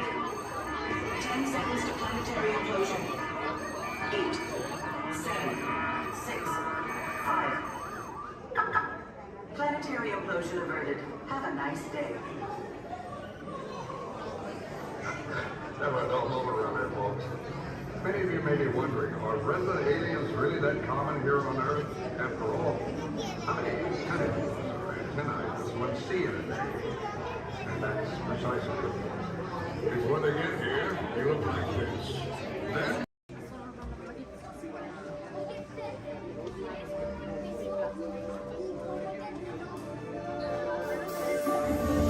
I see we have new visitors. Welcome, Terrans, to the wonders of Xandar. I am World Mind, sentient supercomputer of Xandar. I hold the knowledge, memory, and experiences of all Xandarian citizens, past and present. This gives me extensive knowledge, yet I am constantly learning, and I am now learning about you and your planet, Terra.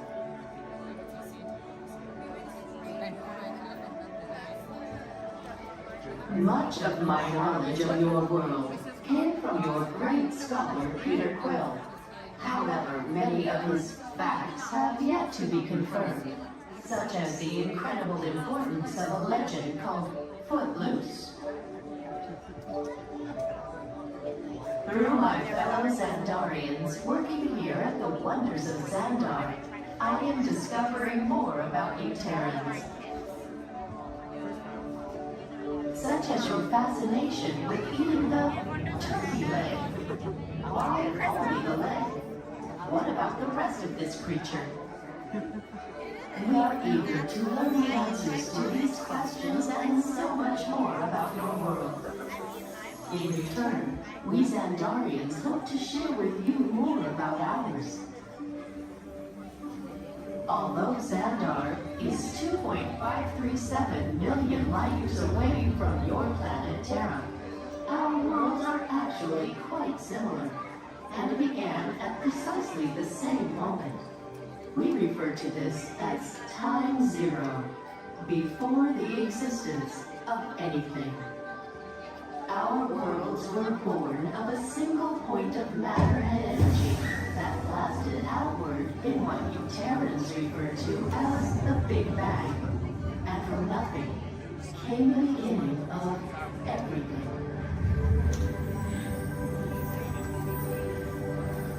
Incredibly hot and extraordinarily powerful, this explosion filled the cosmos with a cloud of rapidly moving particles.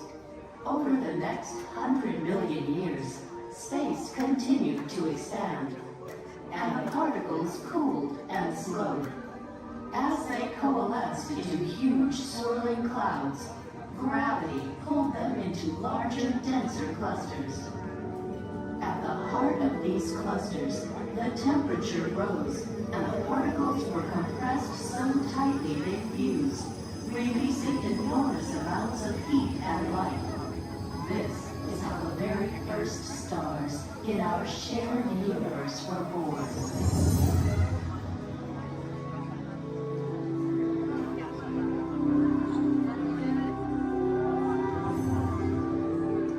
The singularity is just one of the commonalities between our two worlds that we will explore today. Welcome, Terrans, to the Wonders of Xandar.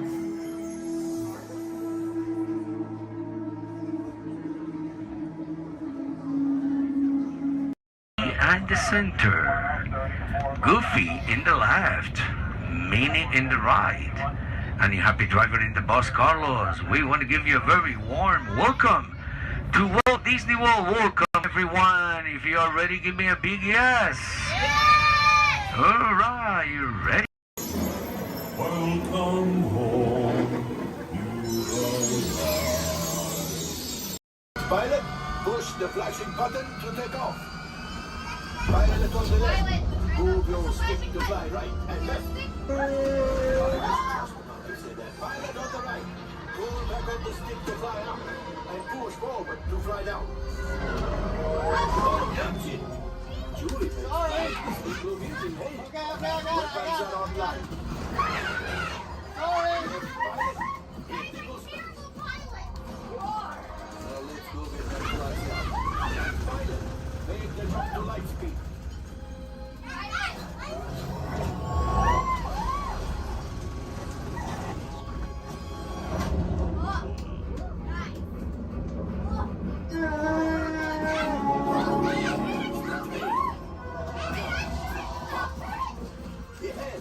Yes, keep shooting. I'm shooting. I know what I'm shooting. They've locked onto us. Take evasive action.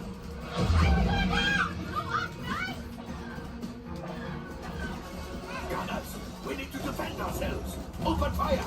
Gunners, blast away. Blast. Ah, there it is. that train.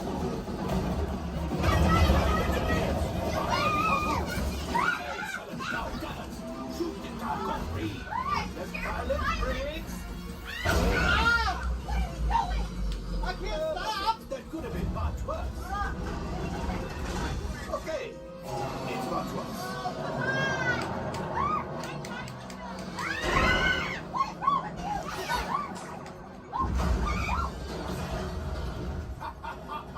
Yes, you got one. Excellent, my friends.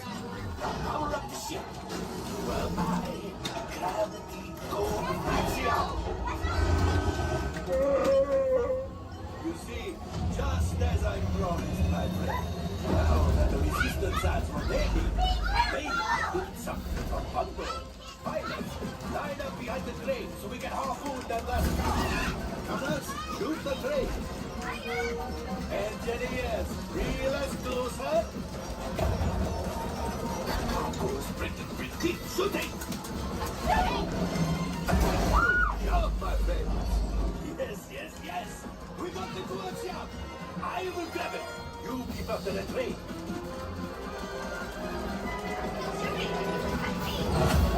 Gunship? Oh, that's ridiculous. We're getting too hot. Distraction. Come on, let me get the train. Hurry.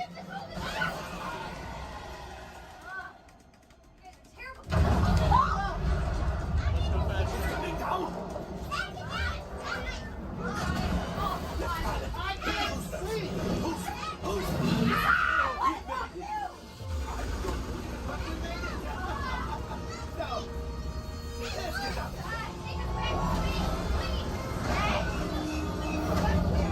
Oh boy! Pilots, erasing the Rurox. We've got company. Who is right? We need them back there fighting the resistance. Only 3 left. He's the last. Watch out!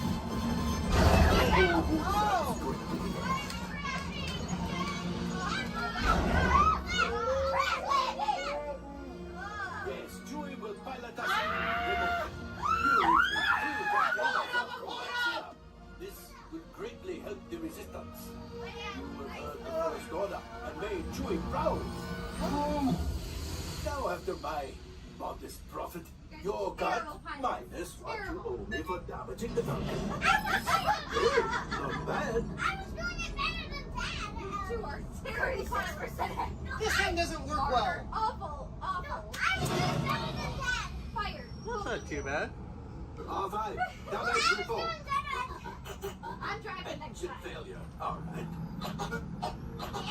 Hyperdrive leak. That is not too good. Multiple hull ruptures. Well, it could be worse. Life support failure. That's something. Yeah, I'm just going to cut you off there. It might be faster if you list the parts that are not damaged. You know, the ones that help us to breathe. All right, my friends. You brought the Falcon back in one piece, and I guess that is something. Not a lot, but something. Welcome back to Batu. We head out. Please remain seated at all times. Please keep your hands, arms, feet, legs, and elbows inside the vehicle. And please supervise your children. This is a one-way trip to Matrix, USA. And enjoy your ride.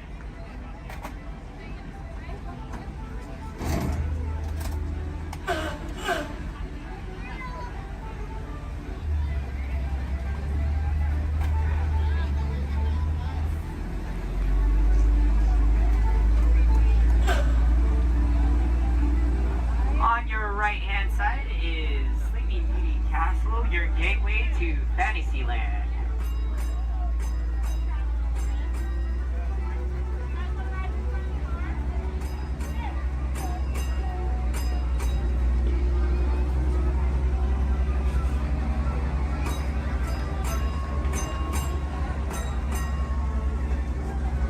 Coming up on your right-hand side is Frontierland and Adventureland. Beyond that, Critter Country, Garland Square, and Star Wars Galaxy's Edge.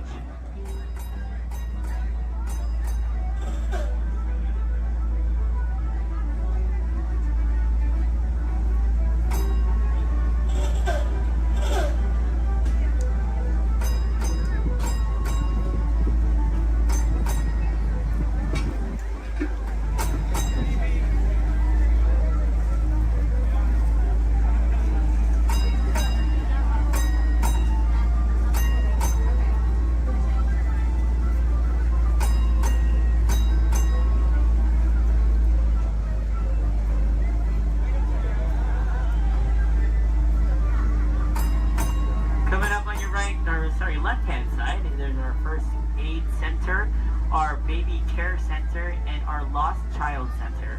On your right-hand side, if you enjoy ragtime piano, we got some music going on over at the Coca-Cola Refreshment Center on your right.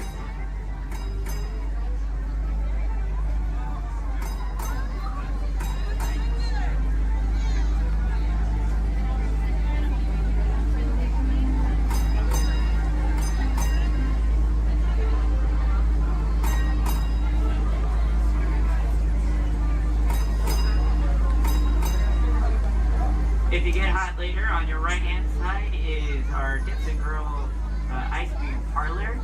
And on your left is Market House, where you can find our Starbucks coffee and tea. Beyond that is our locker station.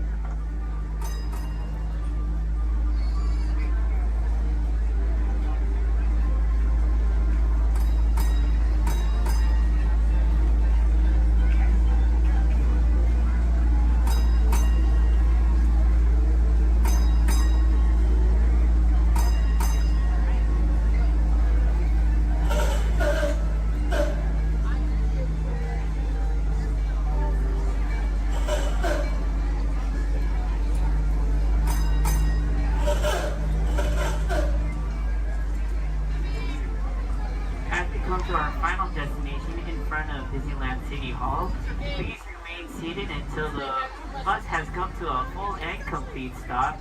For those of you who are sitting in the top stairs, please watch your step as you exit the stairs and assist young children, and enjoy the rest of your day here in the Magic Kingdom. My name is Justin, and thank you for riding.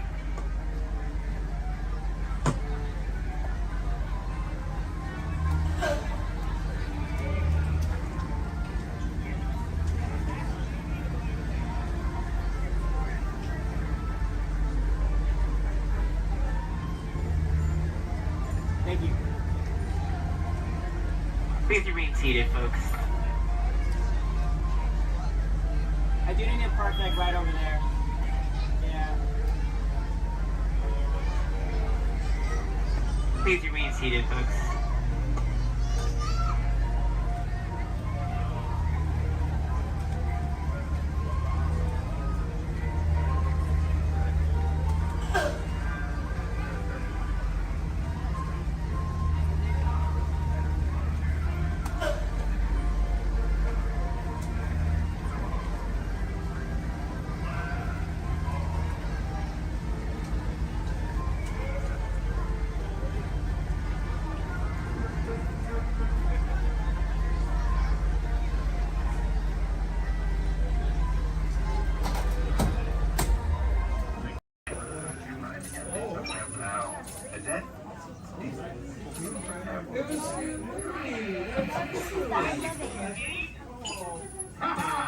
Gotcha. Oh, what are you guys still doing here? Tour's over. The cages are open and the creatures are loose. You gotta get out of here. Wait. Don't get out of here. I could use a hand. My little pal Groot is lost in the fortress somewhere, and I need to find him before he gets ate. I found his tiny little heat signatures, see? All those other heat signatures are, well, don't worry about them. Listen up. You guys can be a big help while I look for my pal. A gantry lift full of warm currents makes a really great distraction. I just need you to wave your arms, scream, whatever it takes, and then all these things will, never mind. You in? It doesn't matter. That was rhetorical. Now let's move. Meet me at the gantry lift. Yeah, I'm gonna go back that way.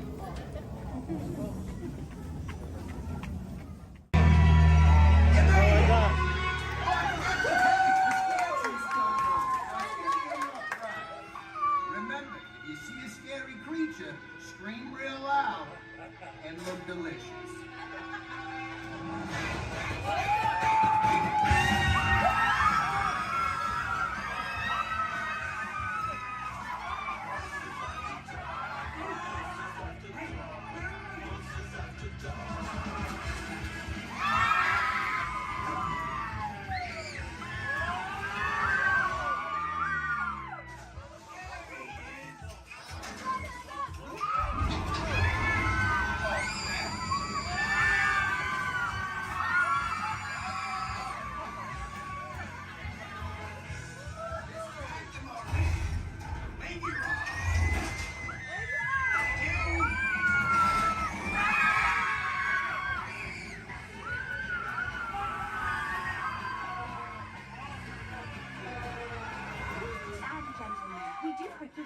all, please gather your personal belongings.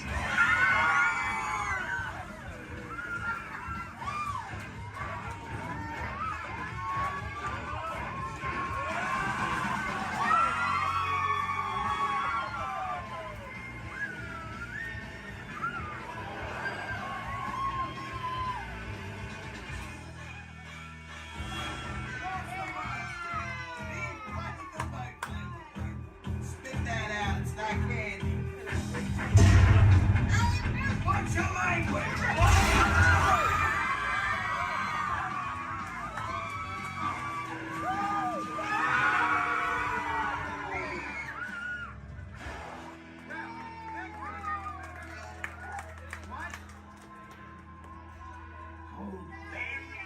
Very still.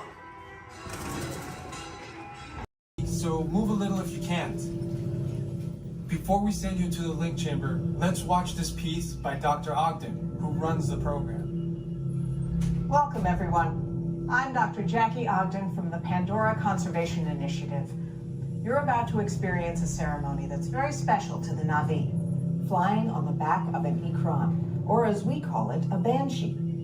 To the Na'vi, connecting to an Ikran and flying on its back is an incredibly important rite of passage they call Ikni Maya.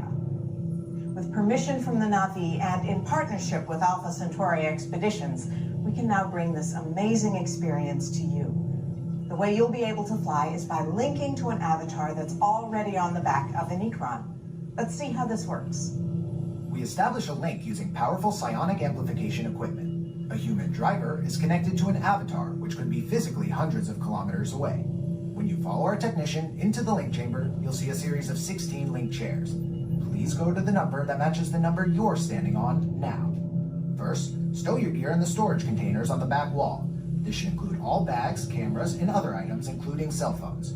It's important to push them all the way into the bin. Then get onto the chair as you would a bike. Straddle the seat, step forward, and sit down. Slide your hips forward until you are against the chest pad, and then move your feet all the way forward.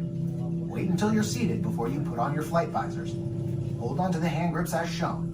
It's important to hold onto the hand grips at all times. After you're seated, back and leg restraints will be firmly engaged. For your safety, throughout this entire experience, always remain seated and supervise your children. Once the link takes place, you'll be connected to your avatar and sitting on the back of an Ikran. It'll feel like you're really there. Moments later, you'll begin your flight. A Na'vi guide will lead you out. You'll experience the breathtaking beauty of Pandora, but you might also face some of its greatest challenges. Some of this flight might be intense, but trust your guide and be brave. As the Na'vi say during this important rite of passage, Sivak Ho, rise to the challenge. Good luck. All right, you ready? Let's get you into the link chamber. All right, everyone.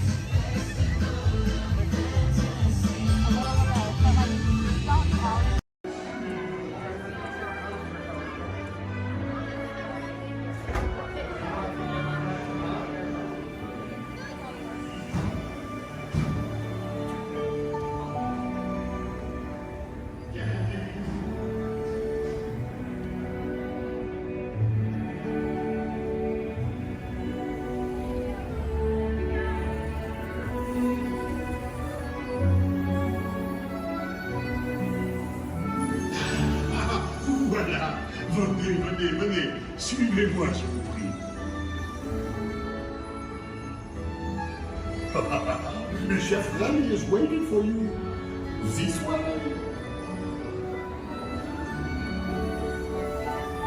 Qu'attendez-vous?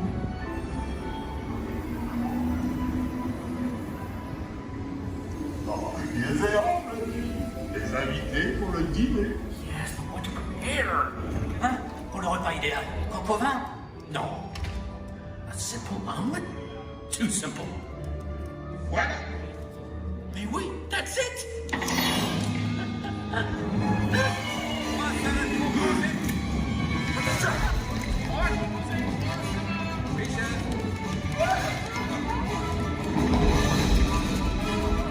Poussez-vous de là!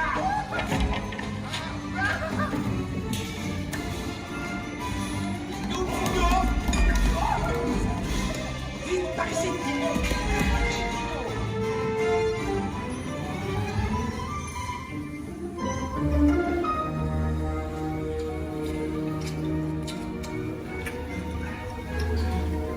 Cette nourriture est pour nos invités, pas pour vous. Hey guys, the food is for them, not you. Meal?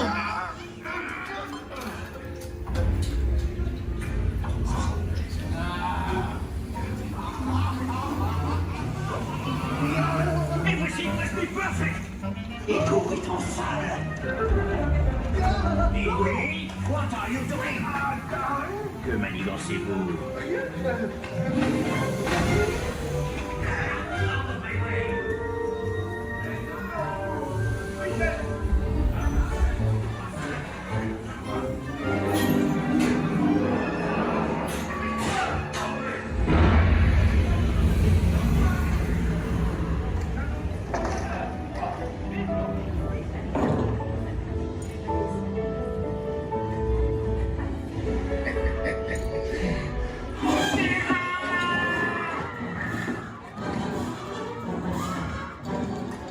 Dépêchez-vous! Par ici! Go! Go!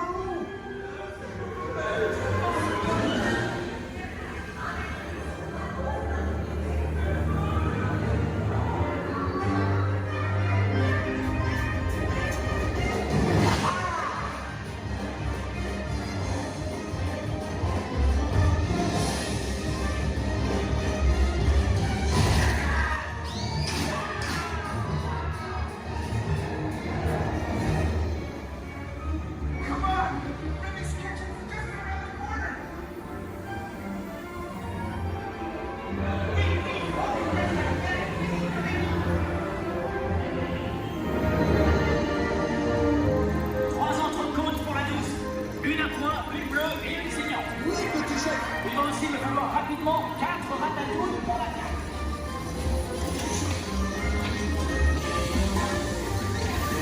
Ouais, maintenant. Oui, ma chérie.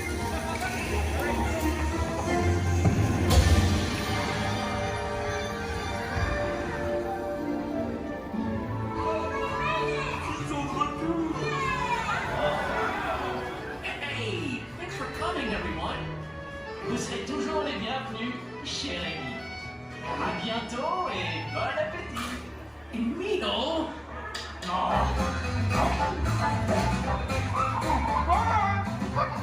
Au revoir.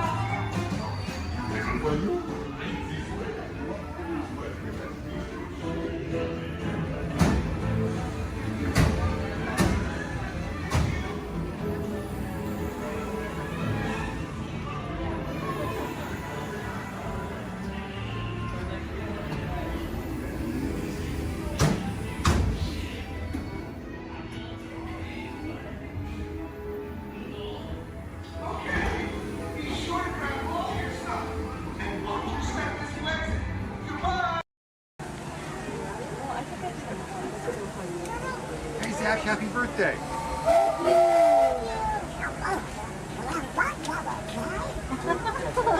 Who's that?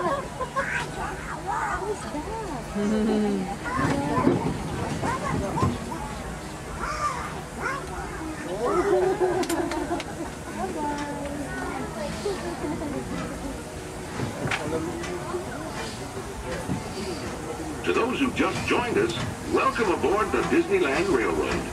To ensure a safe ride, remember to stay seated with your hands, arms, feet, and legs inside the train. And please, watch your kids.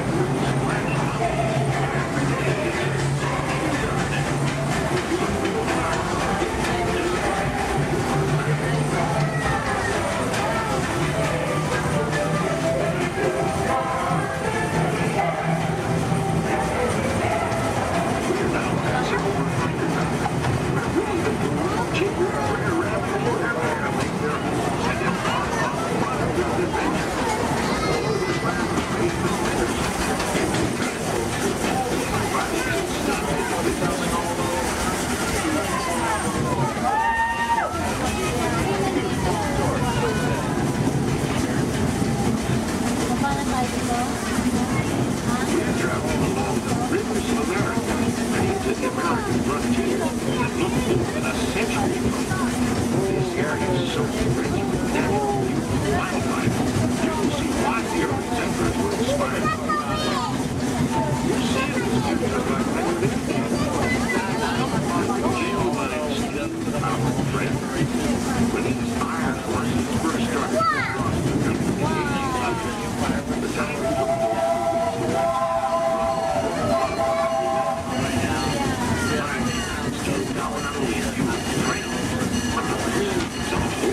generation of today's 7 big break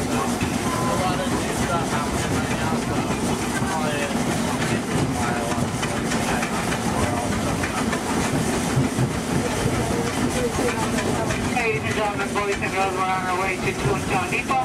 Now we're going to stop for all the attractions in Fantasyland, Toontown, and then we have our Fantasyland Theater, where your princesses can meet our princesses. They can ask all the questions they like, and they can send as many pictures as they like. They do close a lot earlier in the park, make sure you mention different schedules, or ask one of us, we'll let you know, but they do close earlier in the park. If you're up here in Toontown Depot, please wake up. There comes a full stop.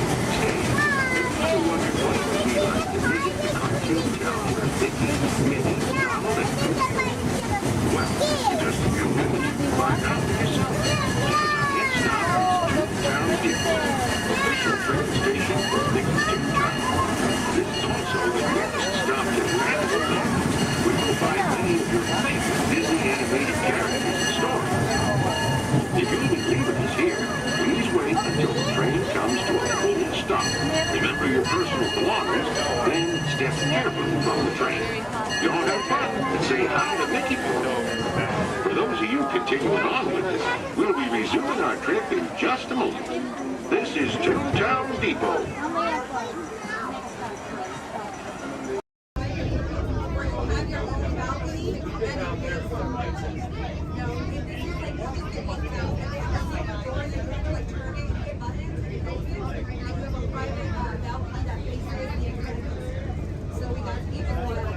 That's what they call it now, the Incredibles.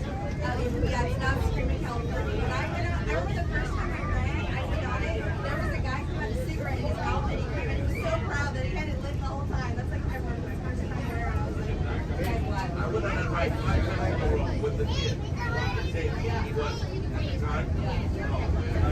My shoulder. Yeah, it's fun. That's a good one. It is. I grew up in Santa Clara and then Marriott's in America. So California after that. He's from Redondo, and so we're like 30 minutes. And we just moved here to Oregon. Oregon for a while. Years of like, let's hike, let's crab, let's fish. So when we got Florida, I was like, you're gonna enjoy your I have. We played hooky lots of times. Oh, the bears your stomach hurts. But you never able to smart. This is our second time coming. We just got our pass. We got our pass maybe a month ago. Let's go. We've been here like 6 times already. But it's hard to bring them back.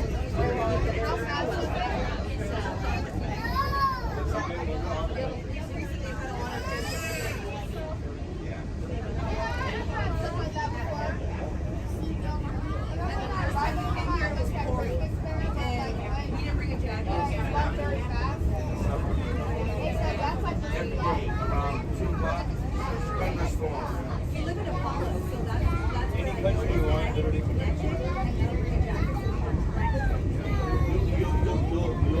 you'll have so you'll be like pretty soon it'll be like Italy, France, Moscow. Yeah, but that's the rate in order.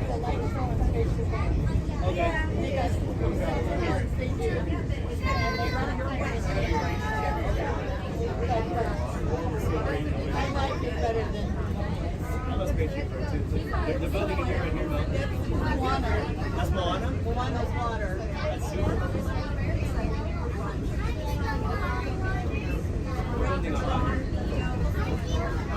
They're building Moana, baby. Yeah, I mean, Shanghai Disney kind of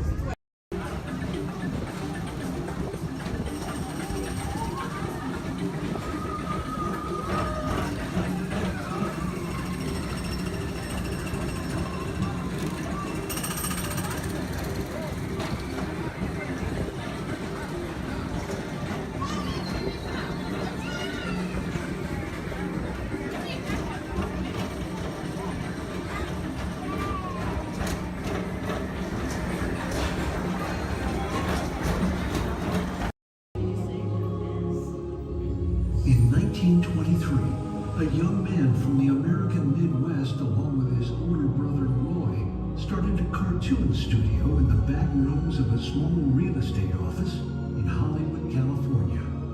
This was the small beginning of a family entertainment company that would create unforgettable stories, characters that become beloved friends, wondrous experiences, and music that has become the soundtrack of our lives. That young man was Walt Disney, a master storyteller whose imagination knew no bounds and who delighted in making the impossible possible.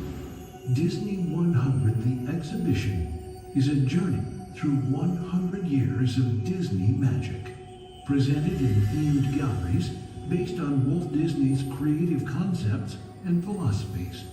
These include storytelling, creating believable characters, the spirit of adventure and discovery, the magic of sound and music, the world around us, real and imagined, curiosity, imagination, and technological innovation, the worldwide wonder of the Disney parks, and an everlasting sense of optimism about the future. Walt Disney famously said that it was all started by a mouse, but it really was all started by Walt himself. His philosophies became the foundation of the Walt Disney Company. They still inspire Disney's artists, filmmakers, Imagineers, and the storytellers of today. Oh boy! Oh, steady! Whoa! Hi, Mouseketeers! Well, here we go again, so hang on. Anything goes. You ready? And let the show begin! Here's my pal Walt to tell you how the magic is made. There's a lot of satisfaction in developing ideas into reality when we consider a new project we really studied. Not just the surface idea, but everything about it. And when we go into that new project, we believe in it all the way. We have confidence in our ability to do it right, and we work hard to do the best possible job. There's really no secret about our approach. We keep moving forward, opening up new doors, doing new things, because we're curious. And curiosity keeps leading us down new paths. We're always exploring and experimenting. Everybody ready? Then on with the show!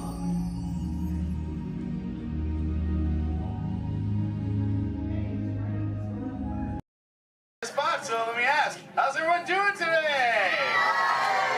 Sweet. Welcome everyone to the Aquatorium and welcome to Turtle Talk. My name's John, I'll be your host. You're all here to have a conversation with the coolest sea turtle in the entire ocean. Do you know his name? That's right, it's Crush, so let me show you how it's going to work. Right here is our window to the Pacific. It allows us to see all of the undersea life that swim by. Up there in the corner is our hydrophone that allows us to communicate with all the undersea life. So it's going to be very conversational, meaning Crush will talk to you. You'll be able to talk to Crush. He's got questions for you. And hopefully you all have some questions for him. You can ask him anything you want. You can ask him what he likes to eat, what he does in his free time, what's the meaning of life, anything like that. He'll be happy to try to answer. If you do need to leave at any time, it's okay. Just use the doors on the opposite side of where you entered, or right back here. Back there's my pal Brian. Everyone say hi, Brian! Hi! Brian will be back there to assist you if you should need any assistance during the show. I'm going to lower the lights and lower the music here so we can see and hear just a little better. My friends the Moonfish are going to be coming out here and showing you some rules. First rule inside, please no eating during the show. And no drinking. No smoking. And the last one, take all the pictures and video you like, just please no flash photography or video lighting. Round of applause for the Moonfish! Excellent. All right, Crush is up there serving. He said when you're ready, just call him down. So on the count of three, yell, hey Crush. Ready? 1, 2, 3.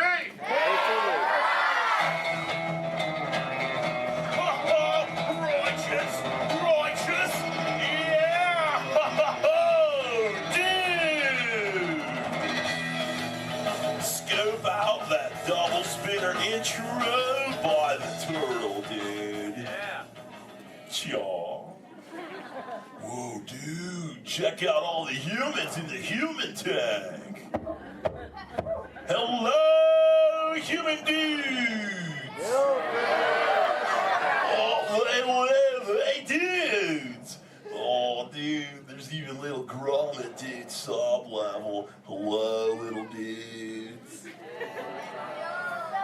Focus, little dudes. Awesome. Dude, it's John. What's going on, dude? Hey, dude. Hey, do you think you can help me talk to a grommet right over here? Right down front, kind of in the middle, wearing like a greeny color shell, dude. Brown moss on the noggin. Hey, what's your name, dude? Rudy. Nice to meet you, Rockin' Rudy, dude. Hey, do you know how to talk like a turtle? No. Oh, no worries. I'll teach you. Can you say totally? No, I can't. Okay, then. Let's go over here, John, dude. Yeah, let's talk to the dudette right here in the pinky shell, dude. Let's see if she can say totally. Hey, what's your name, dude? Gabby. Nice to meet you, Groovy Gabby, dude. So can you say totally? Totally. Whoa, you're good. Okay, now can you say sweet? Sweet. Okay, put both those words together, Groovy Gabby, and say totally sweet. Totally sweet. Whoa, dude, you dude, put your fins together for Groovy Gabby for totally talking turtle, dude. Dude, you're like bilingual. Hey, so like, where do you come from, Gabby, dude? Where do you live? Canada. Ooh, dude, you come from Canada, dude. That's excellent. I have no idea where that is. So how's the surf in the Canada, dude? Why are we whispering? Well, no worries, dude. Hey, so like, who brought you here on this fine day from the Canada, dude? Who'd you come with? With my family? Oh, excellent, dude. You brought the whole familia. Wouldn't it be cool if I talked to, like, your parental units? Totally say chaw. Chaw. Awesome. Okay, let's find out where they are. Parental units of Groovy Gabby, where are you at? Raise your fin. I want to talk to you. Over here, dude. Oh, dude, excellent, dude. They're, like, way over there. They're, like, taking a mini vacay from the little one over there, dude. Hey, what's your name, dude? Walt. Nice to meet you. What relationship are you to the Groovy Gabby, dude? Father. Oh, you're the Papa Bear. Excellent. Hey, so how many little ones do you have? 2. Oh, you're just getting started. Excellent. Dude, the Crush Man's got 65. You should totally try that. Well, hey, I was wondering, do your little ones ask you a lot of questions? Oh, yeah. Do you always have the answers right? Oh, dude, I'm totally the same way, dude. My youngest son, Squirt, dude, he asks me questions all the time, and I'm like, I do not know. In fact, human dudes, that's totally why I'm here today, to answer all those questions Squirt has about you human dudes. So if you can help me, and so I can take it back to him, totally say chaw. Oh, dude, you so totally rock! Dude! Whoa, dude, we got some advanced turtle talkers out there. Excellent. For the rest of you dudes, whenever a green sea turtle says you so totally rock, you reply by saying, dude, really loud. So, you so totally rock! Dude! Excellent, now you're all talking turtle. Let's move on to Squirt's first question. Numero uno. Squirt saw you human dudes at the beach the other day, and he wanted to know what you dudes do when you go to the beach. So shout it out, human dudes. What do you do when you go to the beach? Dude, kill the motor, dude. I heard some surfers, swimming, tanning. One little dude over here was like, boogie board. That was awesome. Well, let's see you swimmers out there. Raise your fin if you know how to swim. Whoa, not many adults know how to swim. Okay, this is muy importante, human dudes. Raise your fin if you've ever swam or swummed or swam it in your entire life, dude. Oh, that's more like it. Hey, John, dude, let's go to this side of the tank in the first row, fourth noggin. That dudette looks like a most excellent swimmer. Hey, dudette, what's your name? Me? Sandra. Nice to meet you, Surfing Sandra, dude. You should have seen your face when I first called on you. You were like... It was totally awesome. Oh, go ahead, Sandra, dude, what's up? Are there any sea creatures you're actually afraid of? Oh, dude. Those tiger sharks got some serious thrill issues. They're real jerks. Dude, but, I'm pretty fast swimmer, so I can get away from them pretty good, dude. But, I do have two very good friends, Chum and Bruce. Oh, and Anchor, too, don't forget about him. Well, Bruce and them started this 12-step program called Fish Your Friends, Not Food. Oh, you know it, dude. You took it, too. That's excellent. It's spreading onto the land. Very cool. Well, hey, I was wondering, dude, do you ever go swimming? Do you like to go fast or slow? I like to slow down my fast. Oh, dude. I like your style, Sandra, dude. There you go. Just kind of like sit back and close your lids and be like, dude, I'm Sandra. I hope there's no tiger sharks around. Dude, that's excellent. But I am a green sea turtle, and because of those tiger sharks and my love for the thrill of speed, I totally love to go fast. Hey, human dudes, you want to see how fast I can swim? Totally six, y'all. Excellent. I'm going to go get my motor running, and human dudes, I need you to time me. So start counting when I say go, and count nice and loud so I can hear you, okay, dudes? Ready, set, go. 1, 2. Back, dudes. Dude, I just swam all the way around the world. I did, dude. Right through Canada.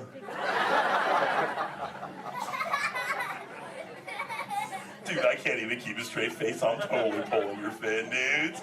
Actually, dude, we can swim up to what you human dudes call 20 miles per hour, dude. But if I'm totally riding like a gnarly, awesome current, like the EAC back there, the East Anaheim current, I'll totally go up to like 45, John will tell me, dude. It's excellent.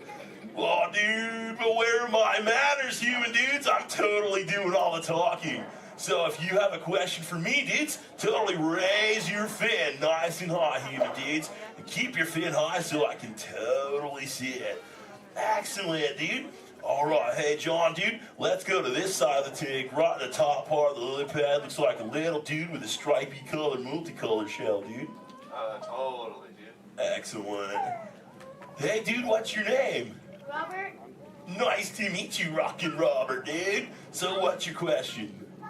Do you have a favorite toy? A toy? Dude, what's a toy? I don't know. Something you play with? Oh, dude. Yeah, dude, when I first got into the ocean from the beach, dude, I totally loved to play with this sea star, dude. It was excellent. We used to, like, totally have fun together. Do you have a favorite toy, dude? Yeah. What is it, dude? A stuffed animal?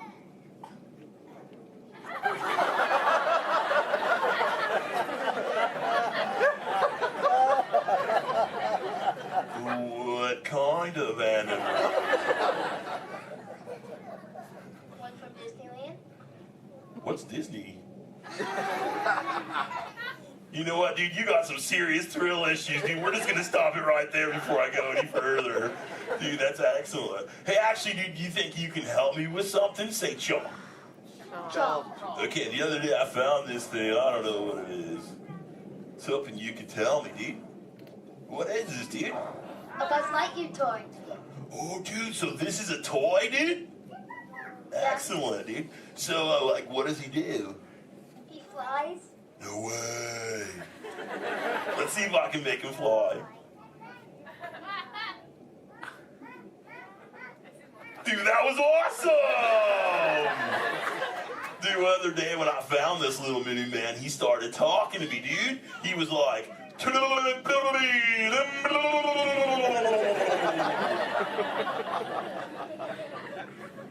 I don't know what that means, and he doesn't say it anymore. So do you think Squirt will like this for his next hatch day, dude? Say chaw. Chaw. Excellent, I'll totally give it to him. And thanks for your help, dude. You so totally rock! Dude! Does anyone else have a question for the Crush Man? Raise your fin, dude.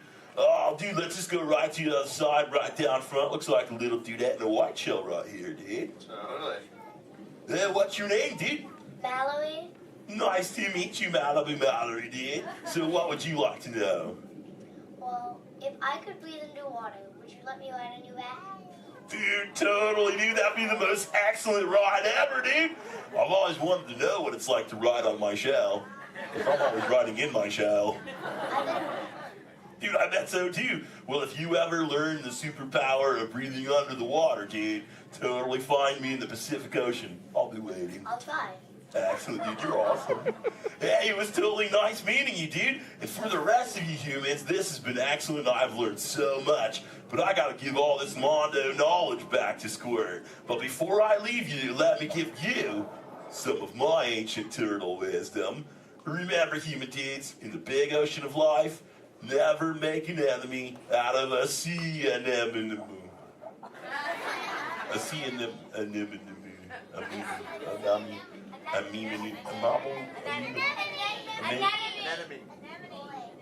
Stay in schools, dude! And remember, you so totally rocked! Give it up for the Crush Man! Alright, human beings, while your exit ready, escape the doors in the back.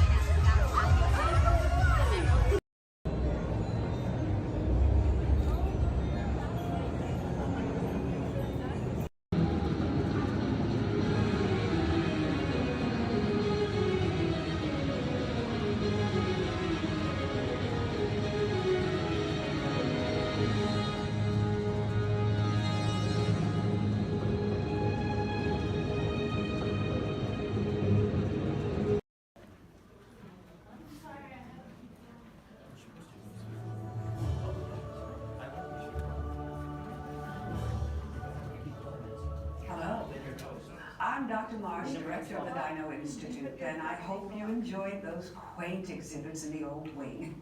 That's how dinosaurs have been presented to the public since the study of fossils began over 150 years ago. Today, that bare bones approach is about to become extinct. In a perfect blending of science and technology, the Dino Institute has created the Time Rover, an amazing vehicle that will literally transport you to the age of the dinosaurs. How? That's proprietary. But the result is a breathtaking journey through a prehistoric world where you will witness the most spectacular creatures to ever walk the earth. In a moment, you'll be going live to our control center for a comprehensive safety briefing, and then it's on to the tour that will convince you forever that the future is truly in the past.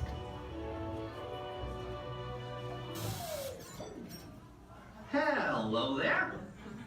Welcome to our little trans-dimensional joyride, folks. I'm Dr. Seeker, your friendly controller, and a heck of a paleontologist, if I do say so myself. But let's not talk about me. Let's talk about you, and how you can help me make history today with the Time Rover. It's like this. If I can bring you back from the Cretaceous period, it stands to reason that I can bring back a live dinosaur with you. And not just any dinosaur. Take a look at this guy. He's an iguanodon, and I'm certain that he is the key to understanding these magnificent creatures. I tagged him with a locator during an unauthorized field trip. Otherwise, I'd be traveling with you. Right now, our dino should be about here, at the very end of the Cretaceous period.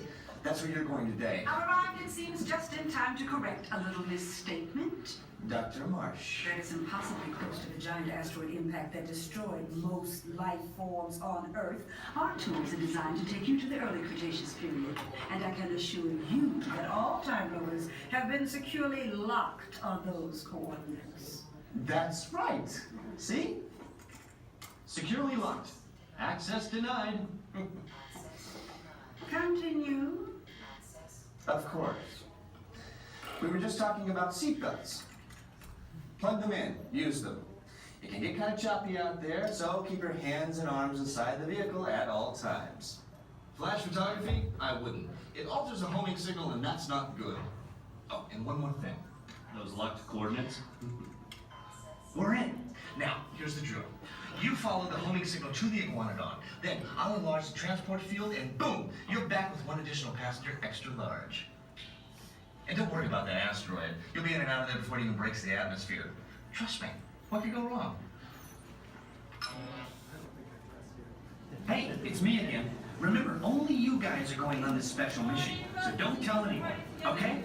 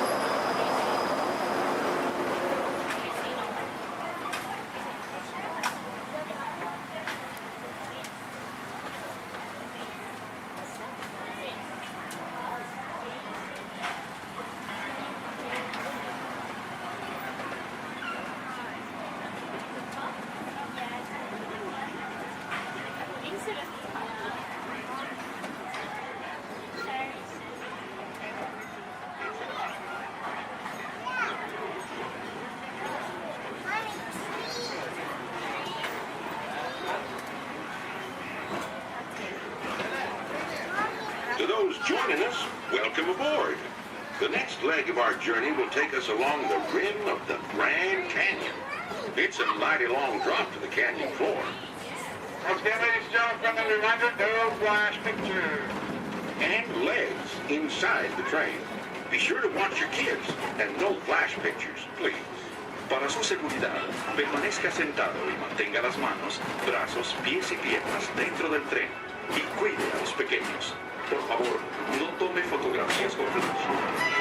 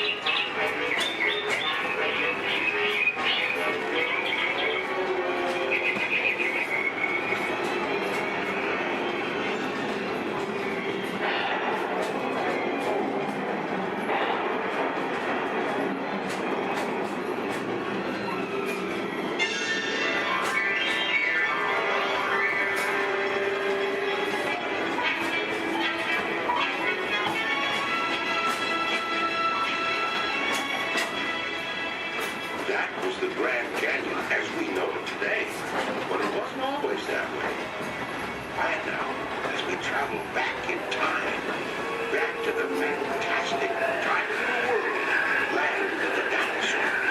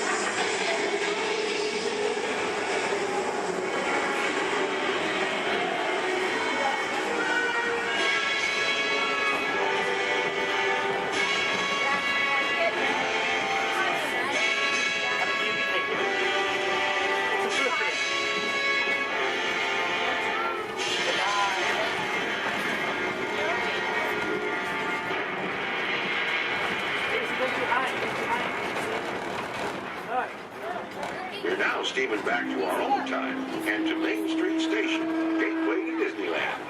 If you'll be leaving us here, stay in your seat till we come to a full stop. And remember to gather all your personal belongings, including the guns if you got any, and step carefully from the train. I'd especially like to thank those of you who've been with me for the Grand Circle Tour of Disneyland.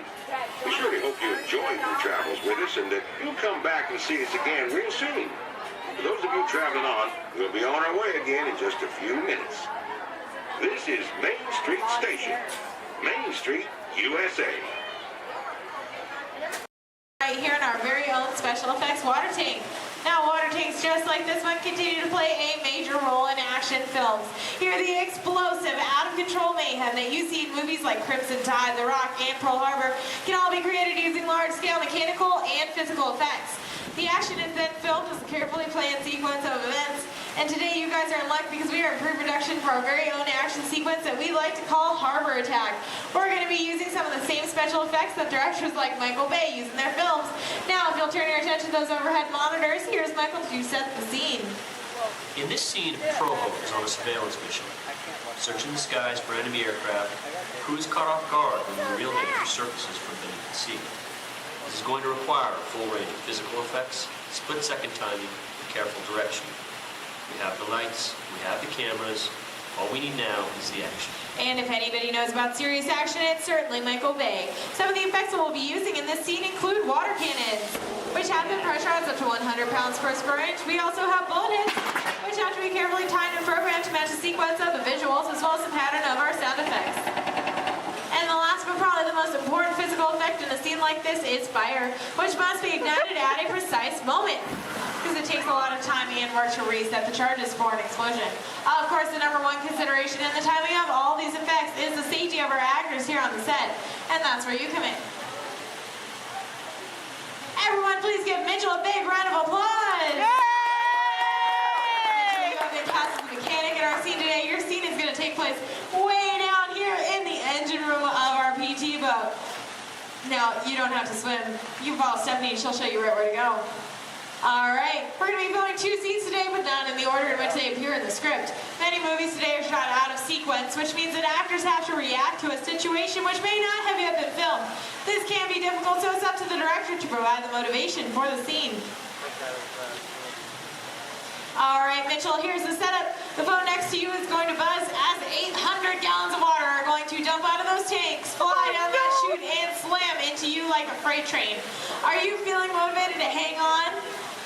Good. It's actually 1,000 gallons of water, but we find there's a fine line between motivation and fear. Alright, roll, playback, and action! Pick up the phone and talk to your captain. Let him know you just lost your engine. Keep talking. Keep talking.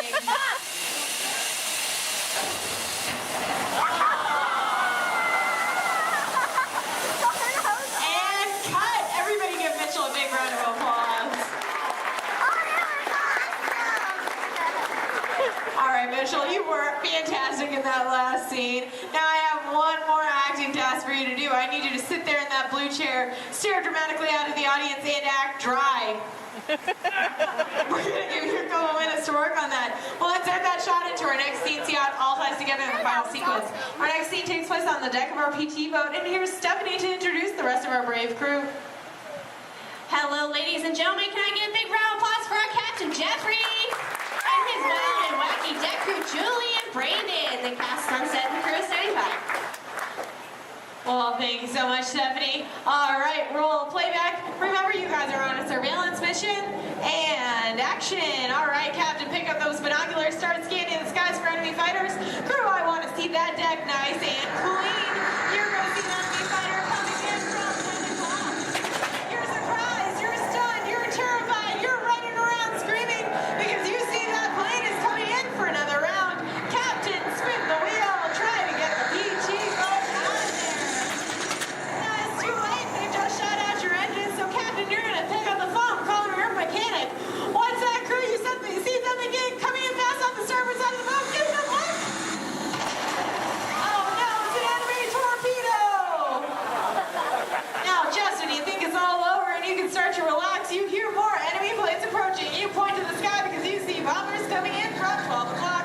Bombs away, everybody. Head for deck.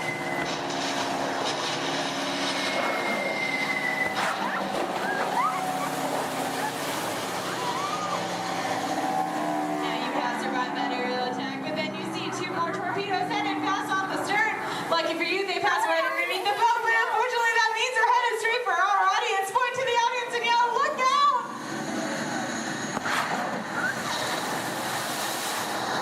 And that's a wrap. What'd you guys think?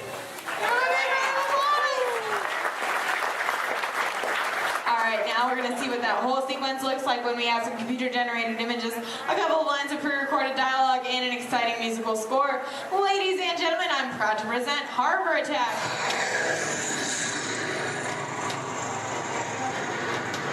It's not one of ours.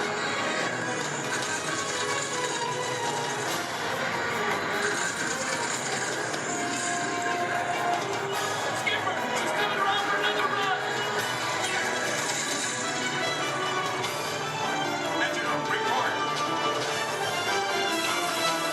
Both engines are gone. Torpedo on the starboard.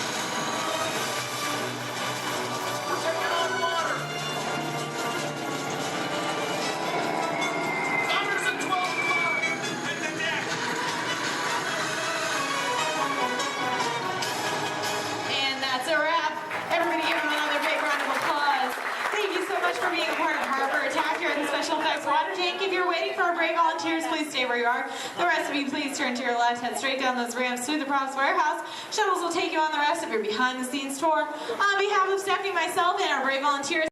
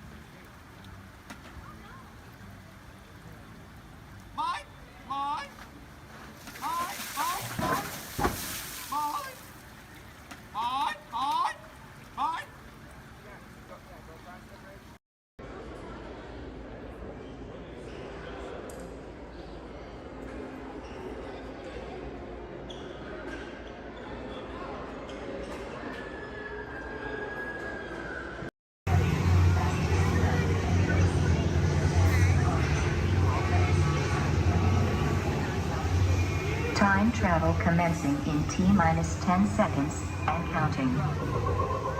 This is Seeker. Listen up. We've got to get in, grab the iguanodon, and get out before that asteroid hits. Let's roll!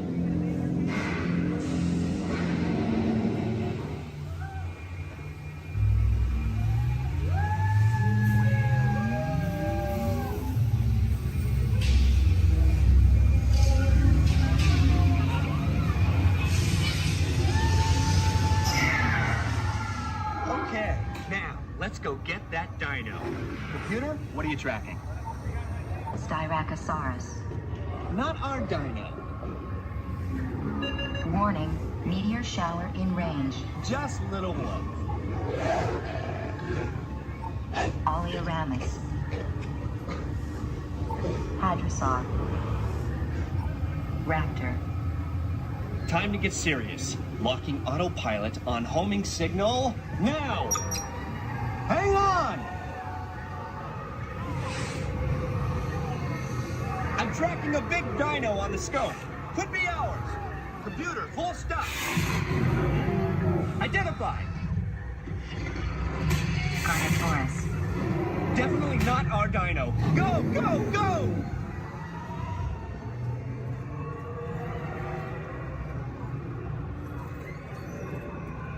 Another big guy coming up. Computer. Slow and identified. Sauropod. Still not our dino, but at least this one's a vegetarian.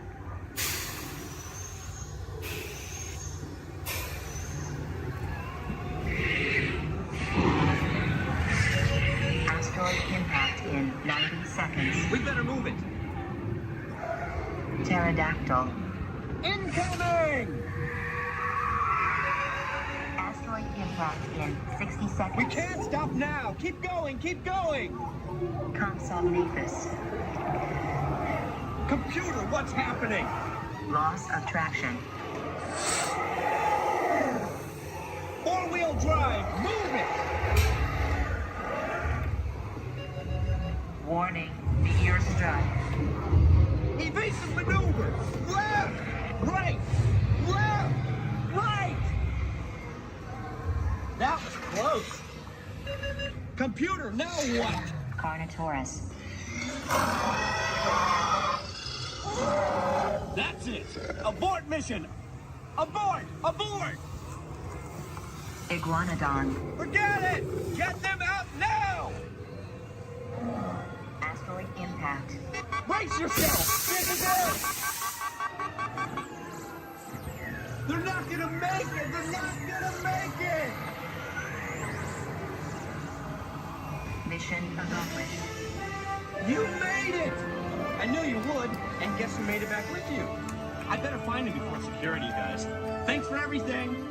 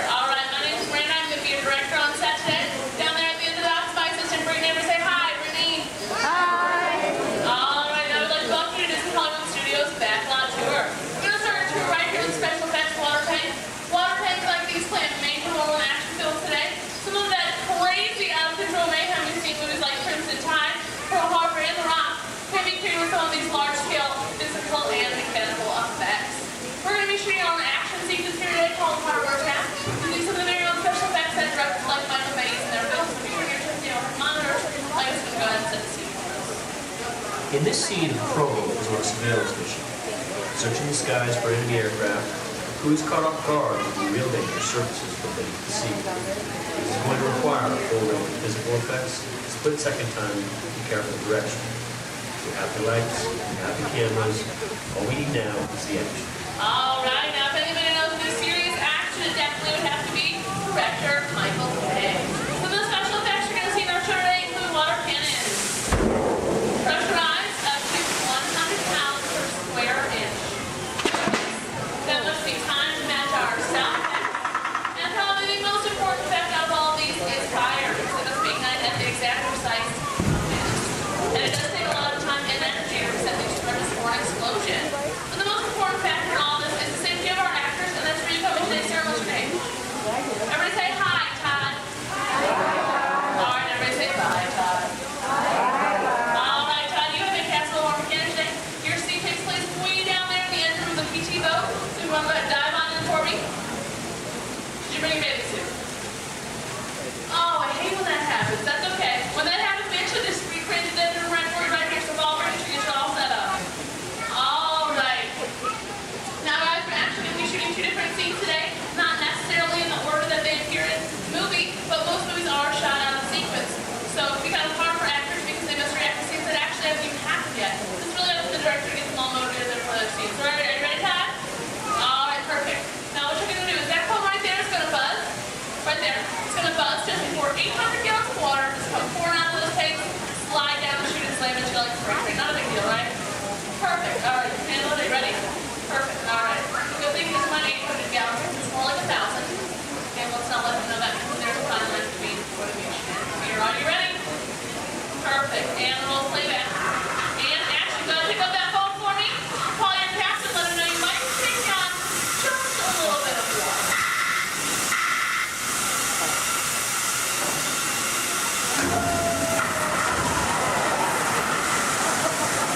And cut. Everybody give him a nice round of applause. We'll do one more quick scene for you if that's okay. We'll do one more quick scene for you if that's okay. All right, just stay in your seat for me. Go ahead and take off your hood. Give me a big dramatic stare at the audience. And act dry. Yes? That's right. How's he doing, guys? I think he's doing a pretty good job. Give him another nice round of applause. All right. Now we're actually going to send that scene to our next scene. Our next scene takes place right up here in the deck of our PT boat. It's going to bring in our break crew now. Ladies and gentlemen, let's give a nice round of applause for our Captain Ken and Royal and Brave Deckhand Debbie. Pass on set, please. All right, thank you, Brittany. And roll playback. All right, now remember, crew, you are on a surveillance mission, okay? And action. All right.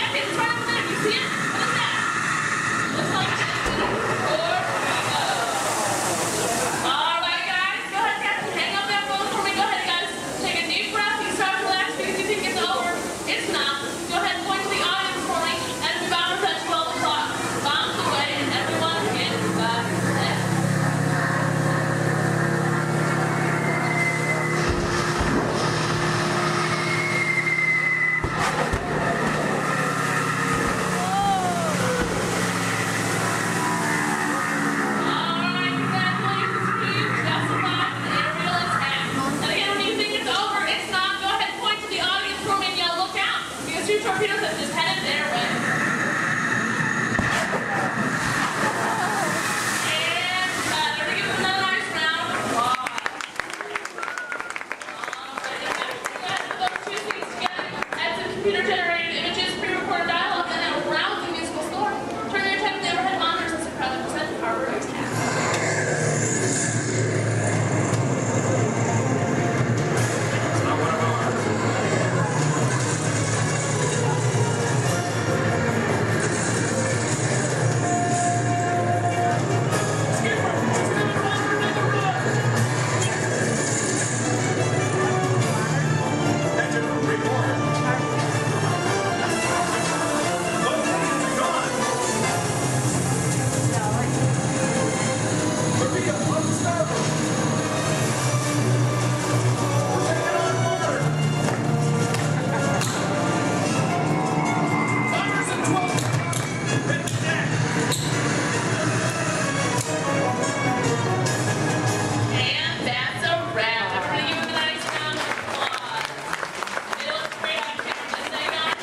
Grab the anti-aircraft guns. Myself and my assistant Brittany would like to thank you all for coming out Oh, to they cover should. attack. If you're waiting for any of our brave volunteers, just stay right where you are.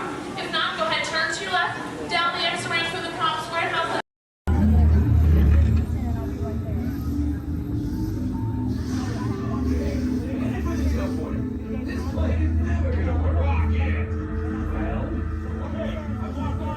We'll be right behind you. Nothing to worry about. Unless we cannot stop this unusually large man, then we're likely doomed. You're gonna need it.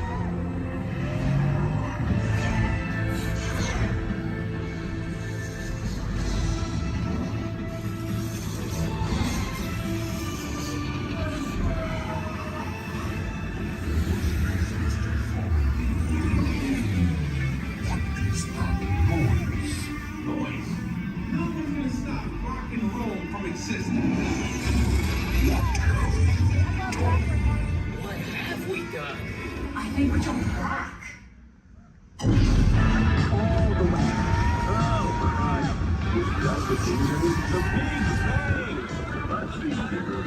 gotta get that generator. It's the only way back.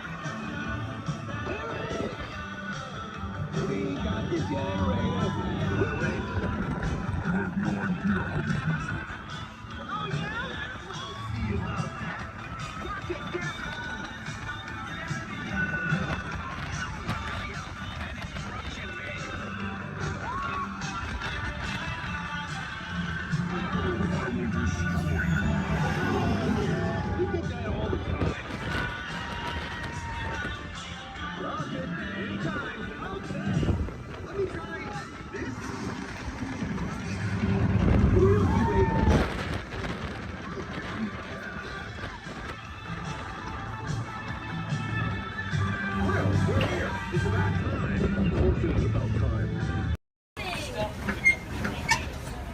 Look up above your heads, you'll see an animal identification guide.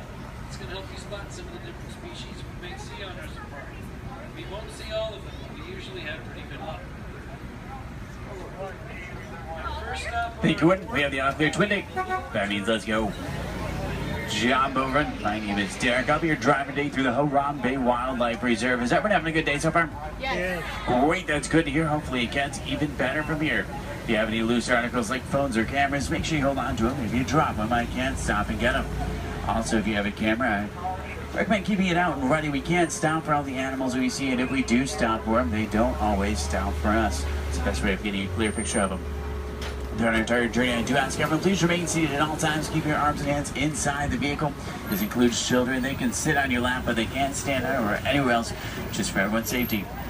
Our first stop here today will be the Little Ituri Forest. It's home to some very shy animals. I like to use the vegetation around them as kind of a natural camouflage. When I see animals, I'll point them out and talk about them. If you see any, there's a spotting guide up above you. I'll help you identify what you're looking at. We won't see everything up there, but hopefully we can see most of them.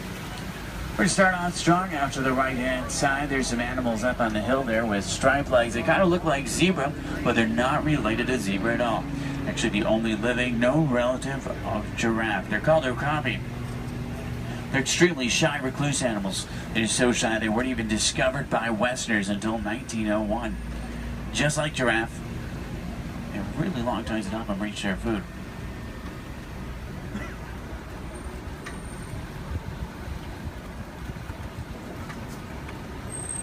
Watering holes like the one out to the left are essential in forests like these. Animals will stay close to them, that way they have a source to drink from. If you look straight across the water up on the ledge up there, you'll see a black rhino. Actually really rare to see. They weigh about 3,000 pounds, charge about 35 miles an hour.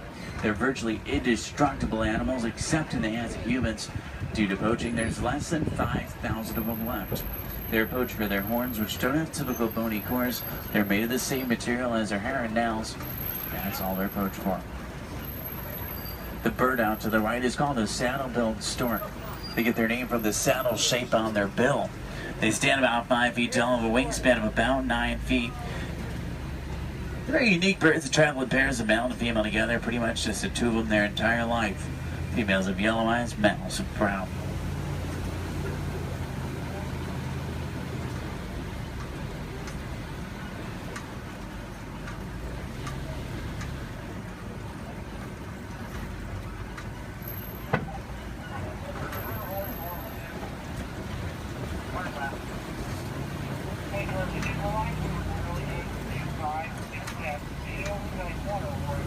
To the left, you'll see some tannish animals. They're called greater kudu.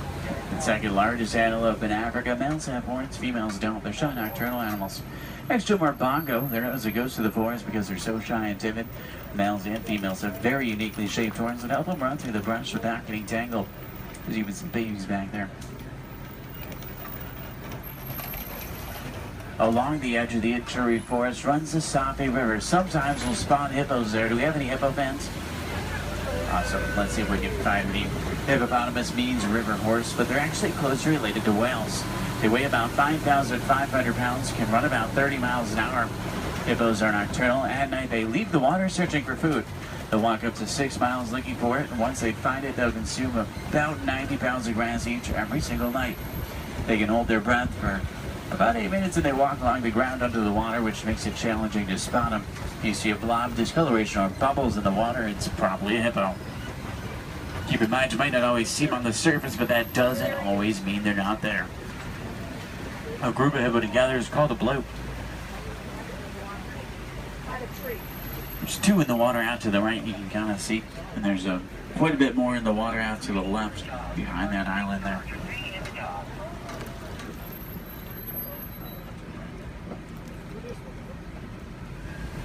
On that middle island are pink-backed pelican. They get their name because they turn a pinkish color during mating season. They nest up in trees. Hippos may seem cute, but they're actually one of the most dangerous animals we'll see all day. They're extremely territorial. If you get too close to a hippo or get in the water without realizing they're there, they become very, very aggressive. You don't want to mess with them.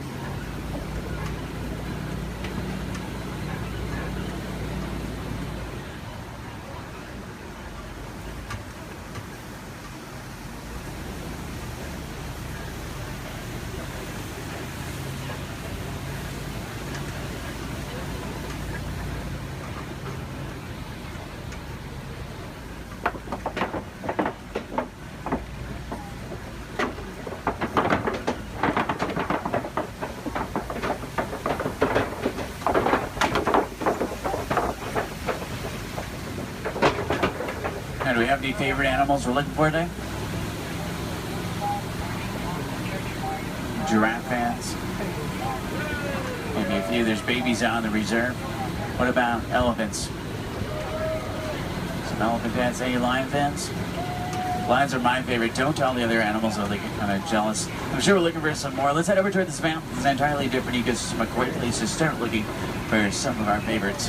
Now on the right up here, we're going to see a baobab tree. We'll see them all throughout the reserve. They're also known as upside-down trees because they look like they're upside down. They do really well in droughts. They store water in their trunks and go about 9 months of the year without leaves, which helps to conserve water. Because of this, they can live to be thousands of years old. We're entering the African savannah we're all working hard to conserve. It serves as a home to millions of animals every year as a roaming graze searching for food. It does work like a big circle here. The elephants, they're the bulldozers. They push down the trees, which helps the grass grow and helps provide food. The giraffe will eat the leaves under the trees, which lets sunlight through to also help the grass grow. The zebra and the antelope will eat the grass, and then smaller animals like warthogs, they do the edge work. Helps create the image we're all looking at today. In a balanced ecosystem, there's food for everyone.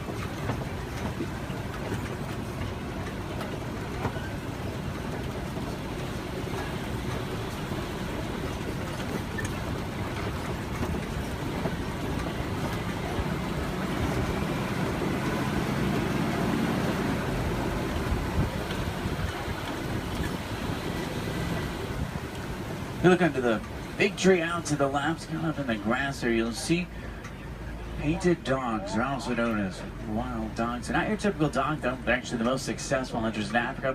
They're more successful at hunting than the big cats, including lions. They rally before they hunt. They'll hunt in the morning and the evening. They follow their prey until it drops them exhausted. And once they get it, to 1/3 of their body weight in just one sitting.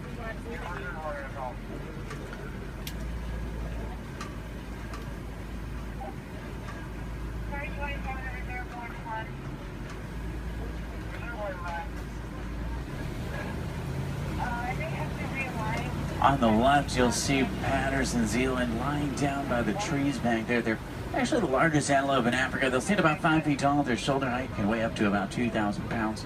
They can jump up to about 8 feet in the air. Both males and females have spiral-shaped horns on their head. The orangish mounds we're passing are called termite mounds. They're hard as concrete. Elephants use them as scratching posts. Once they wear them down a little, antelopes stand on top of them. That way they can see predators like lions approaching. Inside each mound are millions of termites. There's also a series of tunnels and canals that help them to move.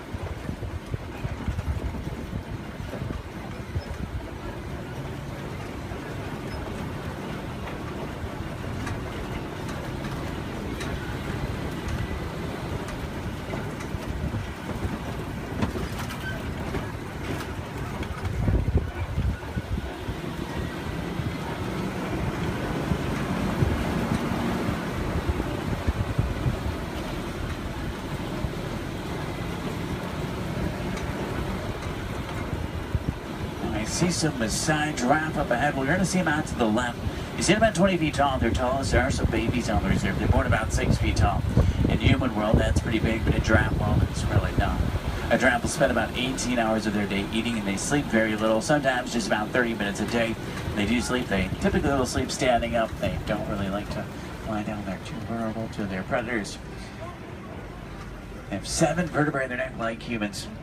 A giraffe can run about 30 miles an hour, and they have hearts that can reach lengths over 2 feet long.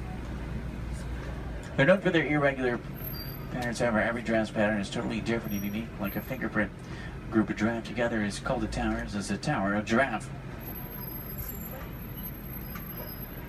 I can't stop for them. There's new animals in the area, so I have to kind of roll by them.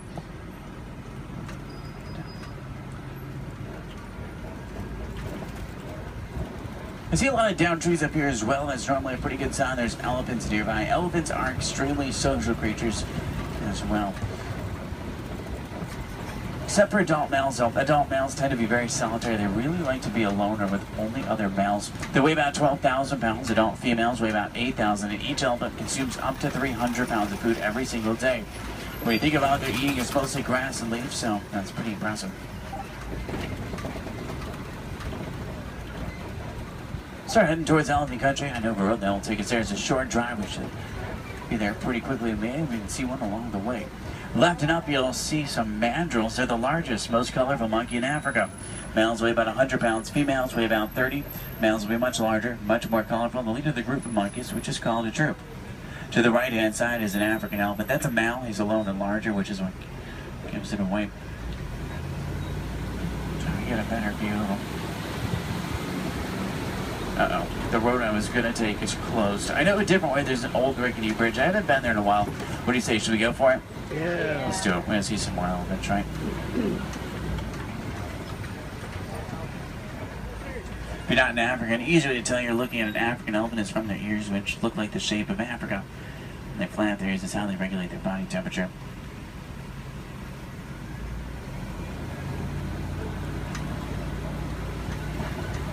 Trying to find some more. I just hope they worked on this bridge. Last time it was pretty bumpy. Almost. Everyone made it. It's a little worse than I remember. The good news is there's still a few parts of it connected. Is anyone on board Scared Heights? If you are, just close your eyes like me. Steady. Oh, they tried to fix it. I see a new patch of duct tape. That stuff really can't fix anything.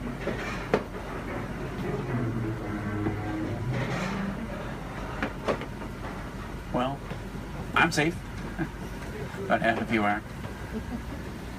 Did everyone make it across with me this time? Yeah. Great, let's try to find some elephants, make it worth the trip. Now you see tusk marks in the clay up here. Elephants will break it off and eat it. It gives them minerals they don't get in their regular diet. It's like a vitamin for them. I think it's pretty cool. For all the moms on board, this fact will be much scarier than that bridge. Female elephants are pregnant for 22 months. I know, that's a long time. Now, young elephants have the second longest childhood to humans, about 15 years. There are young elephants on the reserve. It's really hard to tell how old they are, though. They grow fairly quickly.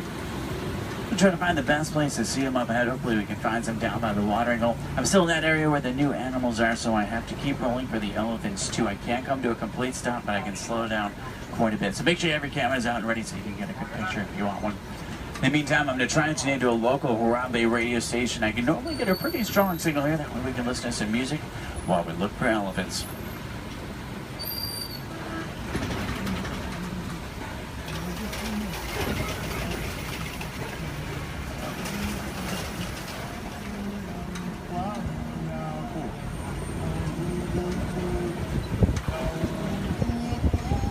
Looks like most of the herd is down by the watering hole, which is great news for us. Normally that's a pretty cool view. If you see any elephants throwing dirt on their back or rolling in dirt, they can actually get sunburned, and they'll use dirt like a sunblock. Both male and female African elephants have ivory tusks, which are what they're built for.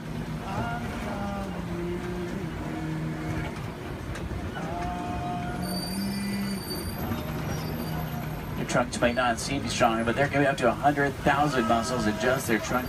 It's actually really powerful.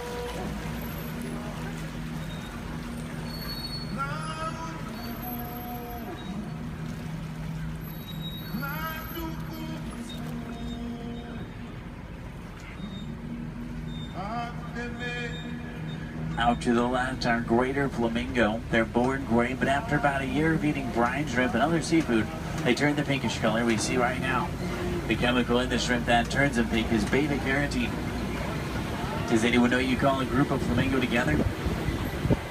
It's called the flamboyants. It's pretty funny. They're also known as a stand. I guess flock is just too simple for flamingo.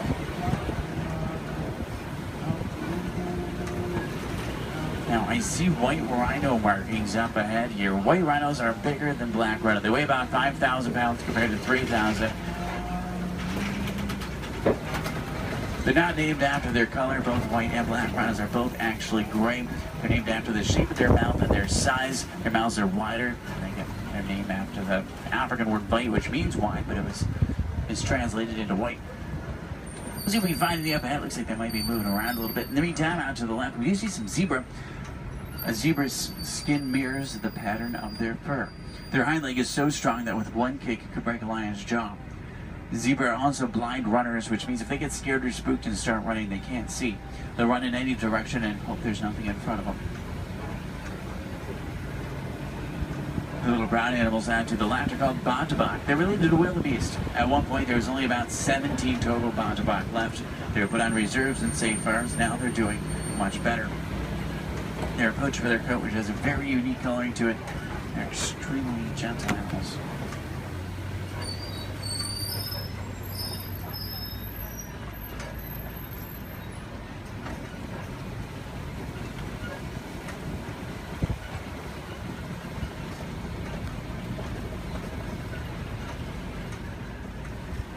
See some spots on the side of the hill here. If you look out to the left and backwards, you might be able to see them. It's kind of a tough angle. There's some up ahead as well. These are a little bit easier to see. These are Cheeto. Cheeto run an average speed of 60 miles an hour. Their daytime hunters have phenomenal vision. It takes them about 3 seconds to reach that 60-mile-an-hour mark. Once they hit it, they can only run it for a short distance. If you look out to the left, you'll see them lying down. It's really hard to see them. They blend in well with the sun and shade combination. Does anyone see them over there? They're kind of, if you look out to the left and then to the right a little bit, you'll see them into the bushes. They're in this direction, this way. Maybe if you see them. I know, they're really hard to see. They're camouflage. They're not powerful animals, they're speedy animals. If they come across an animal that is powerful like a lion, they'll turn around and run the other way. Speaking of lions, I see a Kobe rock formation up ahead, which is a good place to look for them. Lions are inactive about 20 hours of the day. It doesn't necessarily mean they sleep all day, it just means they really like to lay around a lot. You can hear lions roar for up to 5 miles. Females are the hunters. Males typically stay back and protect the pride. At night, a lion's vision is 6 times stronger than a human. It helps them hunt. They're rabid hunters, so they hunt what they see moving. If there's something standing still, they may not even notice it. In Swahili, lion is Simba. I know, what a coincidence. If there's any wilderness explorers on board, you're on the Simba 1. That's SIMBA1, page 13 of your handbook, Simba 1. There's a crash of rhinos out to the right. You can get a pretty cool view of them. There's even some babies. Babies stay pretty close to mom. Keep in mind, mom weighs 5,000 pounds, can run 35 miles an hour. So if you thought your mom was scary when she's mad, these are a little scarier. Left it up is a pride of lion. There's a male. Look higher, you'll see a female. She's way up on top of the rocks up there. Extremely graceful animals, but they're also very powerful. Get that sense when you're around them.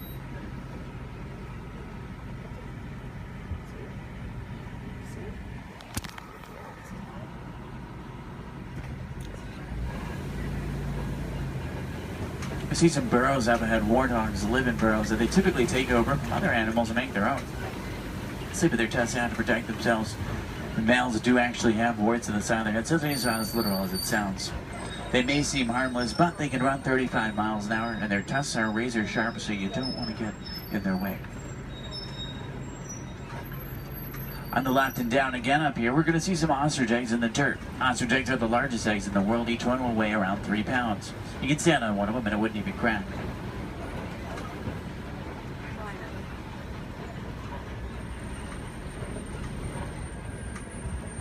If you're wondering what Disney does or what we can do to protect some of the animals we've seen today, the Disney Conservation Fund has been doing research for a long time. And a good example of something we've learned is elephants in Africa migrate quite a bit. There's a problem though, they're migrating onto farms and taking crops from farmers, and the farmers did not have a non-violent way to stop it. Fences don't work, elephants plow right through them. So Disney went over to try to help their conservation partners find a solution, and they found out that elephants are terrified of bees.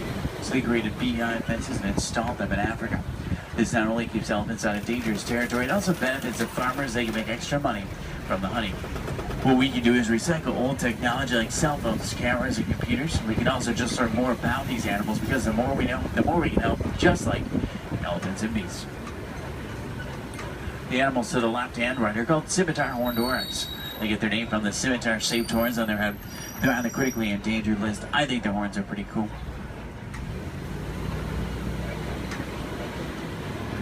If you have any questions about anything we've seen today or anything I can help you with for the rest of your day, feel free to let me know. I would be more than happy to help. In the meantime, we're going to start to make our way back towards Harambe Village. Once we get back, if you're looking for more fun things to do, I recommend the Pangati Forest Trail. You can see gorillas, baby gorillas, naked mole rats, hissing cockroaches, underwater hippos, meerkats, and more. About a 15-minute hike, but you'll get some great pictures and make some great memories. At the end of Harambe on the right is the Festival of Lion King. It's one of the most popular shows at Disney. By far one of my favorites. It's worth the trip. Make sure you drink plenty of water today, otherwise the heat can sneak up on you. Did everyone enjoy the safari? Yeah. Great, that's good to hear. Now the best thing is no two safaris are ever the same. Whether it be a different driver, different animals, or the same animals closer, it's always unique.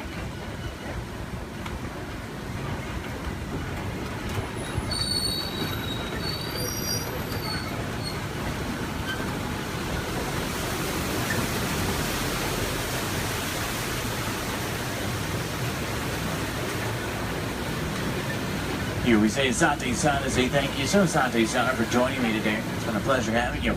If you enjoyed it, my name is Derek. If you didn't, names really aren't that important.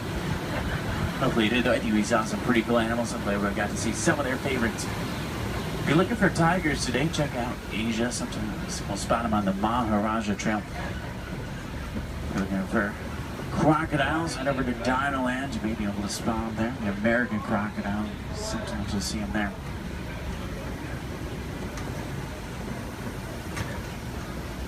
And take you right back to where I picked you up. It's a short drive back. We should be back in just a few minutes.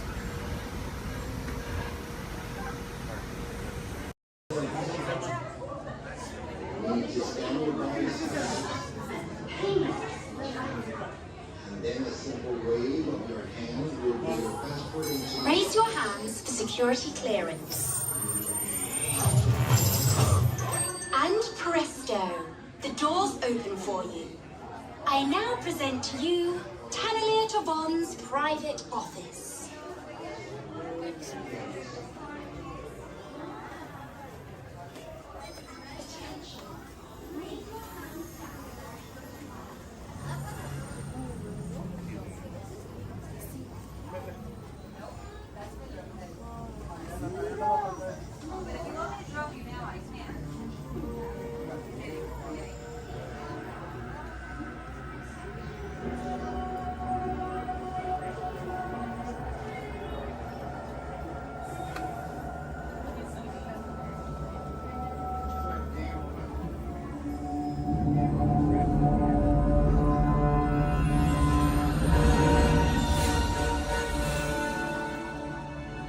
My friends, you're one step closer to your exciting encounter with the Guardians of the Galaxy.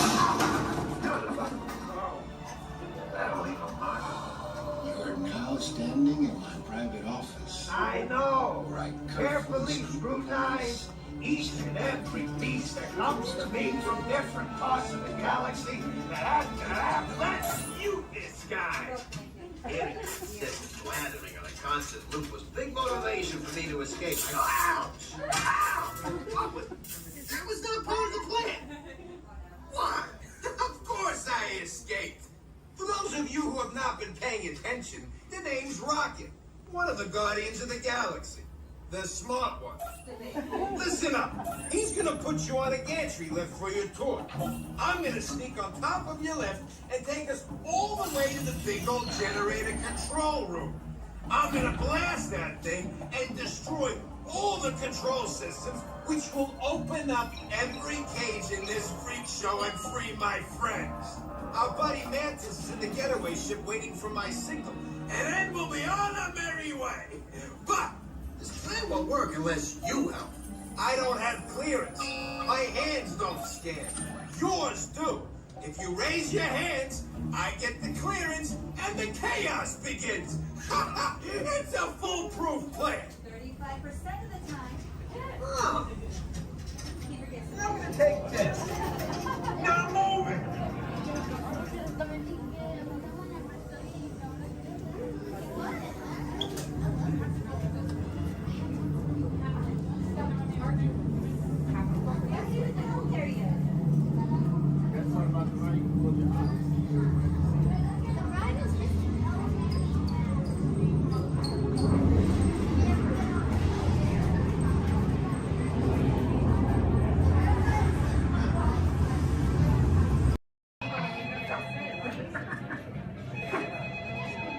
Information Institute, Dr. Channing's office. I'm sorry, Dr. Channing is hosting a tour of our sensory diaphragm tomorrow. This hotel. Hello, Dr. Channing's office. Hello, Dr. Channing's office. Hello, Dr. Channing's office. What's that? You can't control your imagination and it's running wild. Oh dear. Yes, I'll have him call you as soon as he's available. Hello, Dr. Channing's.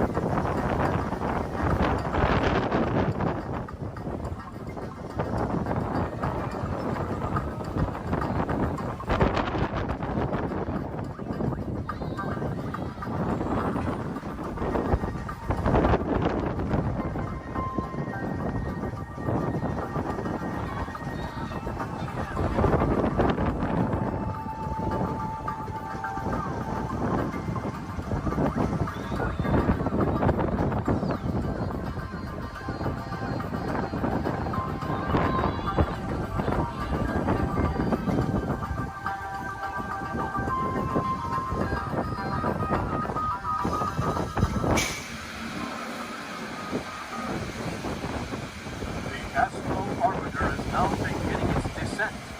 Please remain seated until your rocket ship stops and follow the arrows to the flight deck. Welcome back, pilots. Travelers, for your safety, please remain seated until your rocket comes to that full and complete stop. Gather all your Stand clear of doors and hold on to handrails.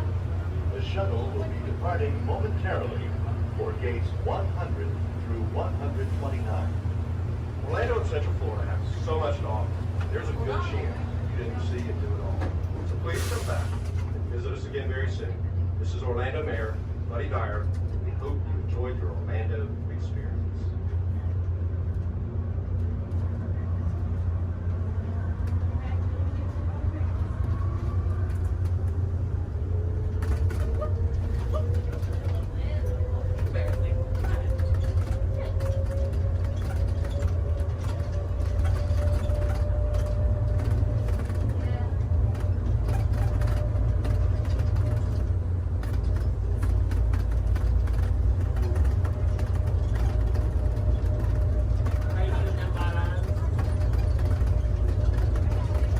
Please hold on to the handrail. When the shuttle stops, please exit for gate 100 through 129.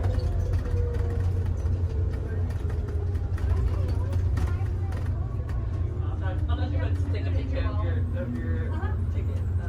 Why would I do that? I'm checking to see our gate. 127. I told you about 7 times, but What is it now? Let's get technical with the off pressure. The fuel pressure provides you success in the first place. Let me check. I am getting a problem. Here. Yes, I'm shutting off the main line right now.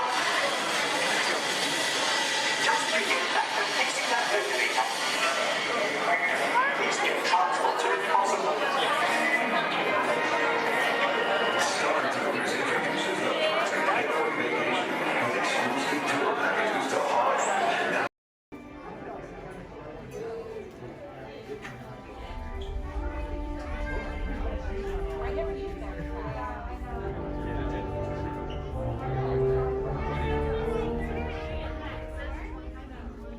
Hello and welcome to Soarin'. My name is Patrick and I'll be your chief flight attendant today. We'll be getting boarding in a few minutes, but first I'd like to acquaint you with some important safety information. When the doors to your flight open, please take a seat and store all carry-on items in the under-seat compartment. This includes cameras, purses, hats, and of course, these little duties. Next, fasten your seatbelts, inserting them into the buckle on your right. If smaller aviators don't measure up to the height indicator on the seat, just put the belt through the loop in the center strap before buckling it.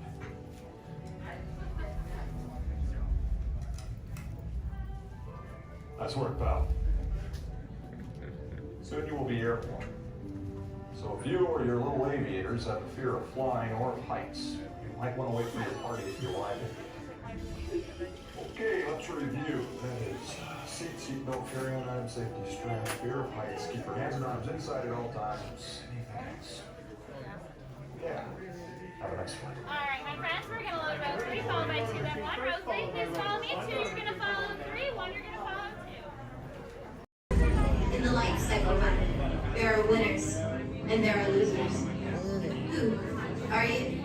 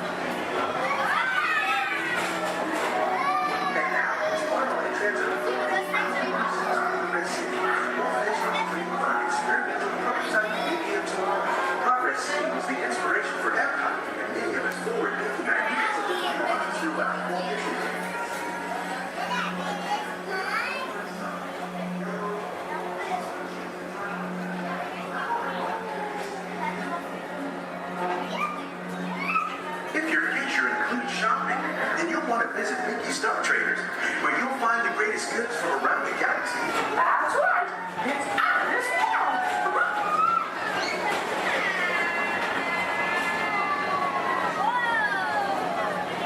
At the Disneyland Speedway, put the pedal to the metal and speed towards the checkered flag in your very own race car.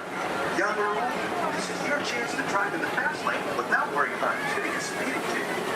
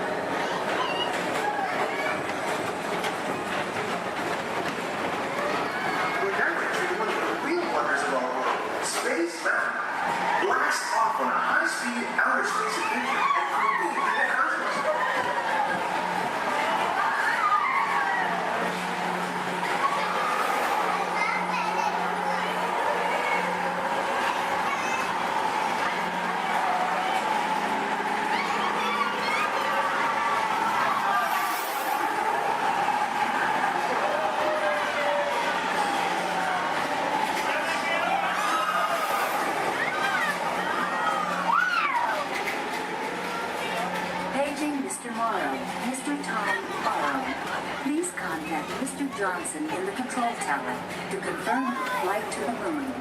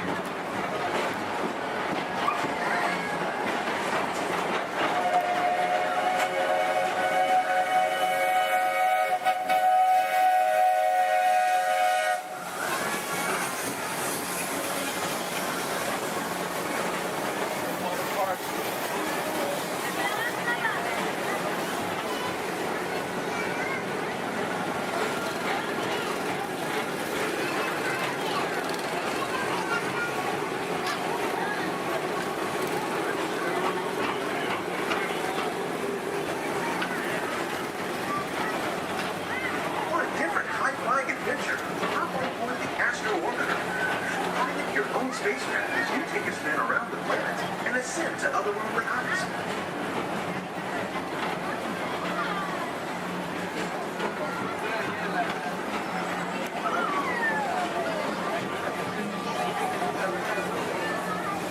We're now approaching Walt Disney's Carousel of Progress.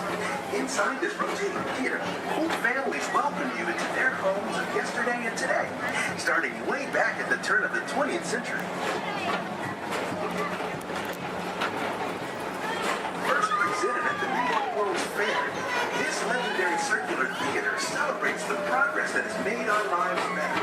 It's a perfect reminder that there's always a great, big, beautiful tomorrow shining at the end of every day.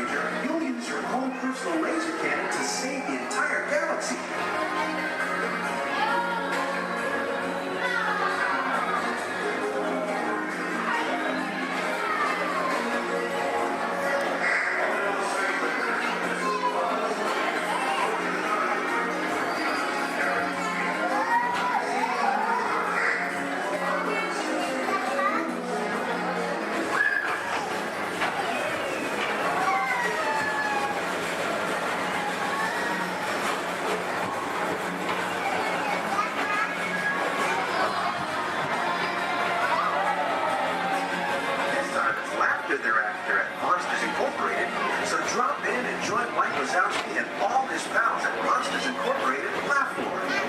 Share the fun.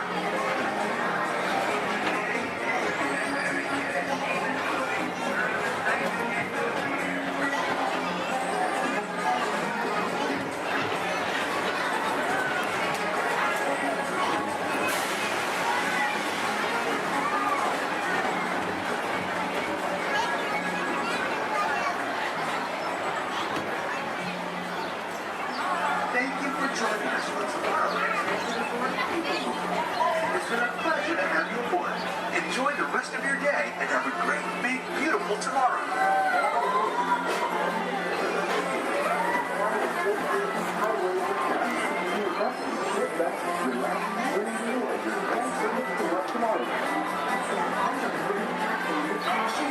Exit by stepping away from the car.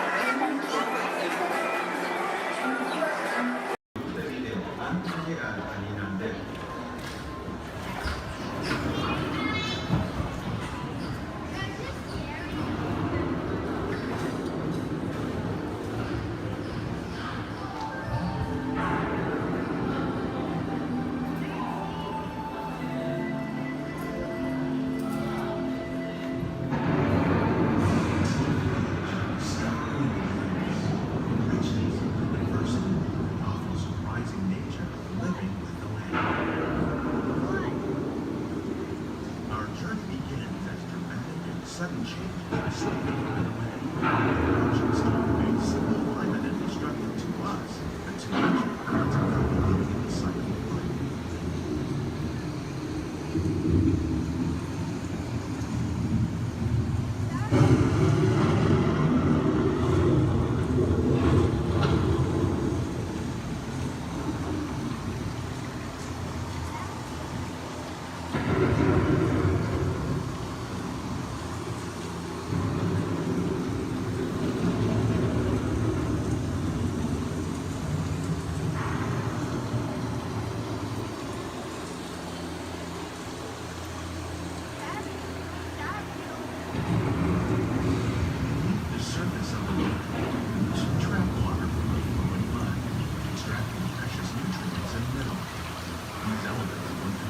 Sunlight create the diverse living systems of our planet.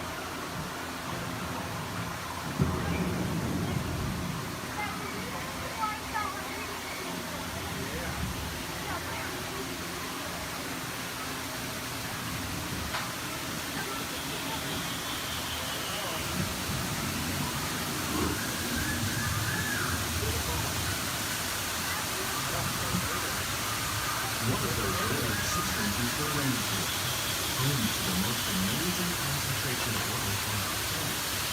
These dense and beautiful forests cover only a tiny portion of the Earth's surface, but they contain more than half of its planet and atmosphere. Rainforests are also extremely rich in protected living systems, providing us with oxygen, food, medicine, and other forms of essential life.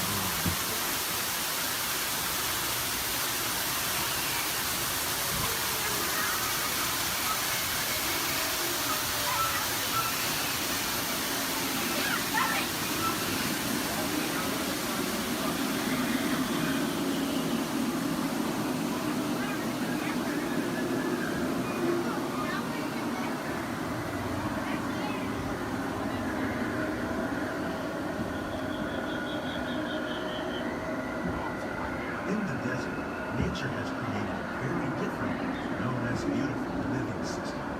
And while this arid landscape may seem lifeless, it is very much alive.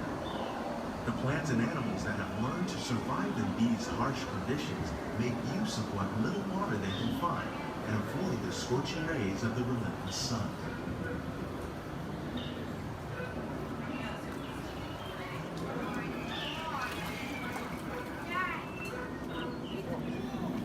The American prairie once appeared as desolate as the desert, but over time, rainwater and nutrients gradually penetrated the hard surface of this land. Even the hooves of the muddy buffalo helped create the rich soil one day become home to the American farm.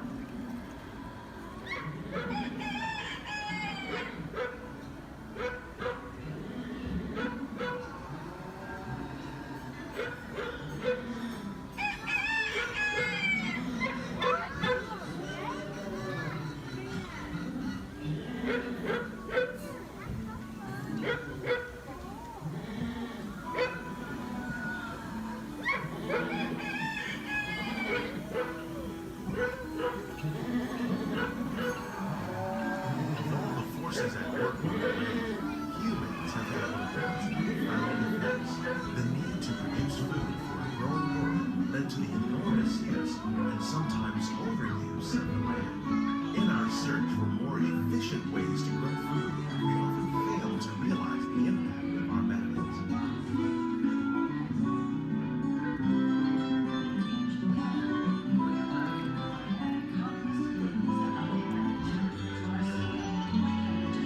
Today, we're learning to live with the land, discovering better ways to grow food that will assure both human and environmental well-being. We can enrich the soil without the use of chemicals. In Saudi Arabia and Mexico, we're learning to produce food on desert seacoasts by developing and planting crops that thrive on saltwater. Here at Epcot, we're learning to reduce the need for pesticides by using natural predators like ladybugs and wasps to control pests. In Japan, we're learning that by adding composted leaves and other plant material to our soil, we can reduce the need for fertilizers. In farmlands across America, we're learning that by plowing under vegetation containing natural fertilizers, we can enrich the soil without the use of chemicals. In Saudi Arabia and Mexico, we're learning to produce food on desert seacoasts by developing and planting crops that thrive on saltwater.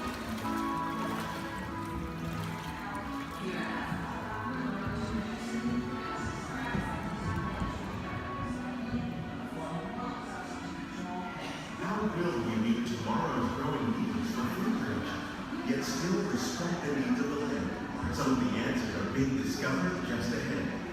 To help us maintain these carefully controlled ecosystems, and for your safety, please remain seated in your boat at all times.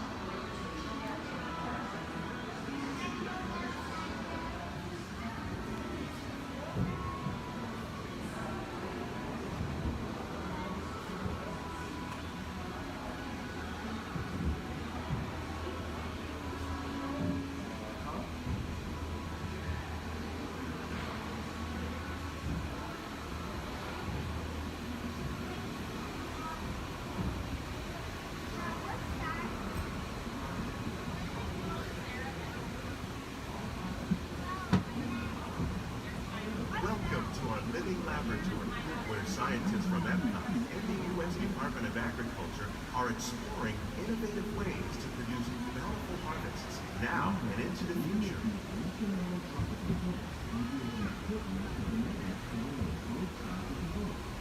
The tropics are home to the greatest diversity of plants on the planet. Many of these, like papaya, bananas, cacao, coffee, and rice, are well known around the world. These are just a few of the edible plants that have been an important source of nutrition for people living in the tropics. Many are rich in vitamins and minerals, while others are well adapted to growing in less than ideal conditions. Some, like the water lily, thrive in wet, swampy areas and waterways. All parts of this plant, even the flower petals, are edible. The starchy root of the plant has long been used to make flour for baking. One day, many of these lesser-known tropical plants may be as important as the bananas growing on both sides of the boat. More than 28 million tons of bananas are eaten annually, making it the most popular fruit in the world.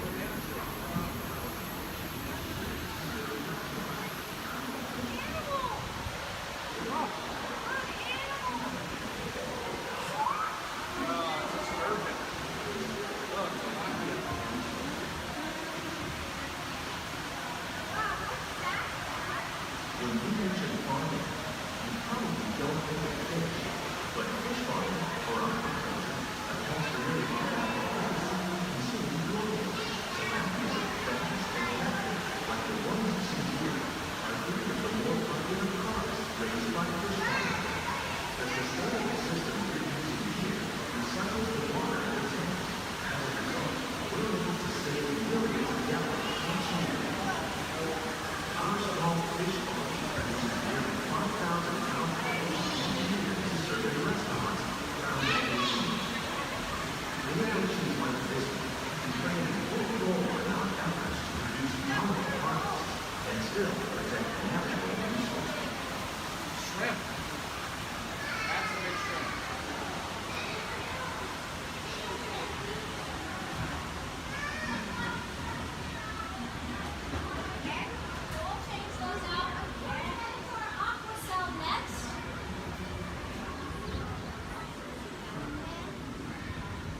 sunflowers.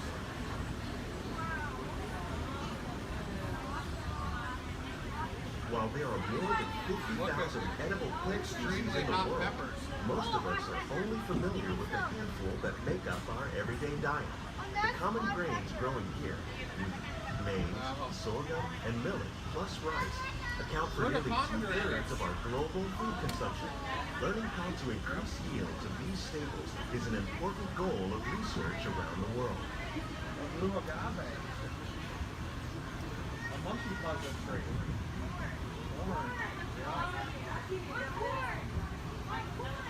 These plants are definitely on their way up. Innovative growing techniques like these increase yields, while more efficiently using resources like water, fertilizer, and pesticides. Another innovation at work here is our integrated pest management program.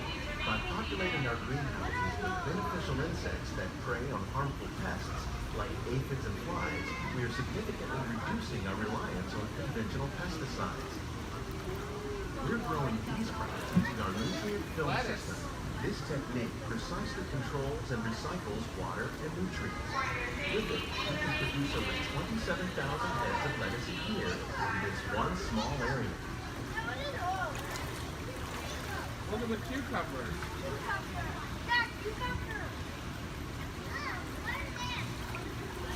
Look at the strawberries.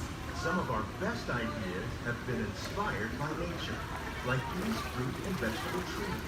By growing these ground plants vertically, we can increase yields and better control diseases. These crops taste as good as they look. In fact, we serve more than 15 tons of produce from our greenhouses in restaurants here at the land every year. Look at the jalapenos. That's a great idea.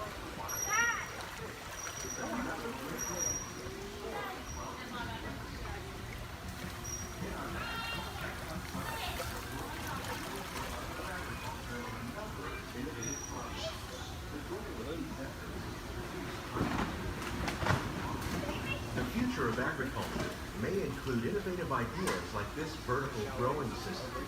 Plants grown in this way use a fraction of the space required by traditional growing methods. That saves water and increases production. The aquaponics system on your left combines hydroponics with aquaculture. The fish provide a natural source of fertilizer for the plants, and the plants help keep the water clean for the fish. It's another great way to produce more while using less. In our lab, Epcot scientists are working with the U.S. Department of Agriculture on a number of innovative projects. The goal of these efforts is to produce higher yielding and better quality varieties. Together, we can continue to find more ways to increase food production and protect our precious natural environment. Only then will we truly be living with the land.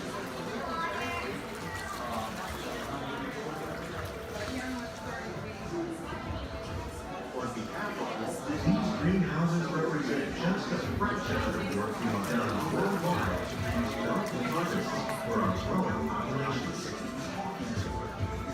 Scientists, farmers, and even backyard gardeners are doing their part to improve the quantity and quality of foods that we all rely upon. Together, we can continue to find more ways to increase food production and protect our precious natural environment. Only then will we truly be living with the land.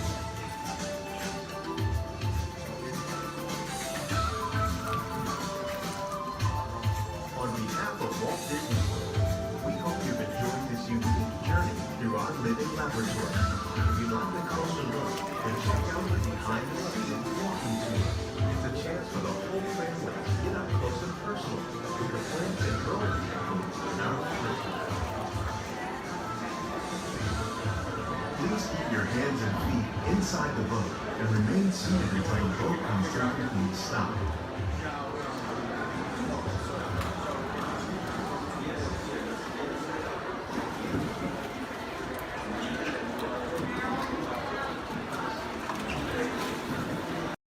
Head out, please remain seated at all times. Please keep your hands on your legs and elbows inside the vehicle, and please supervise your children. This is a one-way trip to Main Street, USA, and enjoy your ride.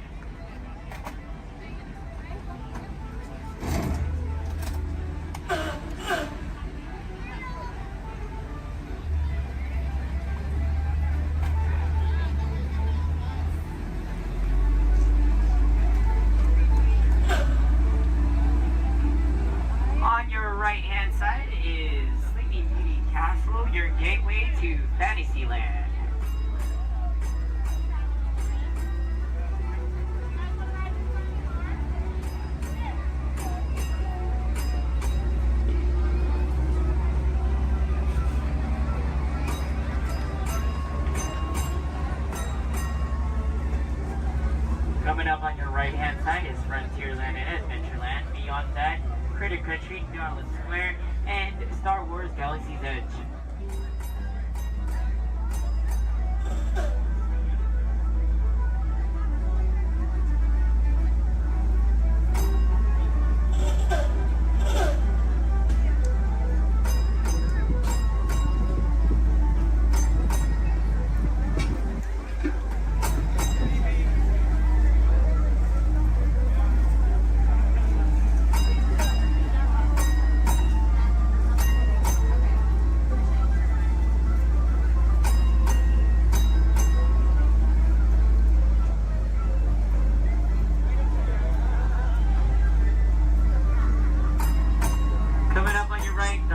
Left-hand side, there's our first aid center, our baby care center, and our lost child center.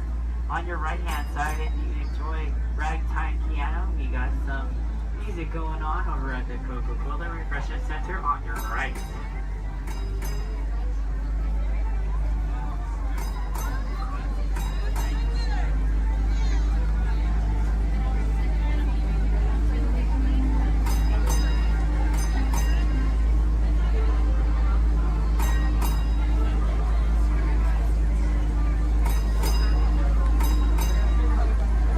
If you get hot later, on your right-hand side is our Dips and Grill ice cream parlor.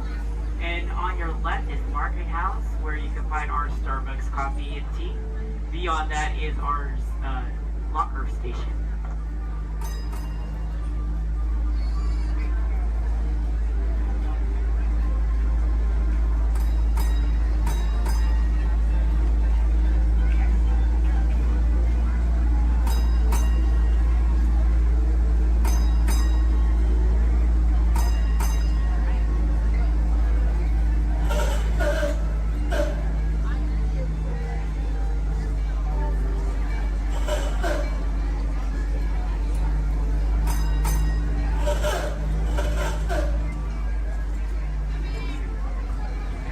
To our final destination in front of Disneyland City Hall. Please remain seated until the bus has come to a full and complete stop. For those of you who are sitting in the top stairs, please watch your step as you exit the stairs and assist young children, and enjoy the rest of your day here in the Magic Kingdom. My name is Justin, and thank you for riding.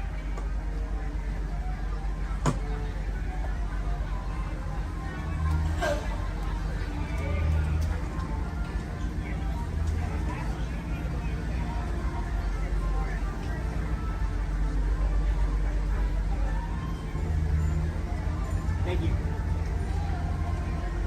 Please remain seated, folks. I do need a park deck right over there. Yeah. Please remain seated, folks.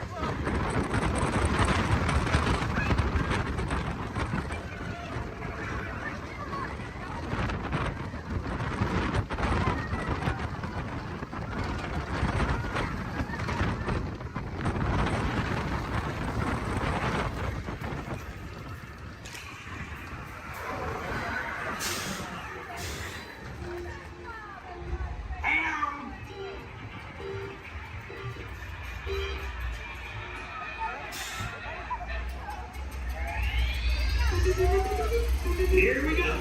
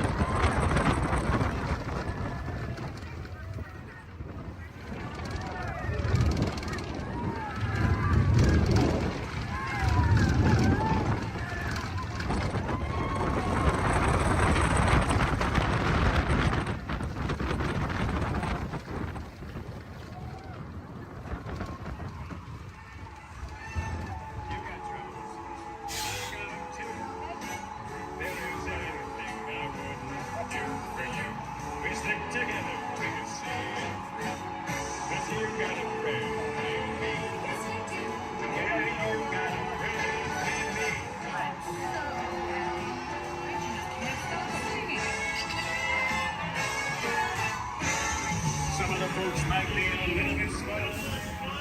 Stay safe until we come to a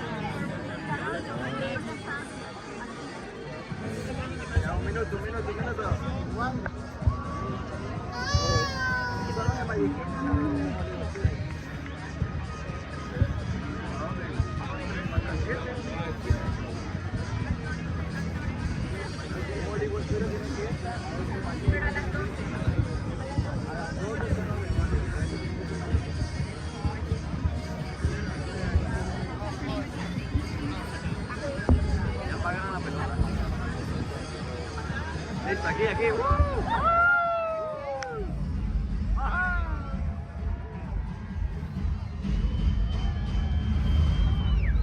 Welcome everyone to our New Year's Eve sparkling celebration. As we await the event here in the United States, Canada, and Mexico, we should note that many of our World Showcase friends are already greeted the New Year. 2025 reached the country of Japan, and 1 hour later, China celebrated the New Year. Let's celebrate with them now. 皆様、新年明けましておめでとうございます。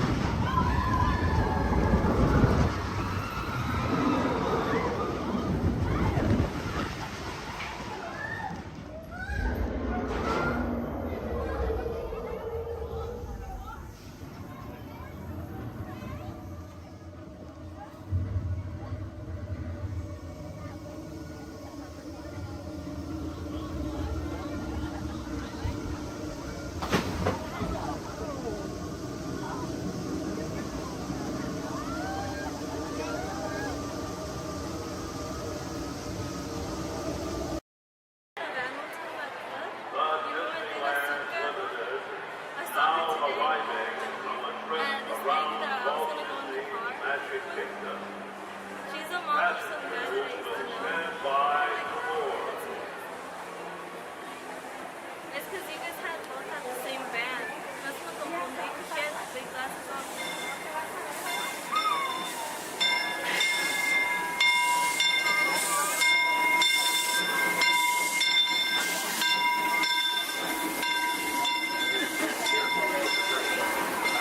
We'd like to thank those of you who've been with me for the Grand Circle Tour of Disneyland. We surely hope you enjoyed your travels with us and see a chance to see the train. I'd especially like to thank those of you who've been with me for the Grand Circle Tour of Disneyland. We surely hope you enjoyed your travels with us.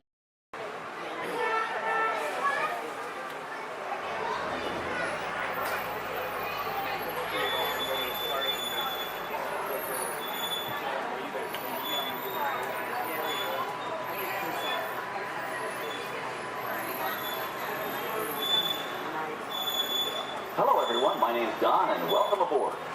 We're heading into the back lot of Disney's Hollywood Studios. This production area was built in 1988 as a Florida counterpart to the Walt Disney Studios in Burbank, California.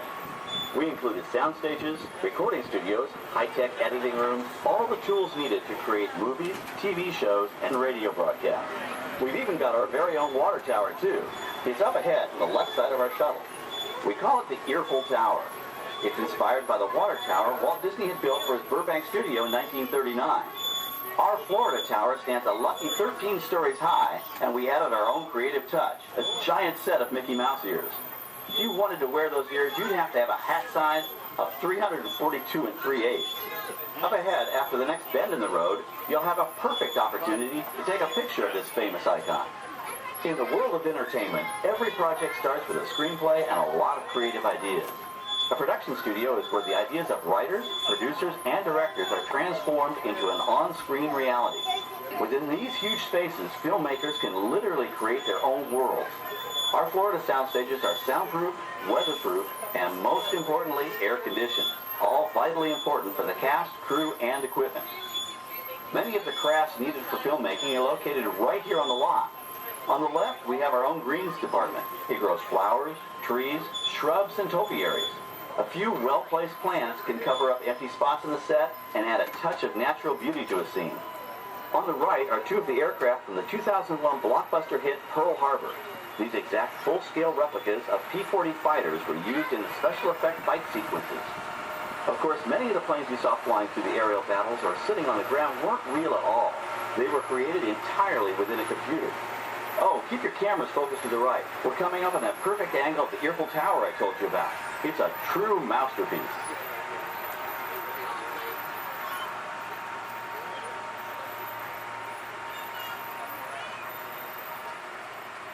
We're entering one of our most glamorous and colorful departments, creative costuming. Every star has to have just the right wardrobe, and it all begins here with a designer's sketch. Our team of designers, seamstresses, and tailors can turn 1.5 million yards of fabric into over 25,000 costumes every year. Many of these costumes will become part of the shows and attractions of the Walt Disney World Resort. In fact, here in Florida, we have the largest working wardrobe department in the world. Why, Mickey Mouse alone has over 175 different outfits to choose from, while Minnie Mouse keeps more than 200 unique costumes in her wardrobe. On the left are costumes worn by the stars in recent studio productions. You'll probably recognize some of those costumes from the big screen. Every story needs a setting, and our design staff can create just about any place a script calls for, from an urban city street to a remote desert canyon. On the left is our scenic shop where large-scale sets and props are built. Our team of set designers, carpenters, artists, and engineers has created caves and caverns, game show sets, even replicas of the U.S. Supreme Court and NASA's Mission Control, all on our sound stages. The shop also provides sets and props for our shows and parades here at Walt Disney World. The same skill and craftsmanship that goes into a movie set can also be used to create magic for our parks. Either way, it's all about making dreams come true.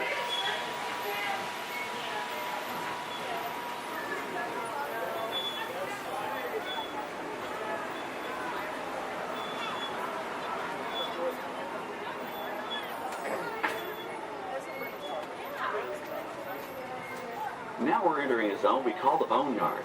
It's an outdoor storage area for oversized props and vehicles. Cars, trucks, boats, planes, we often save these props in case we need them for future productions.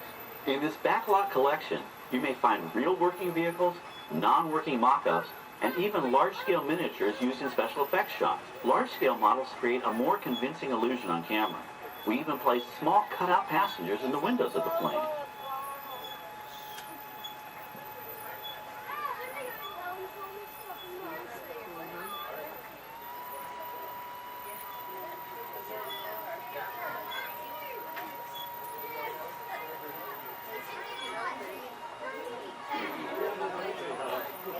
We're now passing by the sets for our Lights, Motors, Action Extreme Stunt Show. On the left, you may catch a glimpse of the Mediterranean fishing village that sets the stage for this thrilling attraction. We'll get a closer look at it soon, but for now, we're approaching one of the largest standing sets on our back lot. It's over on the right. It may not look like much from this angle, but it's pretty spectacular on the other side.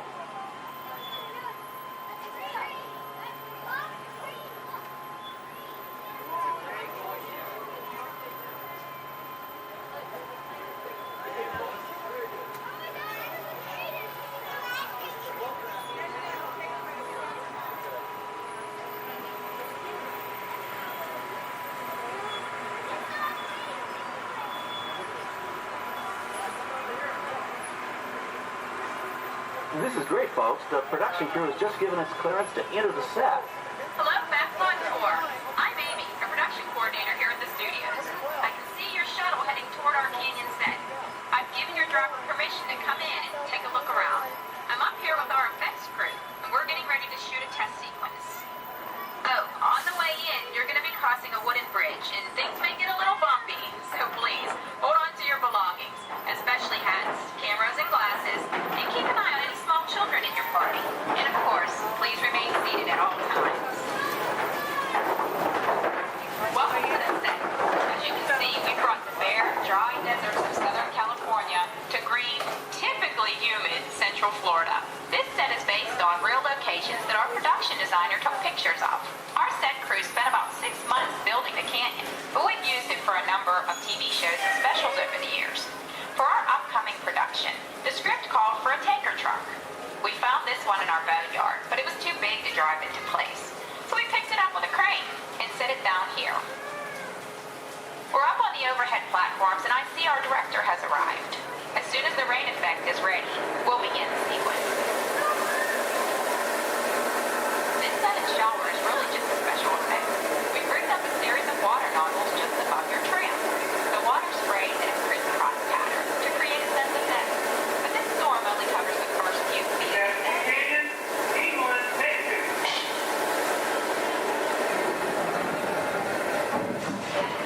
Okay, it's showtime.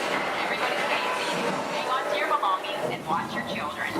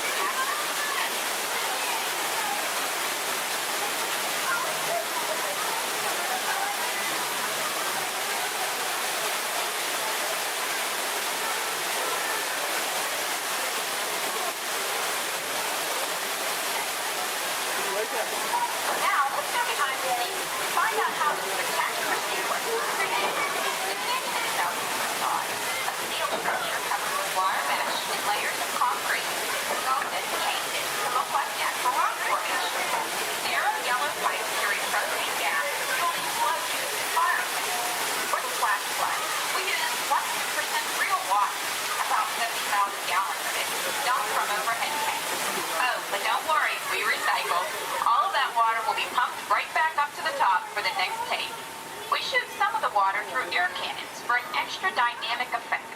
Those ear cannons are powerful enough to shoot a basketball over the top of a skyscraper the size of the Empire State Building. To top it off, our shuttle was sitting on hydraulic shaker tables. They provided the shaking, rattling, and rolling sensations for the scene. The entire sequence can be reset in 3.5 minutes. That's just enough time to bring in the next shuttle. Well, I've got to get ready for our next take. Thank you all for being part of the action. Hey, I'm needed back on the set, so enjoy the rest of your tour. Okay, well, thanks, Amy, for giving us access to the set.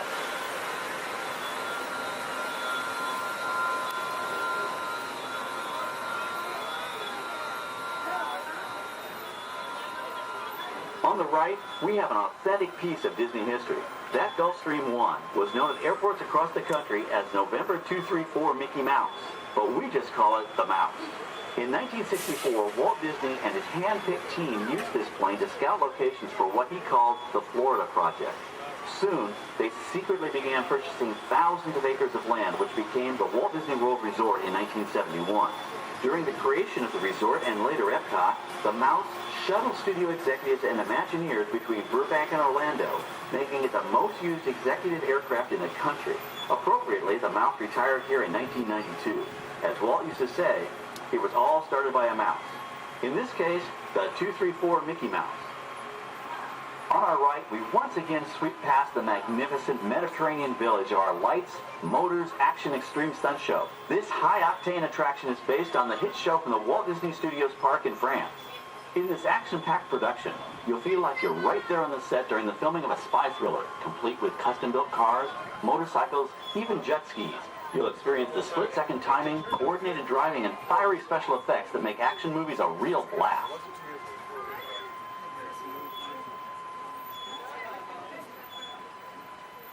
The staging area to our right is known as Acceleration Alley. Here, the custom-built stunt show vehicles rev their engines up to 70 miles an hour before making their high-speed entrances onto the stage for our Lights, Motors, Action Extreme Stunt Show. Of course, these are professional stunt drivers. We hope you'll enjoy their daring driving skills, but please, don't try them yourself.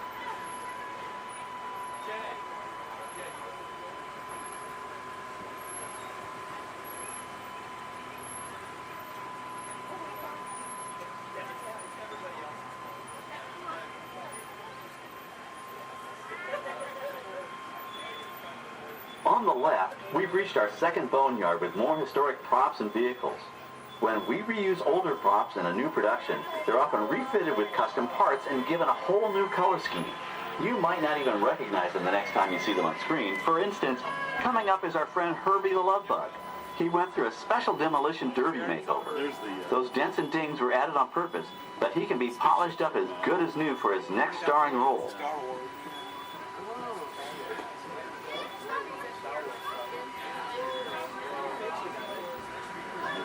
On our right, we now have a very different view of the fishing village set. From this point of view, you can see that there is no inside of the buildings.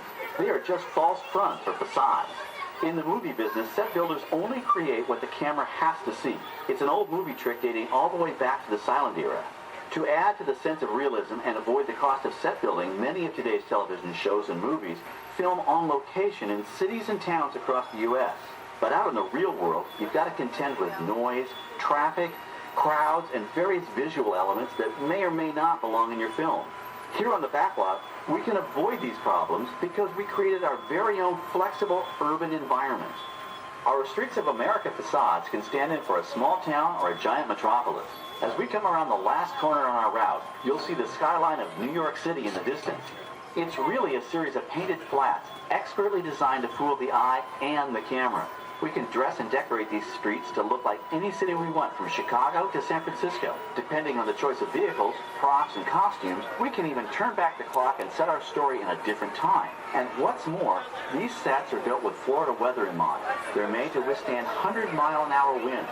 You're welcome to visit our Streets of America anytime during your visit today and get an up-close look at the skills of our set designers and builders. We've just about reached the end of our tour. Our final stop is the American Film Institute Showcase, where you can see the actual costumes and movie props used in some of Hollywood's most famous films. There are some pretty amazing items in there, so feel free to take all the time you like. Please stay seated until our tram comes to a complete stop and check around you for any personal items that may have fallen during our trip. Well, as they say in Hollywood, that's a wrap. Thanks for joining our backlot tour, and we hope you'll come back to visit us again soon. All right, we're going to stop up here in just a moment. I'll open these doors. I'm going to exit out through those blue automatic doors into the AFI showcase tour.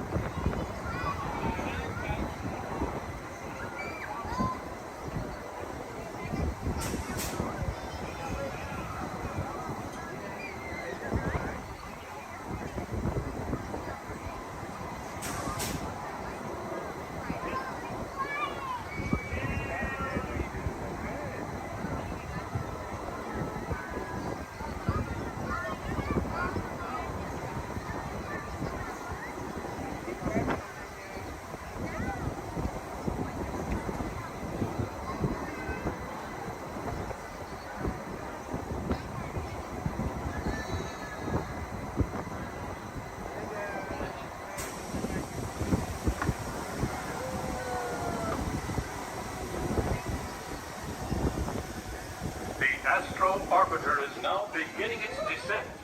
Please remain seated until your rocket ship stops. Then follow the arrows to the flight deck. Welcome back, pilot.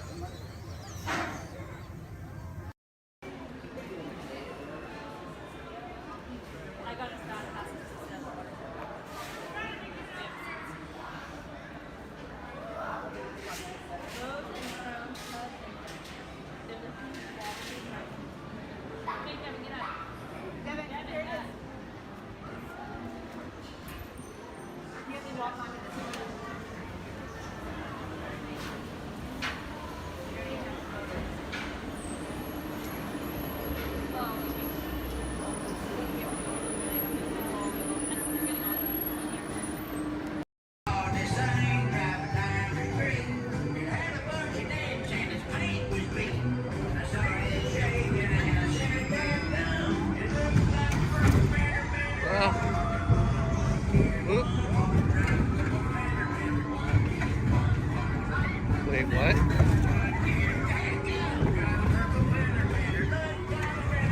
What?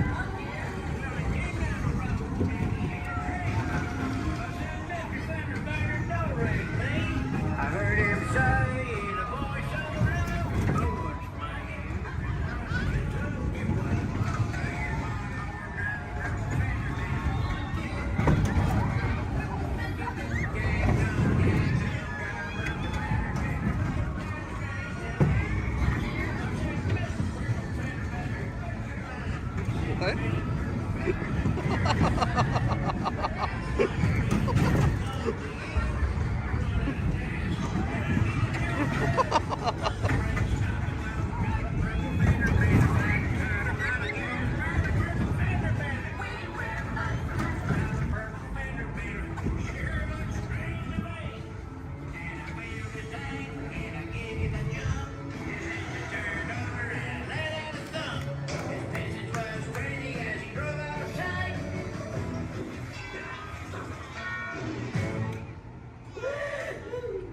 Can you believe that? All right, grab all your junk and keep an eye out for that purple fender bender.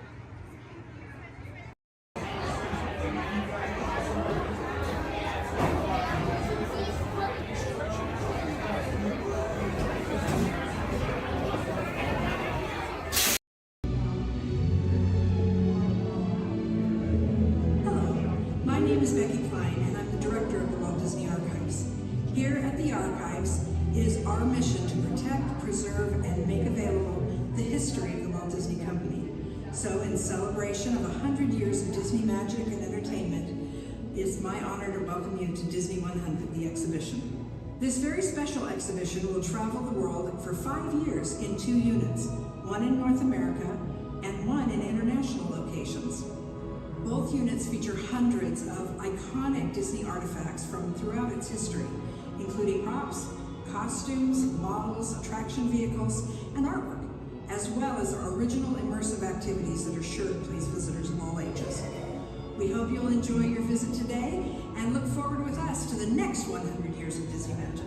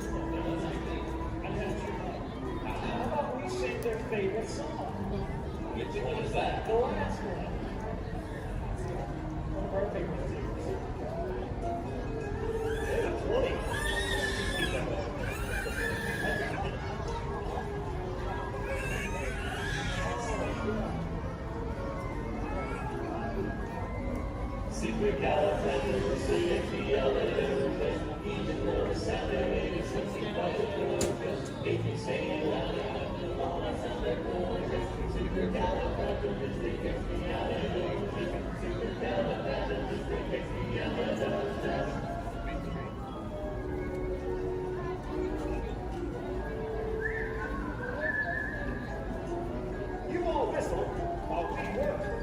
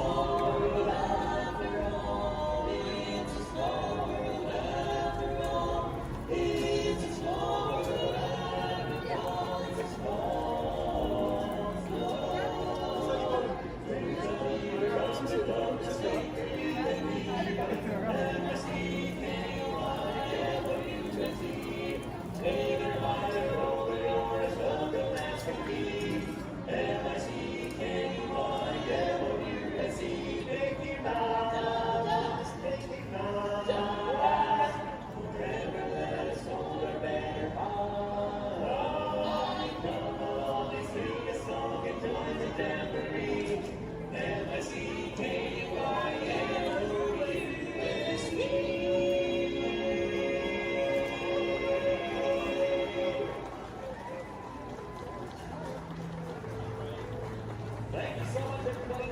If you enjoyed our show today, we are the Dapper Dans of Main Street. But if you did not enjoy our show, then we are the Vienna Boys Choir.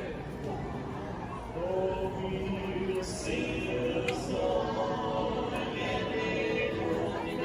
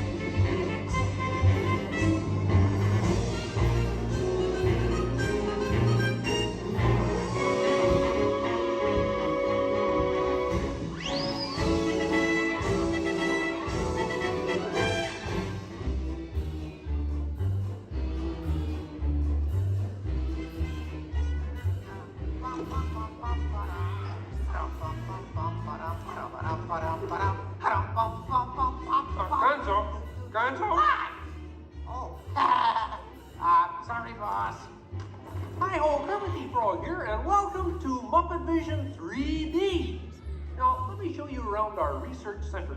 See, here in this modern high-tech facility... Hey! Careful!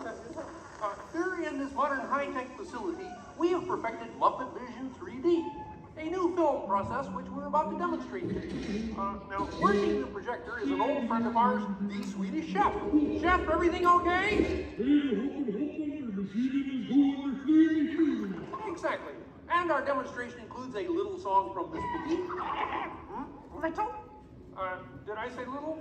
I meant to say it's a huge, show-stopping, major song from Miss Piggy. That's more like it. Good. And we've also got a big musical finale from Sam Eagle. Sam, what's it about? It's called A Salute to All Nations, but mostly America. Great. So it's going to be a swell demonstration, and at no time will we be stooping to any cheap 3D tricks. Did you say cheap 3D tricks?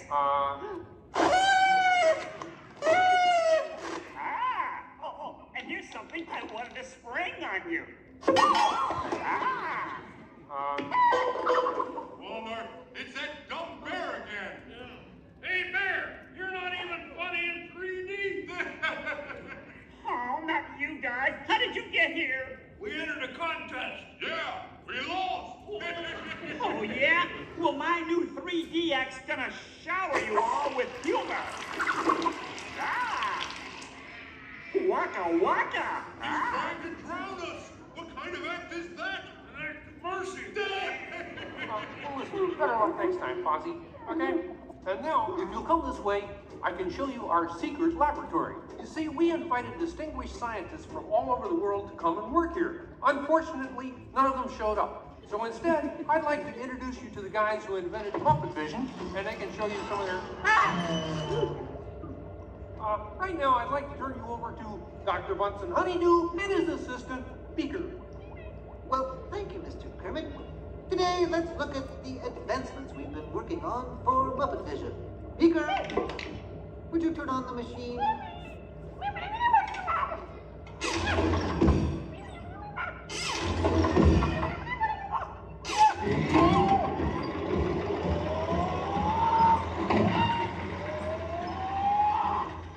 We at Muppet Labs have been able to grab hold of the future.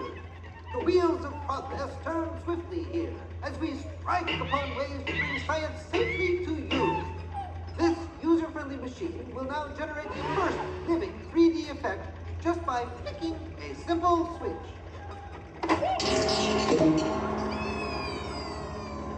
I'm Waldo, the spirit of 3D. Thank you. Here. Ooh, cute outfit. What's this? Don't you just hate it when your nose runs? You know, all these other people think I'm talking to them, but I'm really just talking to you.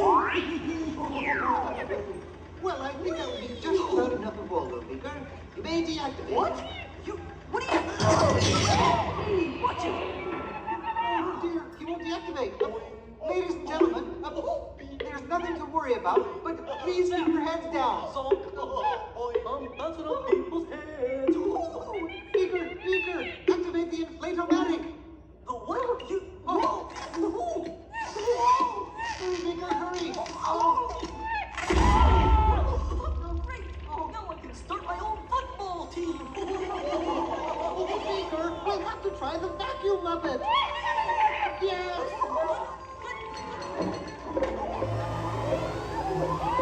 Ladies and gentlemen, for your own safety, please rest your armrest firmly.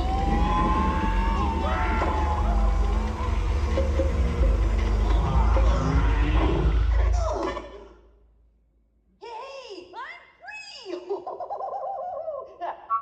Taxi! All right, now I'm getting out of this place.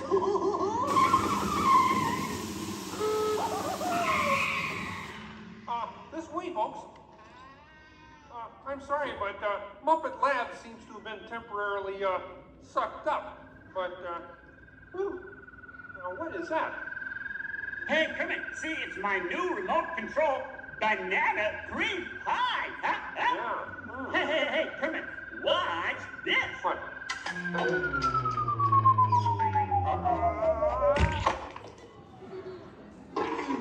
Ozzy, that's terrible. You're right. Need needs more sugar. And now, ladies and gentlemen, for the first musical portion of our demonstration, we have Miss Piggy in a wonderful 3D number. That's you, penguins.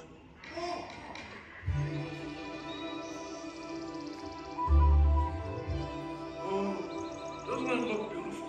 Yeah, too bad they're gonna spoil it with a pig. La la la la la la. Oh, sun shining bright above you. Soft breezes seem to whisper, I love you. Birds singing in the sycamore tree. We made it to me. Oh. Look in my eyes and kiss me. Just hold me tight and tell me you miss me. While I'm alone and blue as can be. Dream a little dream of me.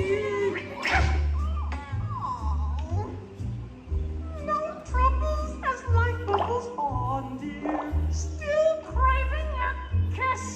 All right, that's it. Knock it off, penguin. Oh, but it was going so well. I will not work with the rabbit. But I was just doing 3D. Guess I won't be needing this. What's that? It was for the big water skiing finale. What?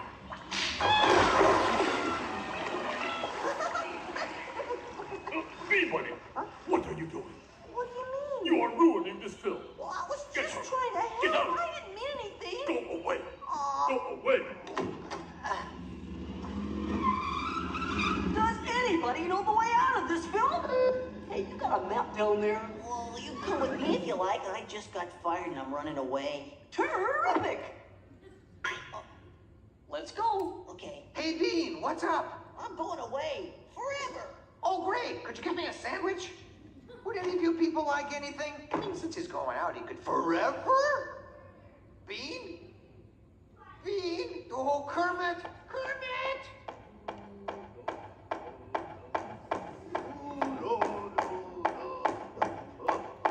Hey, sweeter, that's a great effect. Hey, Fuzzy, Kermit! What is it? Bean Bunny ran away! Oh, no. Yes, Good riddance. We gotta find him. I know! All right, everybody spread out and look for Bean. Right. I'll go this way. Ladies and gentlemen, we'll continue the show in just a moment. But in the meantime, if you see a rabbit, holler. Bean. Bean? Oh, Bean! Bunny! Bunny! Bean! Where are you? Bean? Bean? Bean?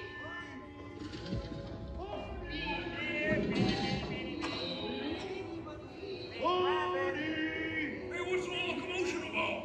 Bunny ran away. Well, you know what that makes him? Smarter than us. Anybody seen a bunny? I don't see a bunny. Where? Where? Oh, nothing up there but a bunny. A bunny? Me! Hi, sweetie. Hey, Kermit, look! What? Bean, what are you doing out there? I'm running away. Nobody would let me help in the movie. Oh. This is a very moving moment. Yeah, I wish they'd move it to Pittsburgh. Hey, Bean! What are we doing sticking around here? Let's burn rubber! Who's that? He's Walt, 3D friend, and we're both leaving the movie. Right. Look at Bean! If you leave, you'll miss all the fireworks! Right, yeah! Fireworks? Ooh, okay, I'll stay. But I want to help. Gee, is there anything Bean can do in the final number? Oh, gosh, maybe Bean could set off the fireworks. That sounds great! Yeah, and I'll stay and help. I love fireworks! Well, okay. Sam, are you about ready? Yes, it's a glorious 3-hour finale. You got a minute and a half. Okay, everybody, get ready. Right. Ladies and gentlemen, the Muppets proudly present the final demonstration of Muppet Vision 3D.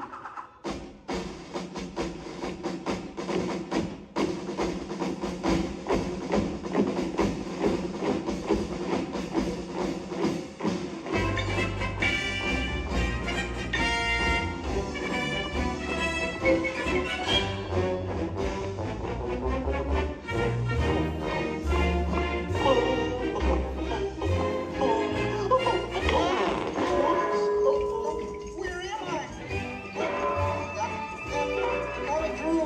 What are you doing? Get back into place. On me. There's the tubing section.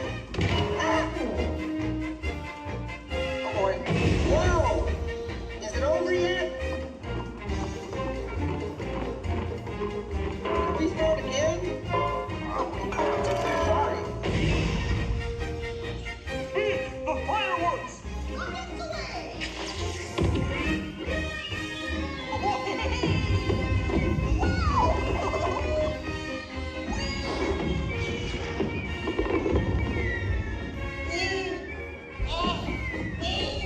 Enjoying the fireworks?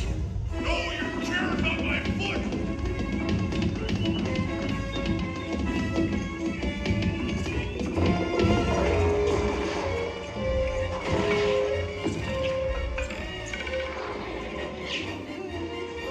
What's this?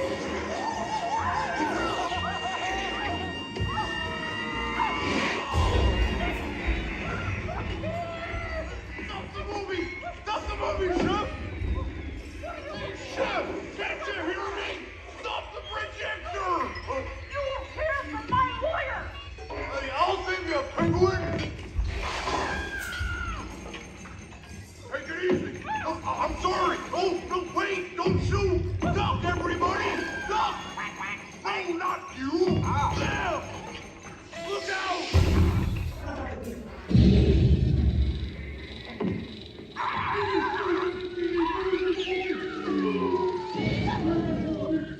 At last, I'm out of this silly film! Hey, what are you shooting at me for? It was the penguin! Hey, watch it, will ya?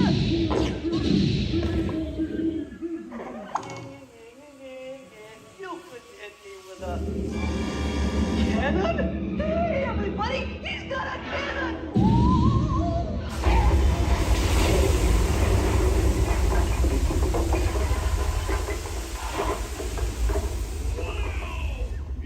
Everyone okay in here? We surrender! We surrender! What an explosion! Ladies and gentlemen, I'd like to apologize for our slight technical difficulties, but I do wish to assure you that no one was hurt and this theater suffered only minor damage.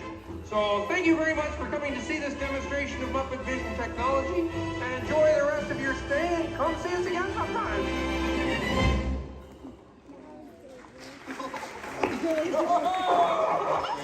They'll never recognize me now! Forward!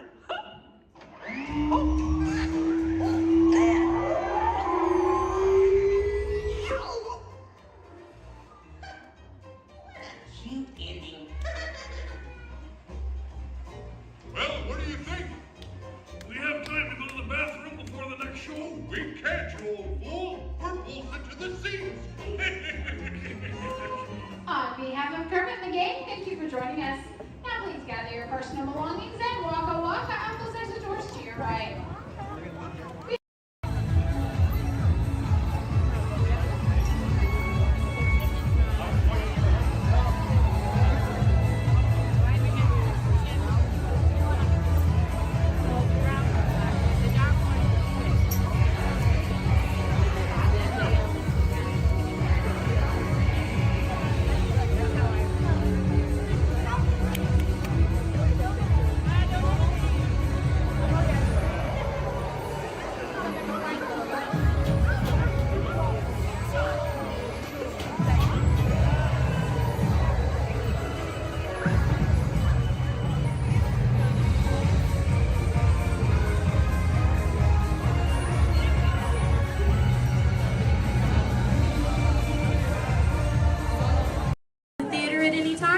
Please use the doors located to your right. You'll exit directly to Sea Base.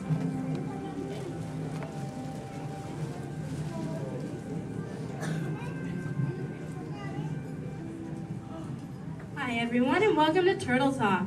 My name is Andy, and before we begin, I have just a few reminders.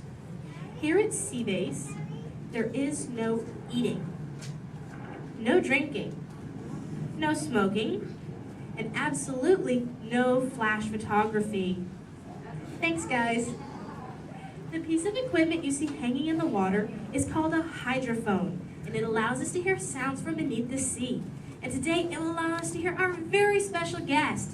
Does everybody know who it is? Go ahead and shout it out loud. That's right. Crush is coming today to learn about the human world, and we'll get to ask him questions about the turtle world. So go ahead and start thinking of questions you might want to ask him. Right now, Crush is out catching a wave and said we should call for him when we're ready. So on the count of 3, I need everybody to shout out, "Hey, Crush!" 1, 2, 3. Hey, Crush! Righteous! Whoa, dudes! Oh, turtle like that, dudes. But don't worry about me, dudes. The noggin is taking harder hits than that. Whoa, look at all the human dudes in the human tank. Hello, human dudes. Oh, come on, I said hello, human dudes. Oh, awesome. Dudes, I don't mean to freak you dudes out or anything, but there's like no water in your tank. Oh, whoa, look at all the little dudes on this sub-level too. Hey, little dudes. Focus, little dudes. Whoa, look at this little mini man over here, totally smiling and laughing. He's on the front row, almost center. He's second from the center with a white shell and swim goggles on the noggin. Hey, dude, what's your name, dude? Trent. Trentster, good to meet you, mini man. Who are you from, dude? Iowa. The Iowa. Never heard of it. You having a good day today, dude? Yes. Cool. What's been the best part of your day, dude? Swimming at the Blizzard Beach. Swimming was the best part of your day, dude? Yeah. Dude, it's the best part of my day every day, dude! Awesome! Hey, dude, can you talk the turtle, dude? Can you say, totally? Totally. Can you say, sweet? Sweet. Now put it together and say it really loud, dudes. Totally sweet. Awesome, dudes! Give him a round of fit. He was rocking the turtle talking news. So, Mini Man, who brought you in here on this fine day, dude? My mom and dad. Well, let's talk to those dudes. Where's the mom and dad? Raise up your fence. Oh, there's the big kahuna, the papa son. Let's meet him, dudes. Because he did not think he was going to talk to a turtle today, dudes. What's your name, dude? Jeff. Jester. Is that your little offspring over there, dude? Yes, sir. Awesome. Whoa, don't call me sir, dude. Too formal for me, dude. How many offspring in total do you have, dude? 2. Deuce offspring, keeping it simple. Okay, dude. You know, I'm a parental unit myself, dude. Do you know how many I have, dude? 4. Way more than that, dude. 64. Little more. 164. Way less. I'll help you out, dude. I've got 65 offspring, dudes. Totally. Hey, dude, do your little ones ever ask you questions, dude? All the time. Oh, dude, totally the same over here, dudes. My youngest son, Squirt, is always asking me questions, too. But you know what, dudes? They're always about you humans. And that is totally why I'm here, dudes. To answer his questions and maybe even answer some of yours. If you dudes think you can do that, say chaw. Awesome. Now, dudes, Squirt's #1 question has always been, what do you humans like to do at the beach? So, shout it out. What do you like to do at the beach, dudes? Whoa, major swimmage! Well, how many of you are really good at swimming, dudes? Lots of little swimmers, dudes. I'm not gonna lie. I'm pretty good at swimming too, dudes. In fact, I'm the fastest turtle in the world. You dudes believe me, right, dudes? Well, dudes, if you want a little demo for proof, say chaw. Okay, now I'm gonna need your help here, dudes. I'm gonna go for a little lap, so I need all you dudes to time me, okay? I'll tell you when to start counting, dudes. First, I gotta rev up the motor. Okay, dudes, start counting now. Totally back.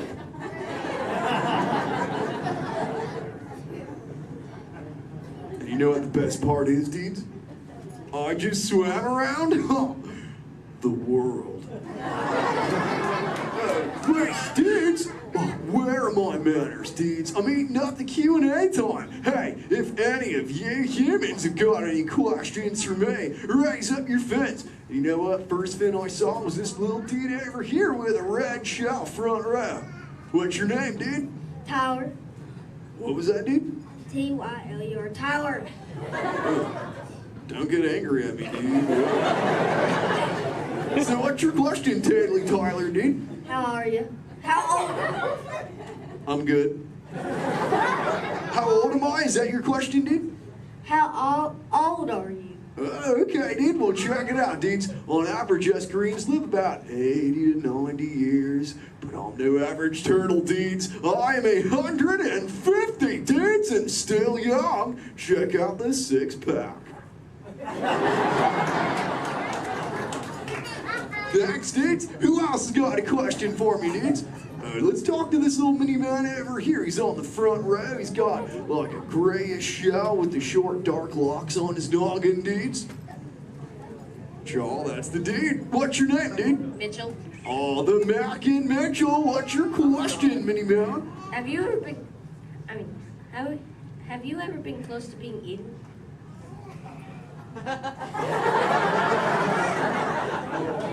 Dude, is there something behind me I should know about? You were worrying me, dude. Well, there have been a couple close calls, but as you can see, the shell is intact. Have you ever been almost eaten, dude? No. We'll keep that going, dude. Trust me. Hey, dudes, I just remembered one of Squirt's questions, dudes. We found this thing on one of my migrations, and it belongs to you humans. Maybe you can identify it for me, dudes. So what is it, dudes? A bra! Awesome! Wait, I thought that's what you said to your friends, like, what's up, bro? Well, what's it for, dudes? Swimming? Well, I'm swimming right now. I must look pretty good on me, huh, dudes? It's for who, dudes?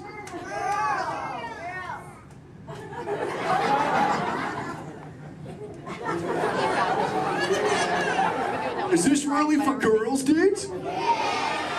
Okay, if this is really for girls, dudes, I have to ask you, dudes, a personal question. Does it make me look fat? I'm just pulling your fins, dudes. Tell you what, I'll put it back up on CBay and we'll move on, dudes. You know, I'm really digging talking to you human dudes. What was that, dudes? Dory. Wait, you saw Little Blue, dudes? Where? Whoa, dudes! Hey. Hey, Little Blue. Don't I know you? Sure. Hi, I'm Dory. I remember you. You're Flush. Oh, totally my Little Blue. Say, Little Blue, before you got here, I was totally teaching all the humans the turtle knowledge. Hey, maybe we can teach you something together, like, I don't know, maybe how to speak the whalage. I can speak whale. Awesome. Okay, everyone, repeat after me. Hello.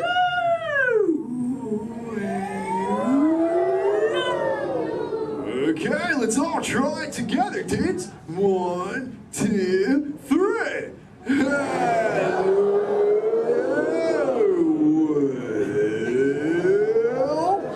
Awesome whalage, dudes. Totally. You know, sometimes you speak whale and there are like 80 whales swimming around you. Sure. But not today. No. No whales. No whales today. What is it? A whale? Where's there a whale? What? Little Blue, we call it whale. Really That's the dominate mountain. conversation, let me tell you. Little Blue, crop shot, Little Blue.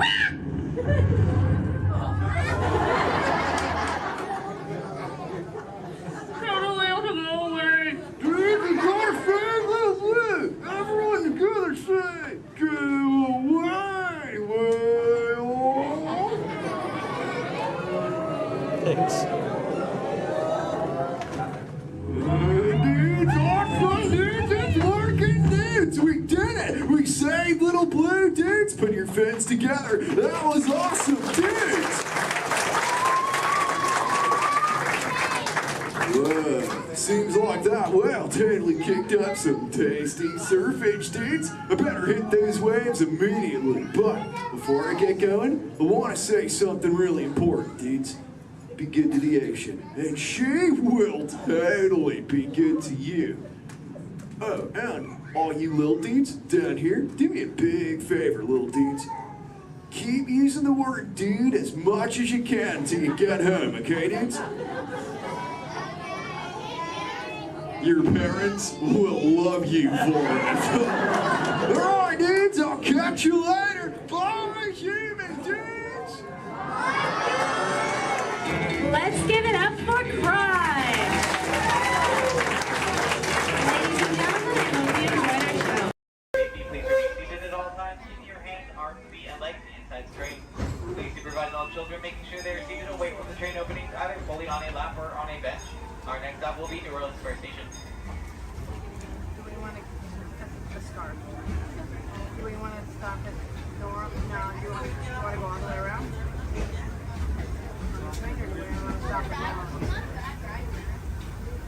Welcome aboard the Disneyland Railroad. We're embarking on a grand circle tour of the Magic Kingdom. We'll be stopping at New Orleans Square, Mickey's Toontown, and Tomorrowland.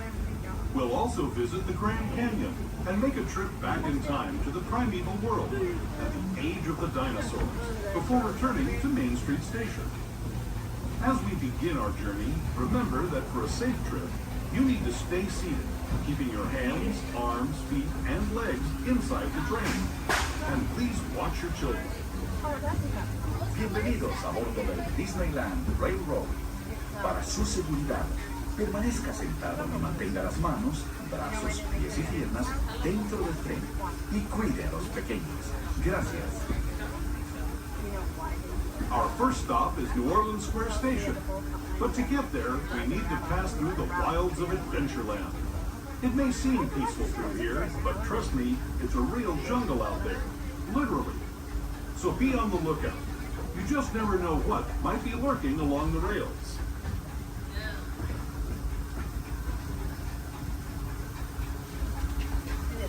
Just ahead is New Orleans Square Station.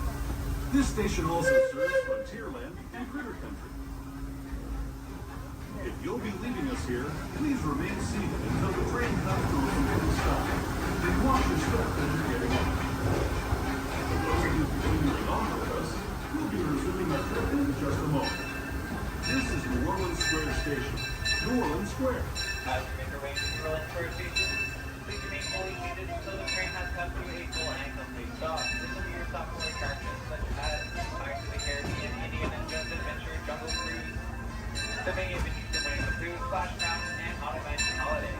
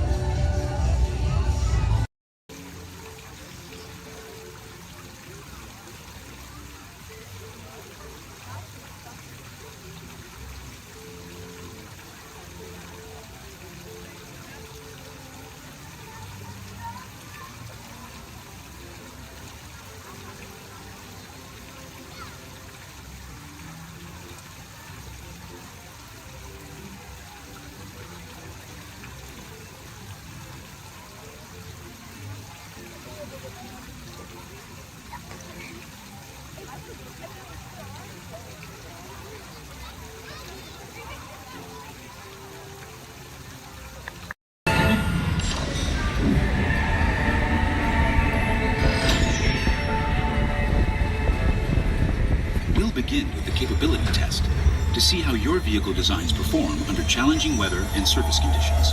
Monitoring road surface. Connecting to OnStar. SIM card performance data acquired.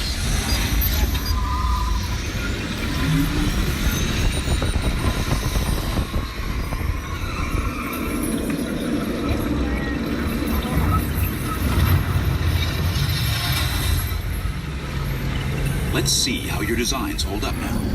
Commencing SIM car off-road and extreme weather sequence.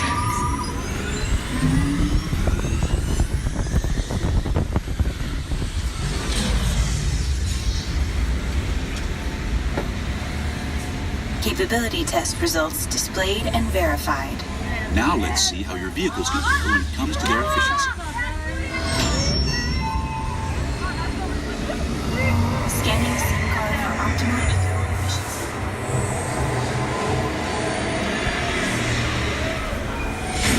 Engaging eco scan for aerodynamic efficiency.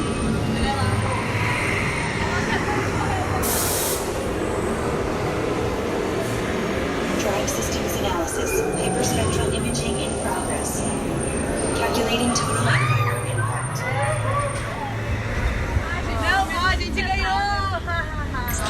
Commencing responsiveness test. Okay, the responsiveness data is now being synchronized. Automated driving technology verified and active.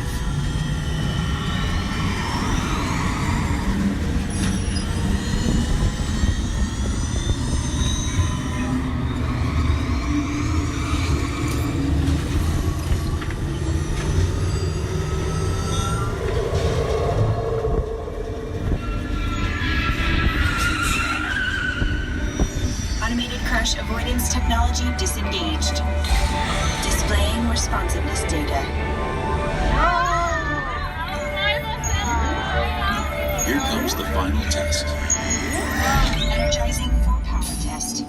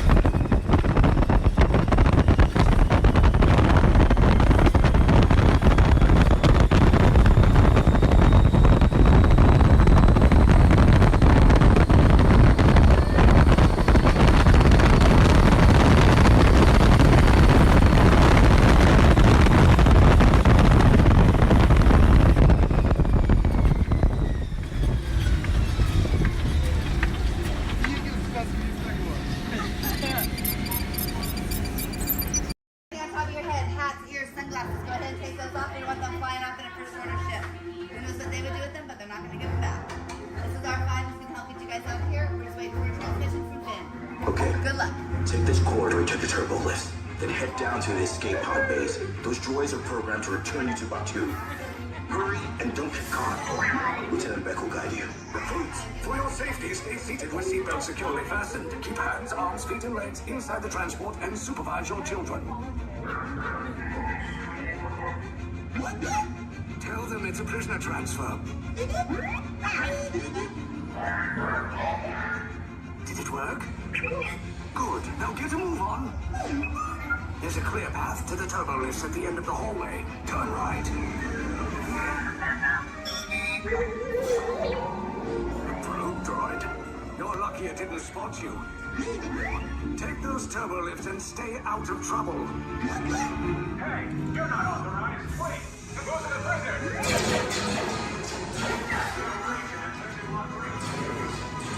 Your cover is blown. Find an alternate route. Who picked these two droids anyway? Detection breach. Prisoners not seen on the other team. Fire!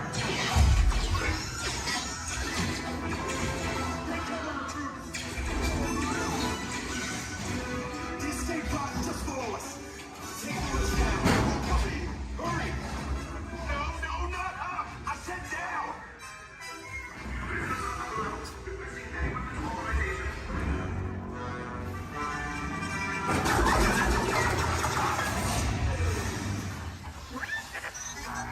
This does not look good.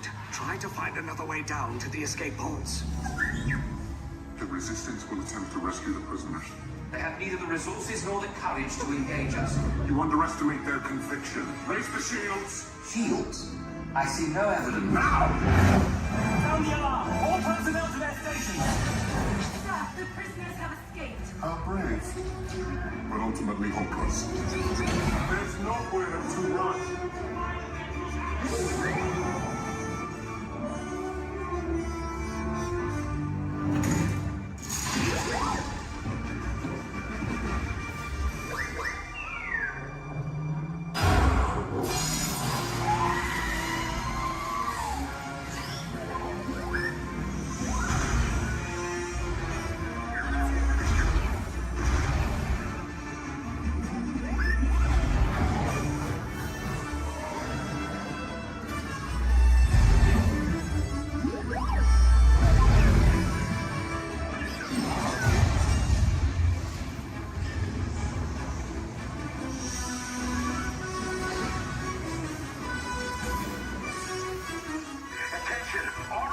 Personnel, abandon ship. I repeat, abandon ship. This destroyer is about. There's no escape. You will tell me the location of the secret base, and then I will destroy you and the Resistance.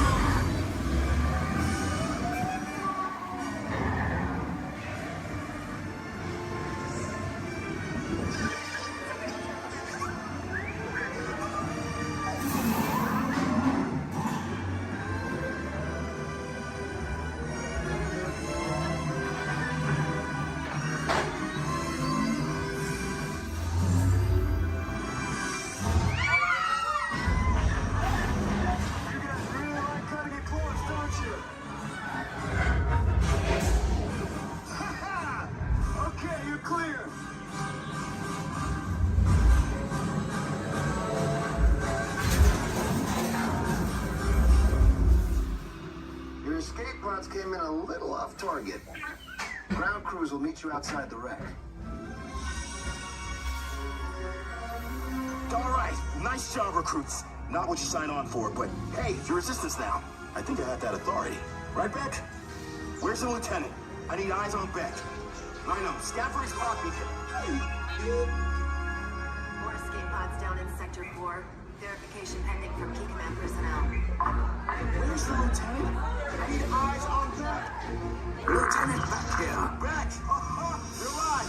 I should hope so. Great job, recruits. Thanks to your heroism, the location of the Resistance base is secure. Bravo! Yes, R5, you too.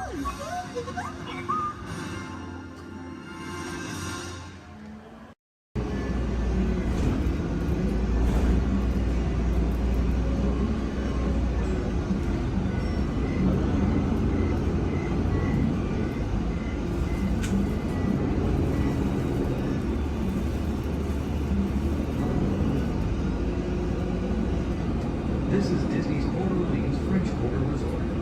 Please collect your belongings, watch your head and step as you disembark, and take small children by the hand. Thanks for riding with us, and welcome home.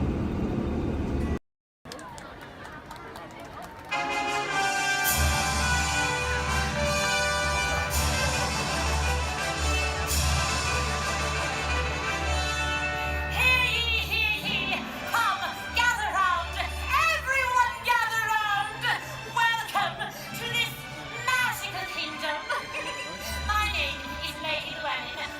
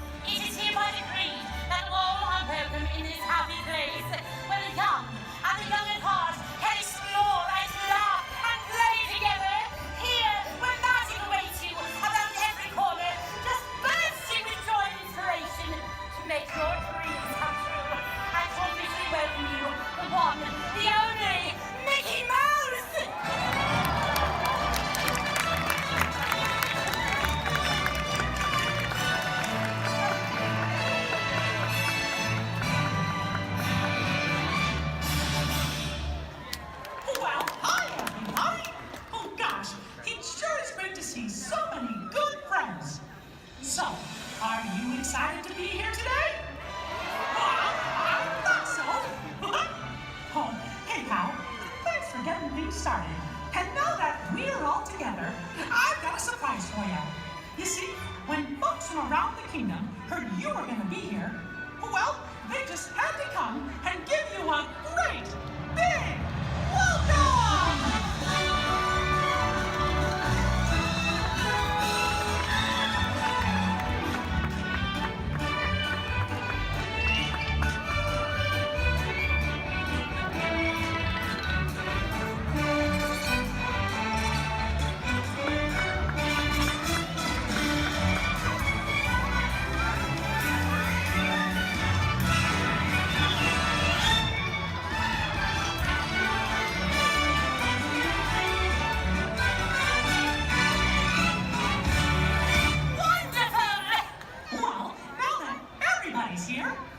It's time to start the day. And that means it's time for just a little bit of magic.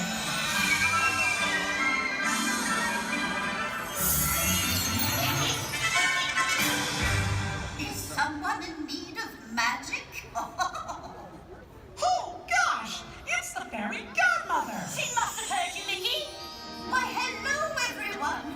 Oh, my. Look at all of you. So many smiling faces, including yours. Now, how may I be of assistance? Well, do you think you can help kick off our magical day? Oh, of course, my dear.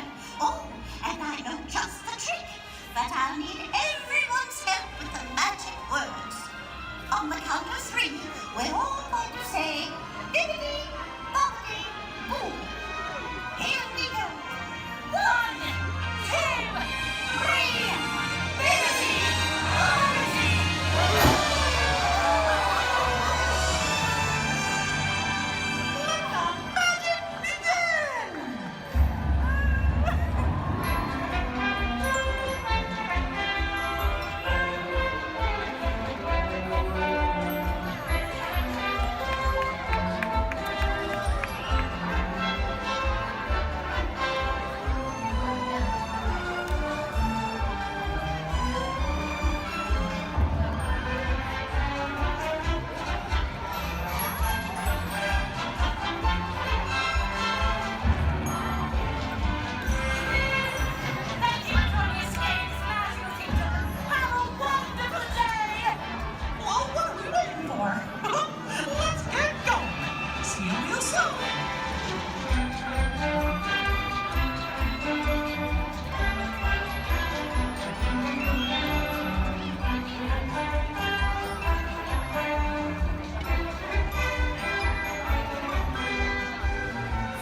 Safety and the safety of those around you, please walk slowly and carefully to your first destination.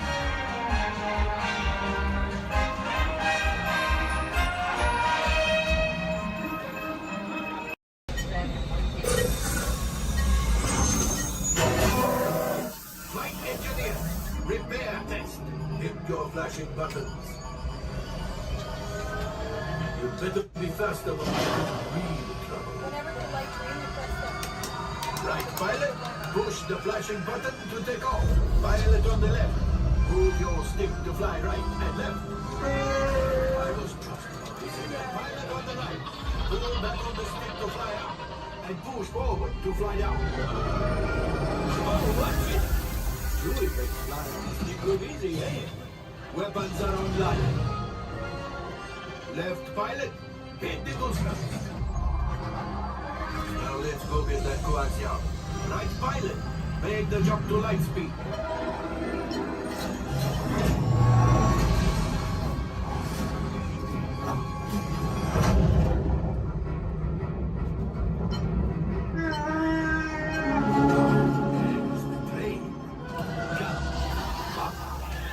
Yes, yes, keep shooting. Knock onto us. Take evasive action.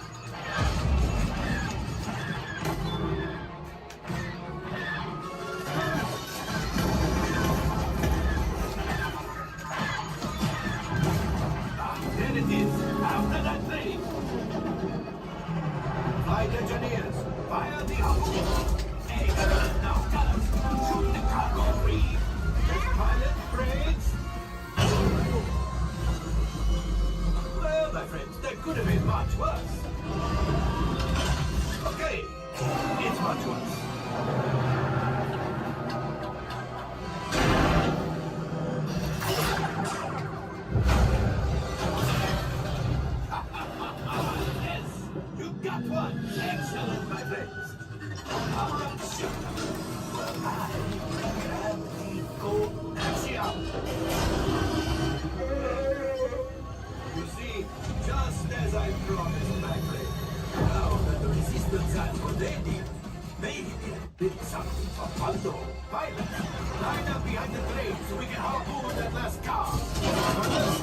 the train. Yes, keep mashing those controls. Up, soak up. Keep breathing.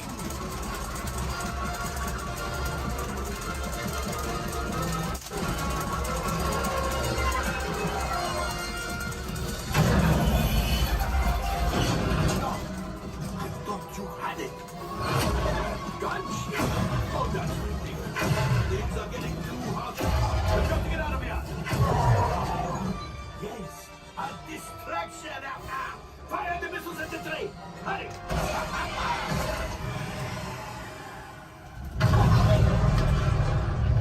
It's coming down. Left pilot, hit the boosters. Boost. Look, we did not die. Let's get out of here.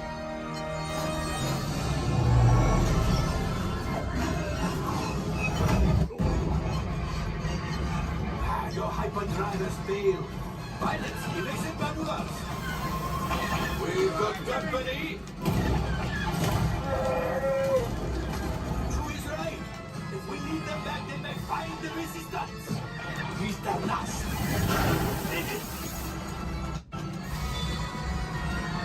Watch out! Oh, that's going to be wrong. Great job, my friends. You retrieved one container of coaxium. This would greatly help the resistance. You have heard the First Order and made Chewie proud.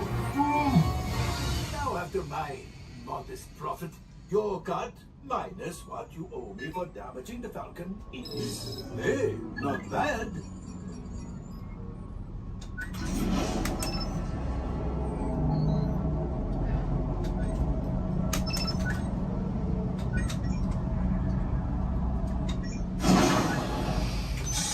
All right, I'm making an executive decision. Everybody out. Go on, get out.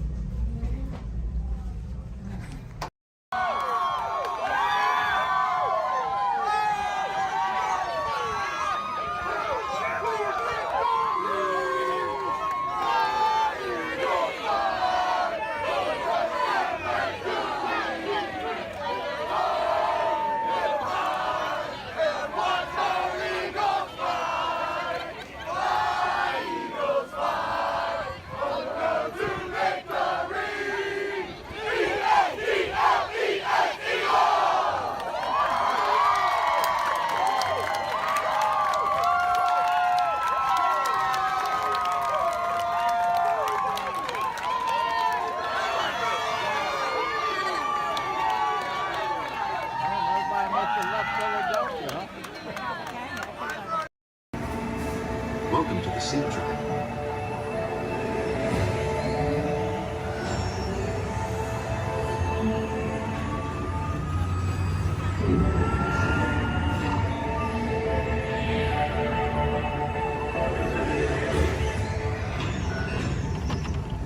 We'll begin with the capability test to see how your vehicle designs perform under challenging weather and surface conditions. Monitoring road surface. Connecting to OnStar.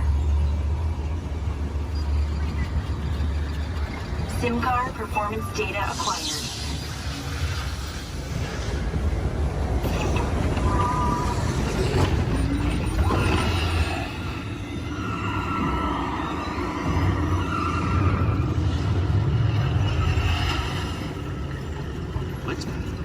Let's see how your designs hold up now. Commencing SIM car off-road and extreme weather sequence.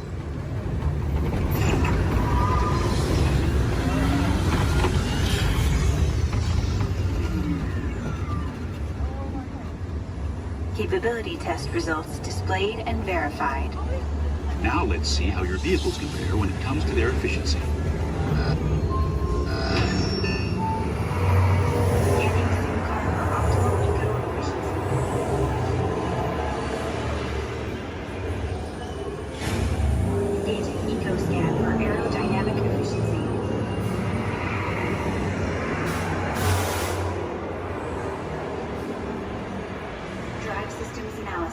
Hyperspectral imaging in progress.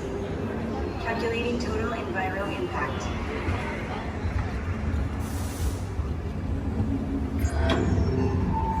Commencing responsiveness test.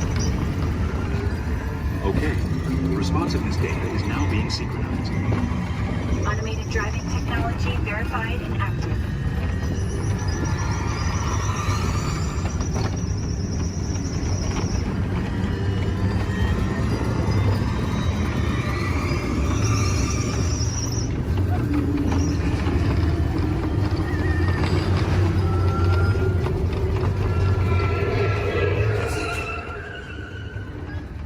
Automated crash avoidance technology disengaged.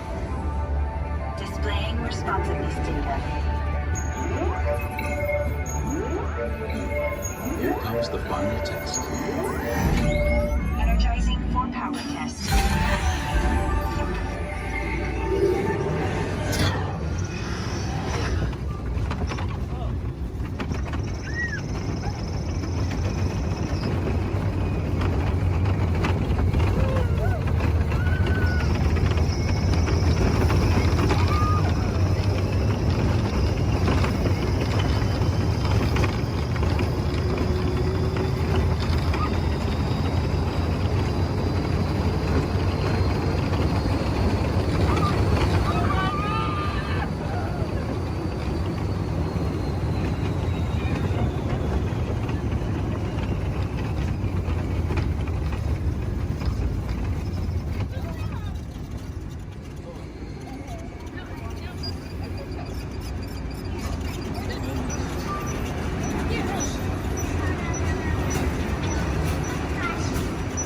Displaying power test results.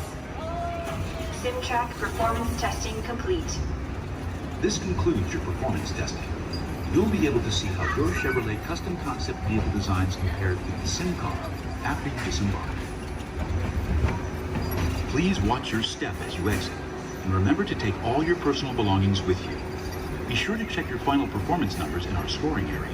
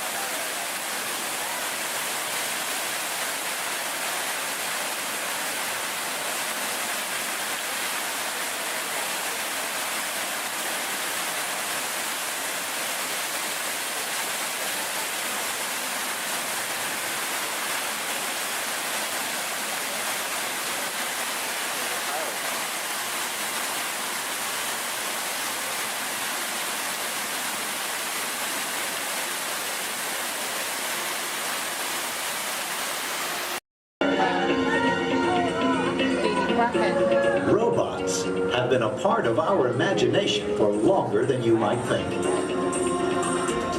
The idea dates back to ancient times, when Egyptians created talking statues to serve and protect people. And Greek engineers built water clocks with moving mechanical figures. As centuries passed, inventors built many mechanisms to imitate human movement. These early robots captured everyone's imagination. Who knew? Perhaps one day, a mechanical being might really be able to walk, talk. And here he comes, ladies and gentlemen, walking up to greet you under his own power. Even help people. In 1920, a Czechoslovakian writer was the first to call these automatic helpers robots. From then on, robots became popular in stories, art, and especially in the movies.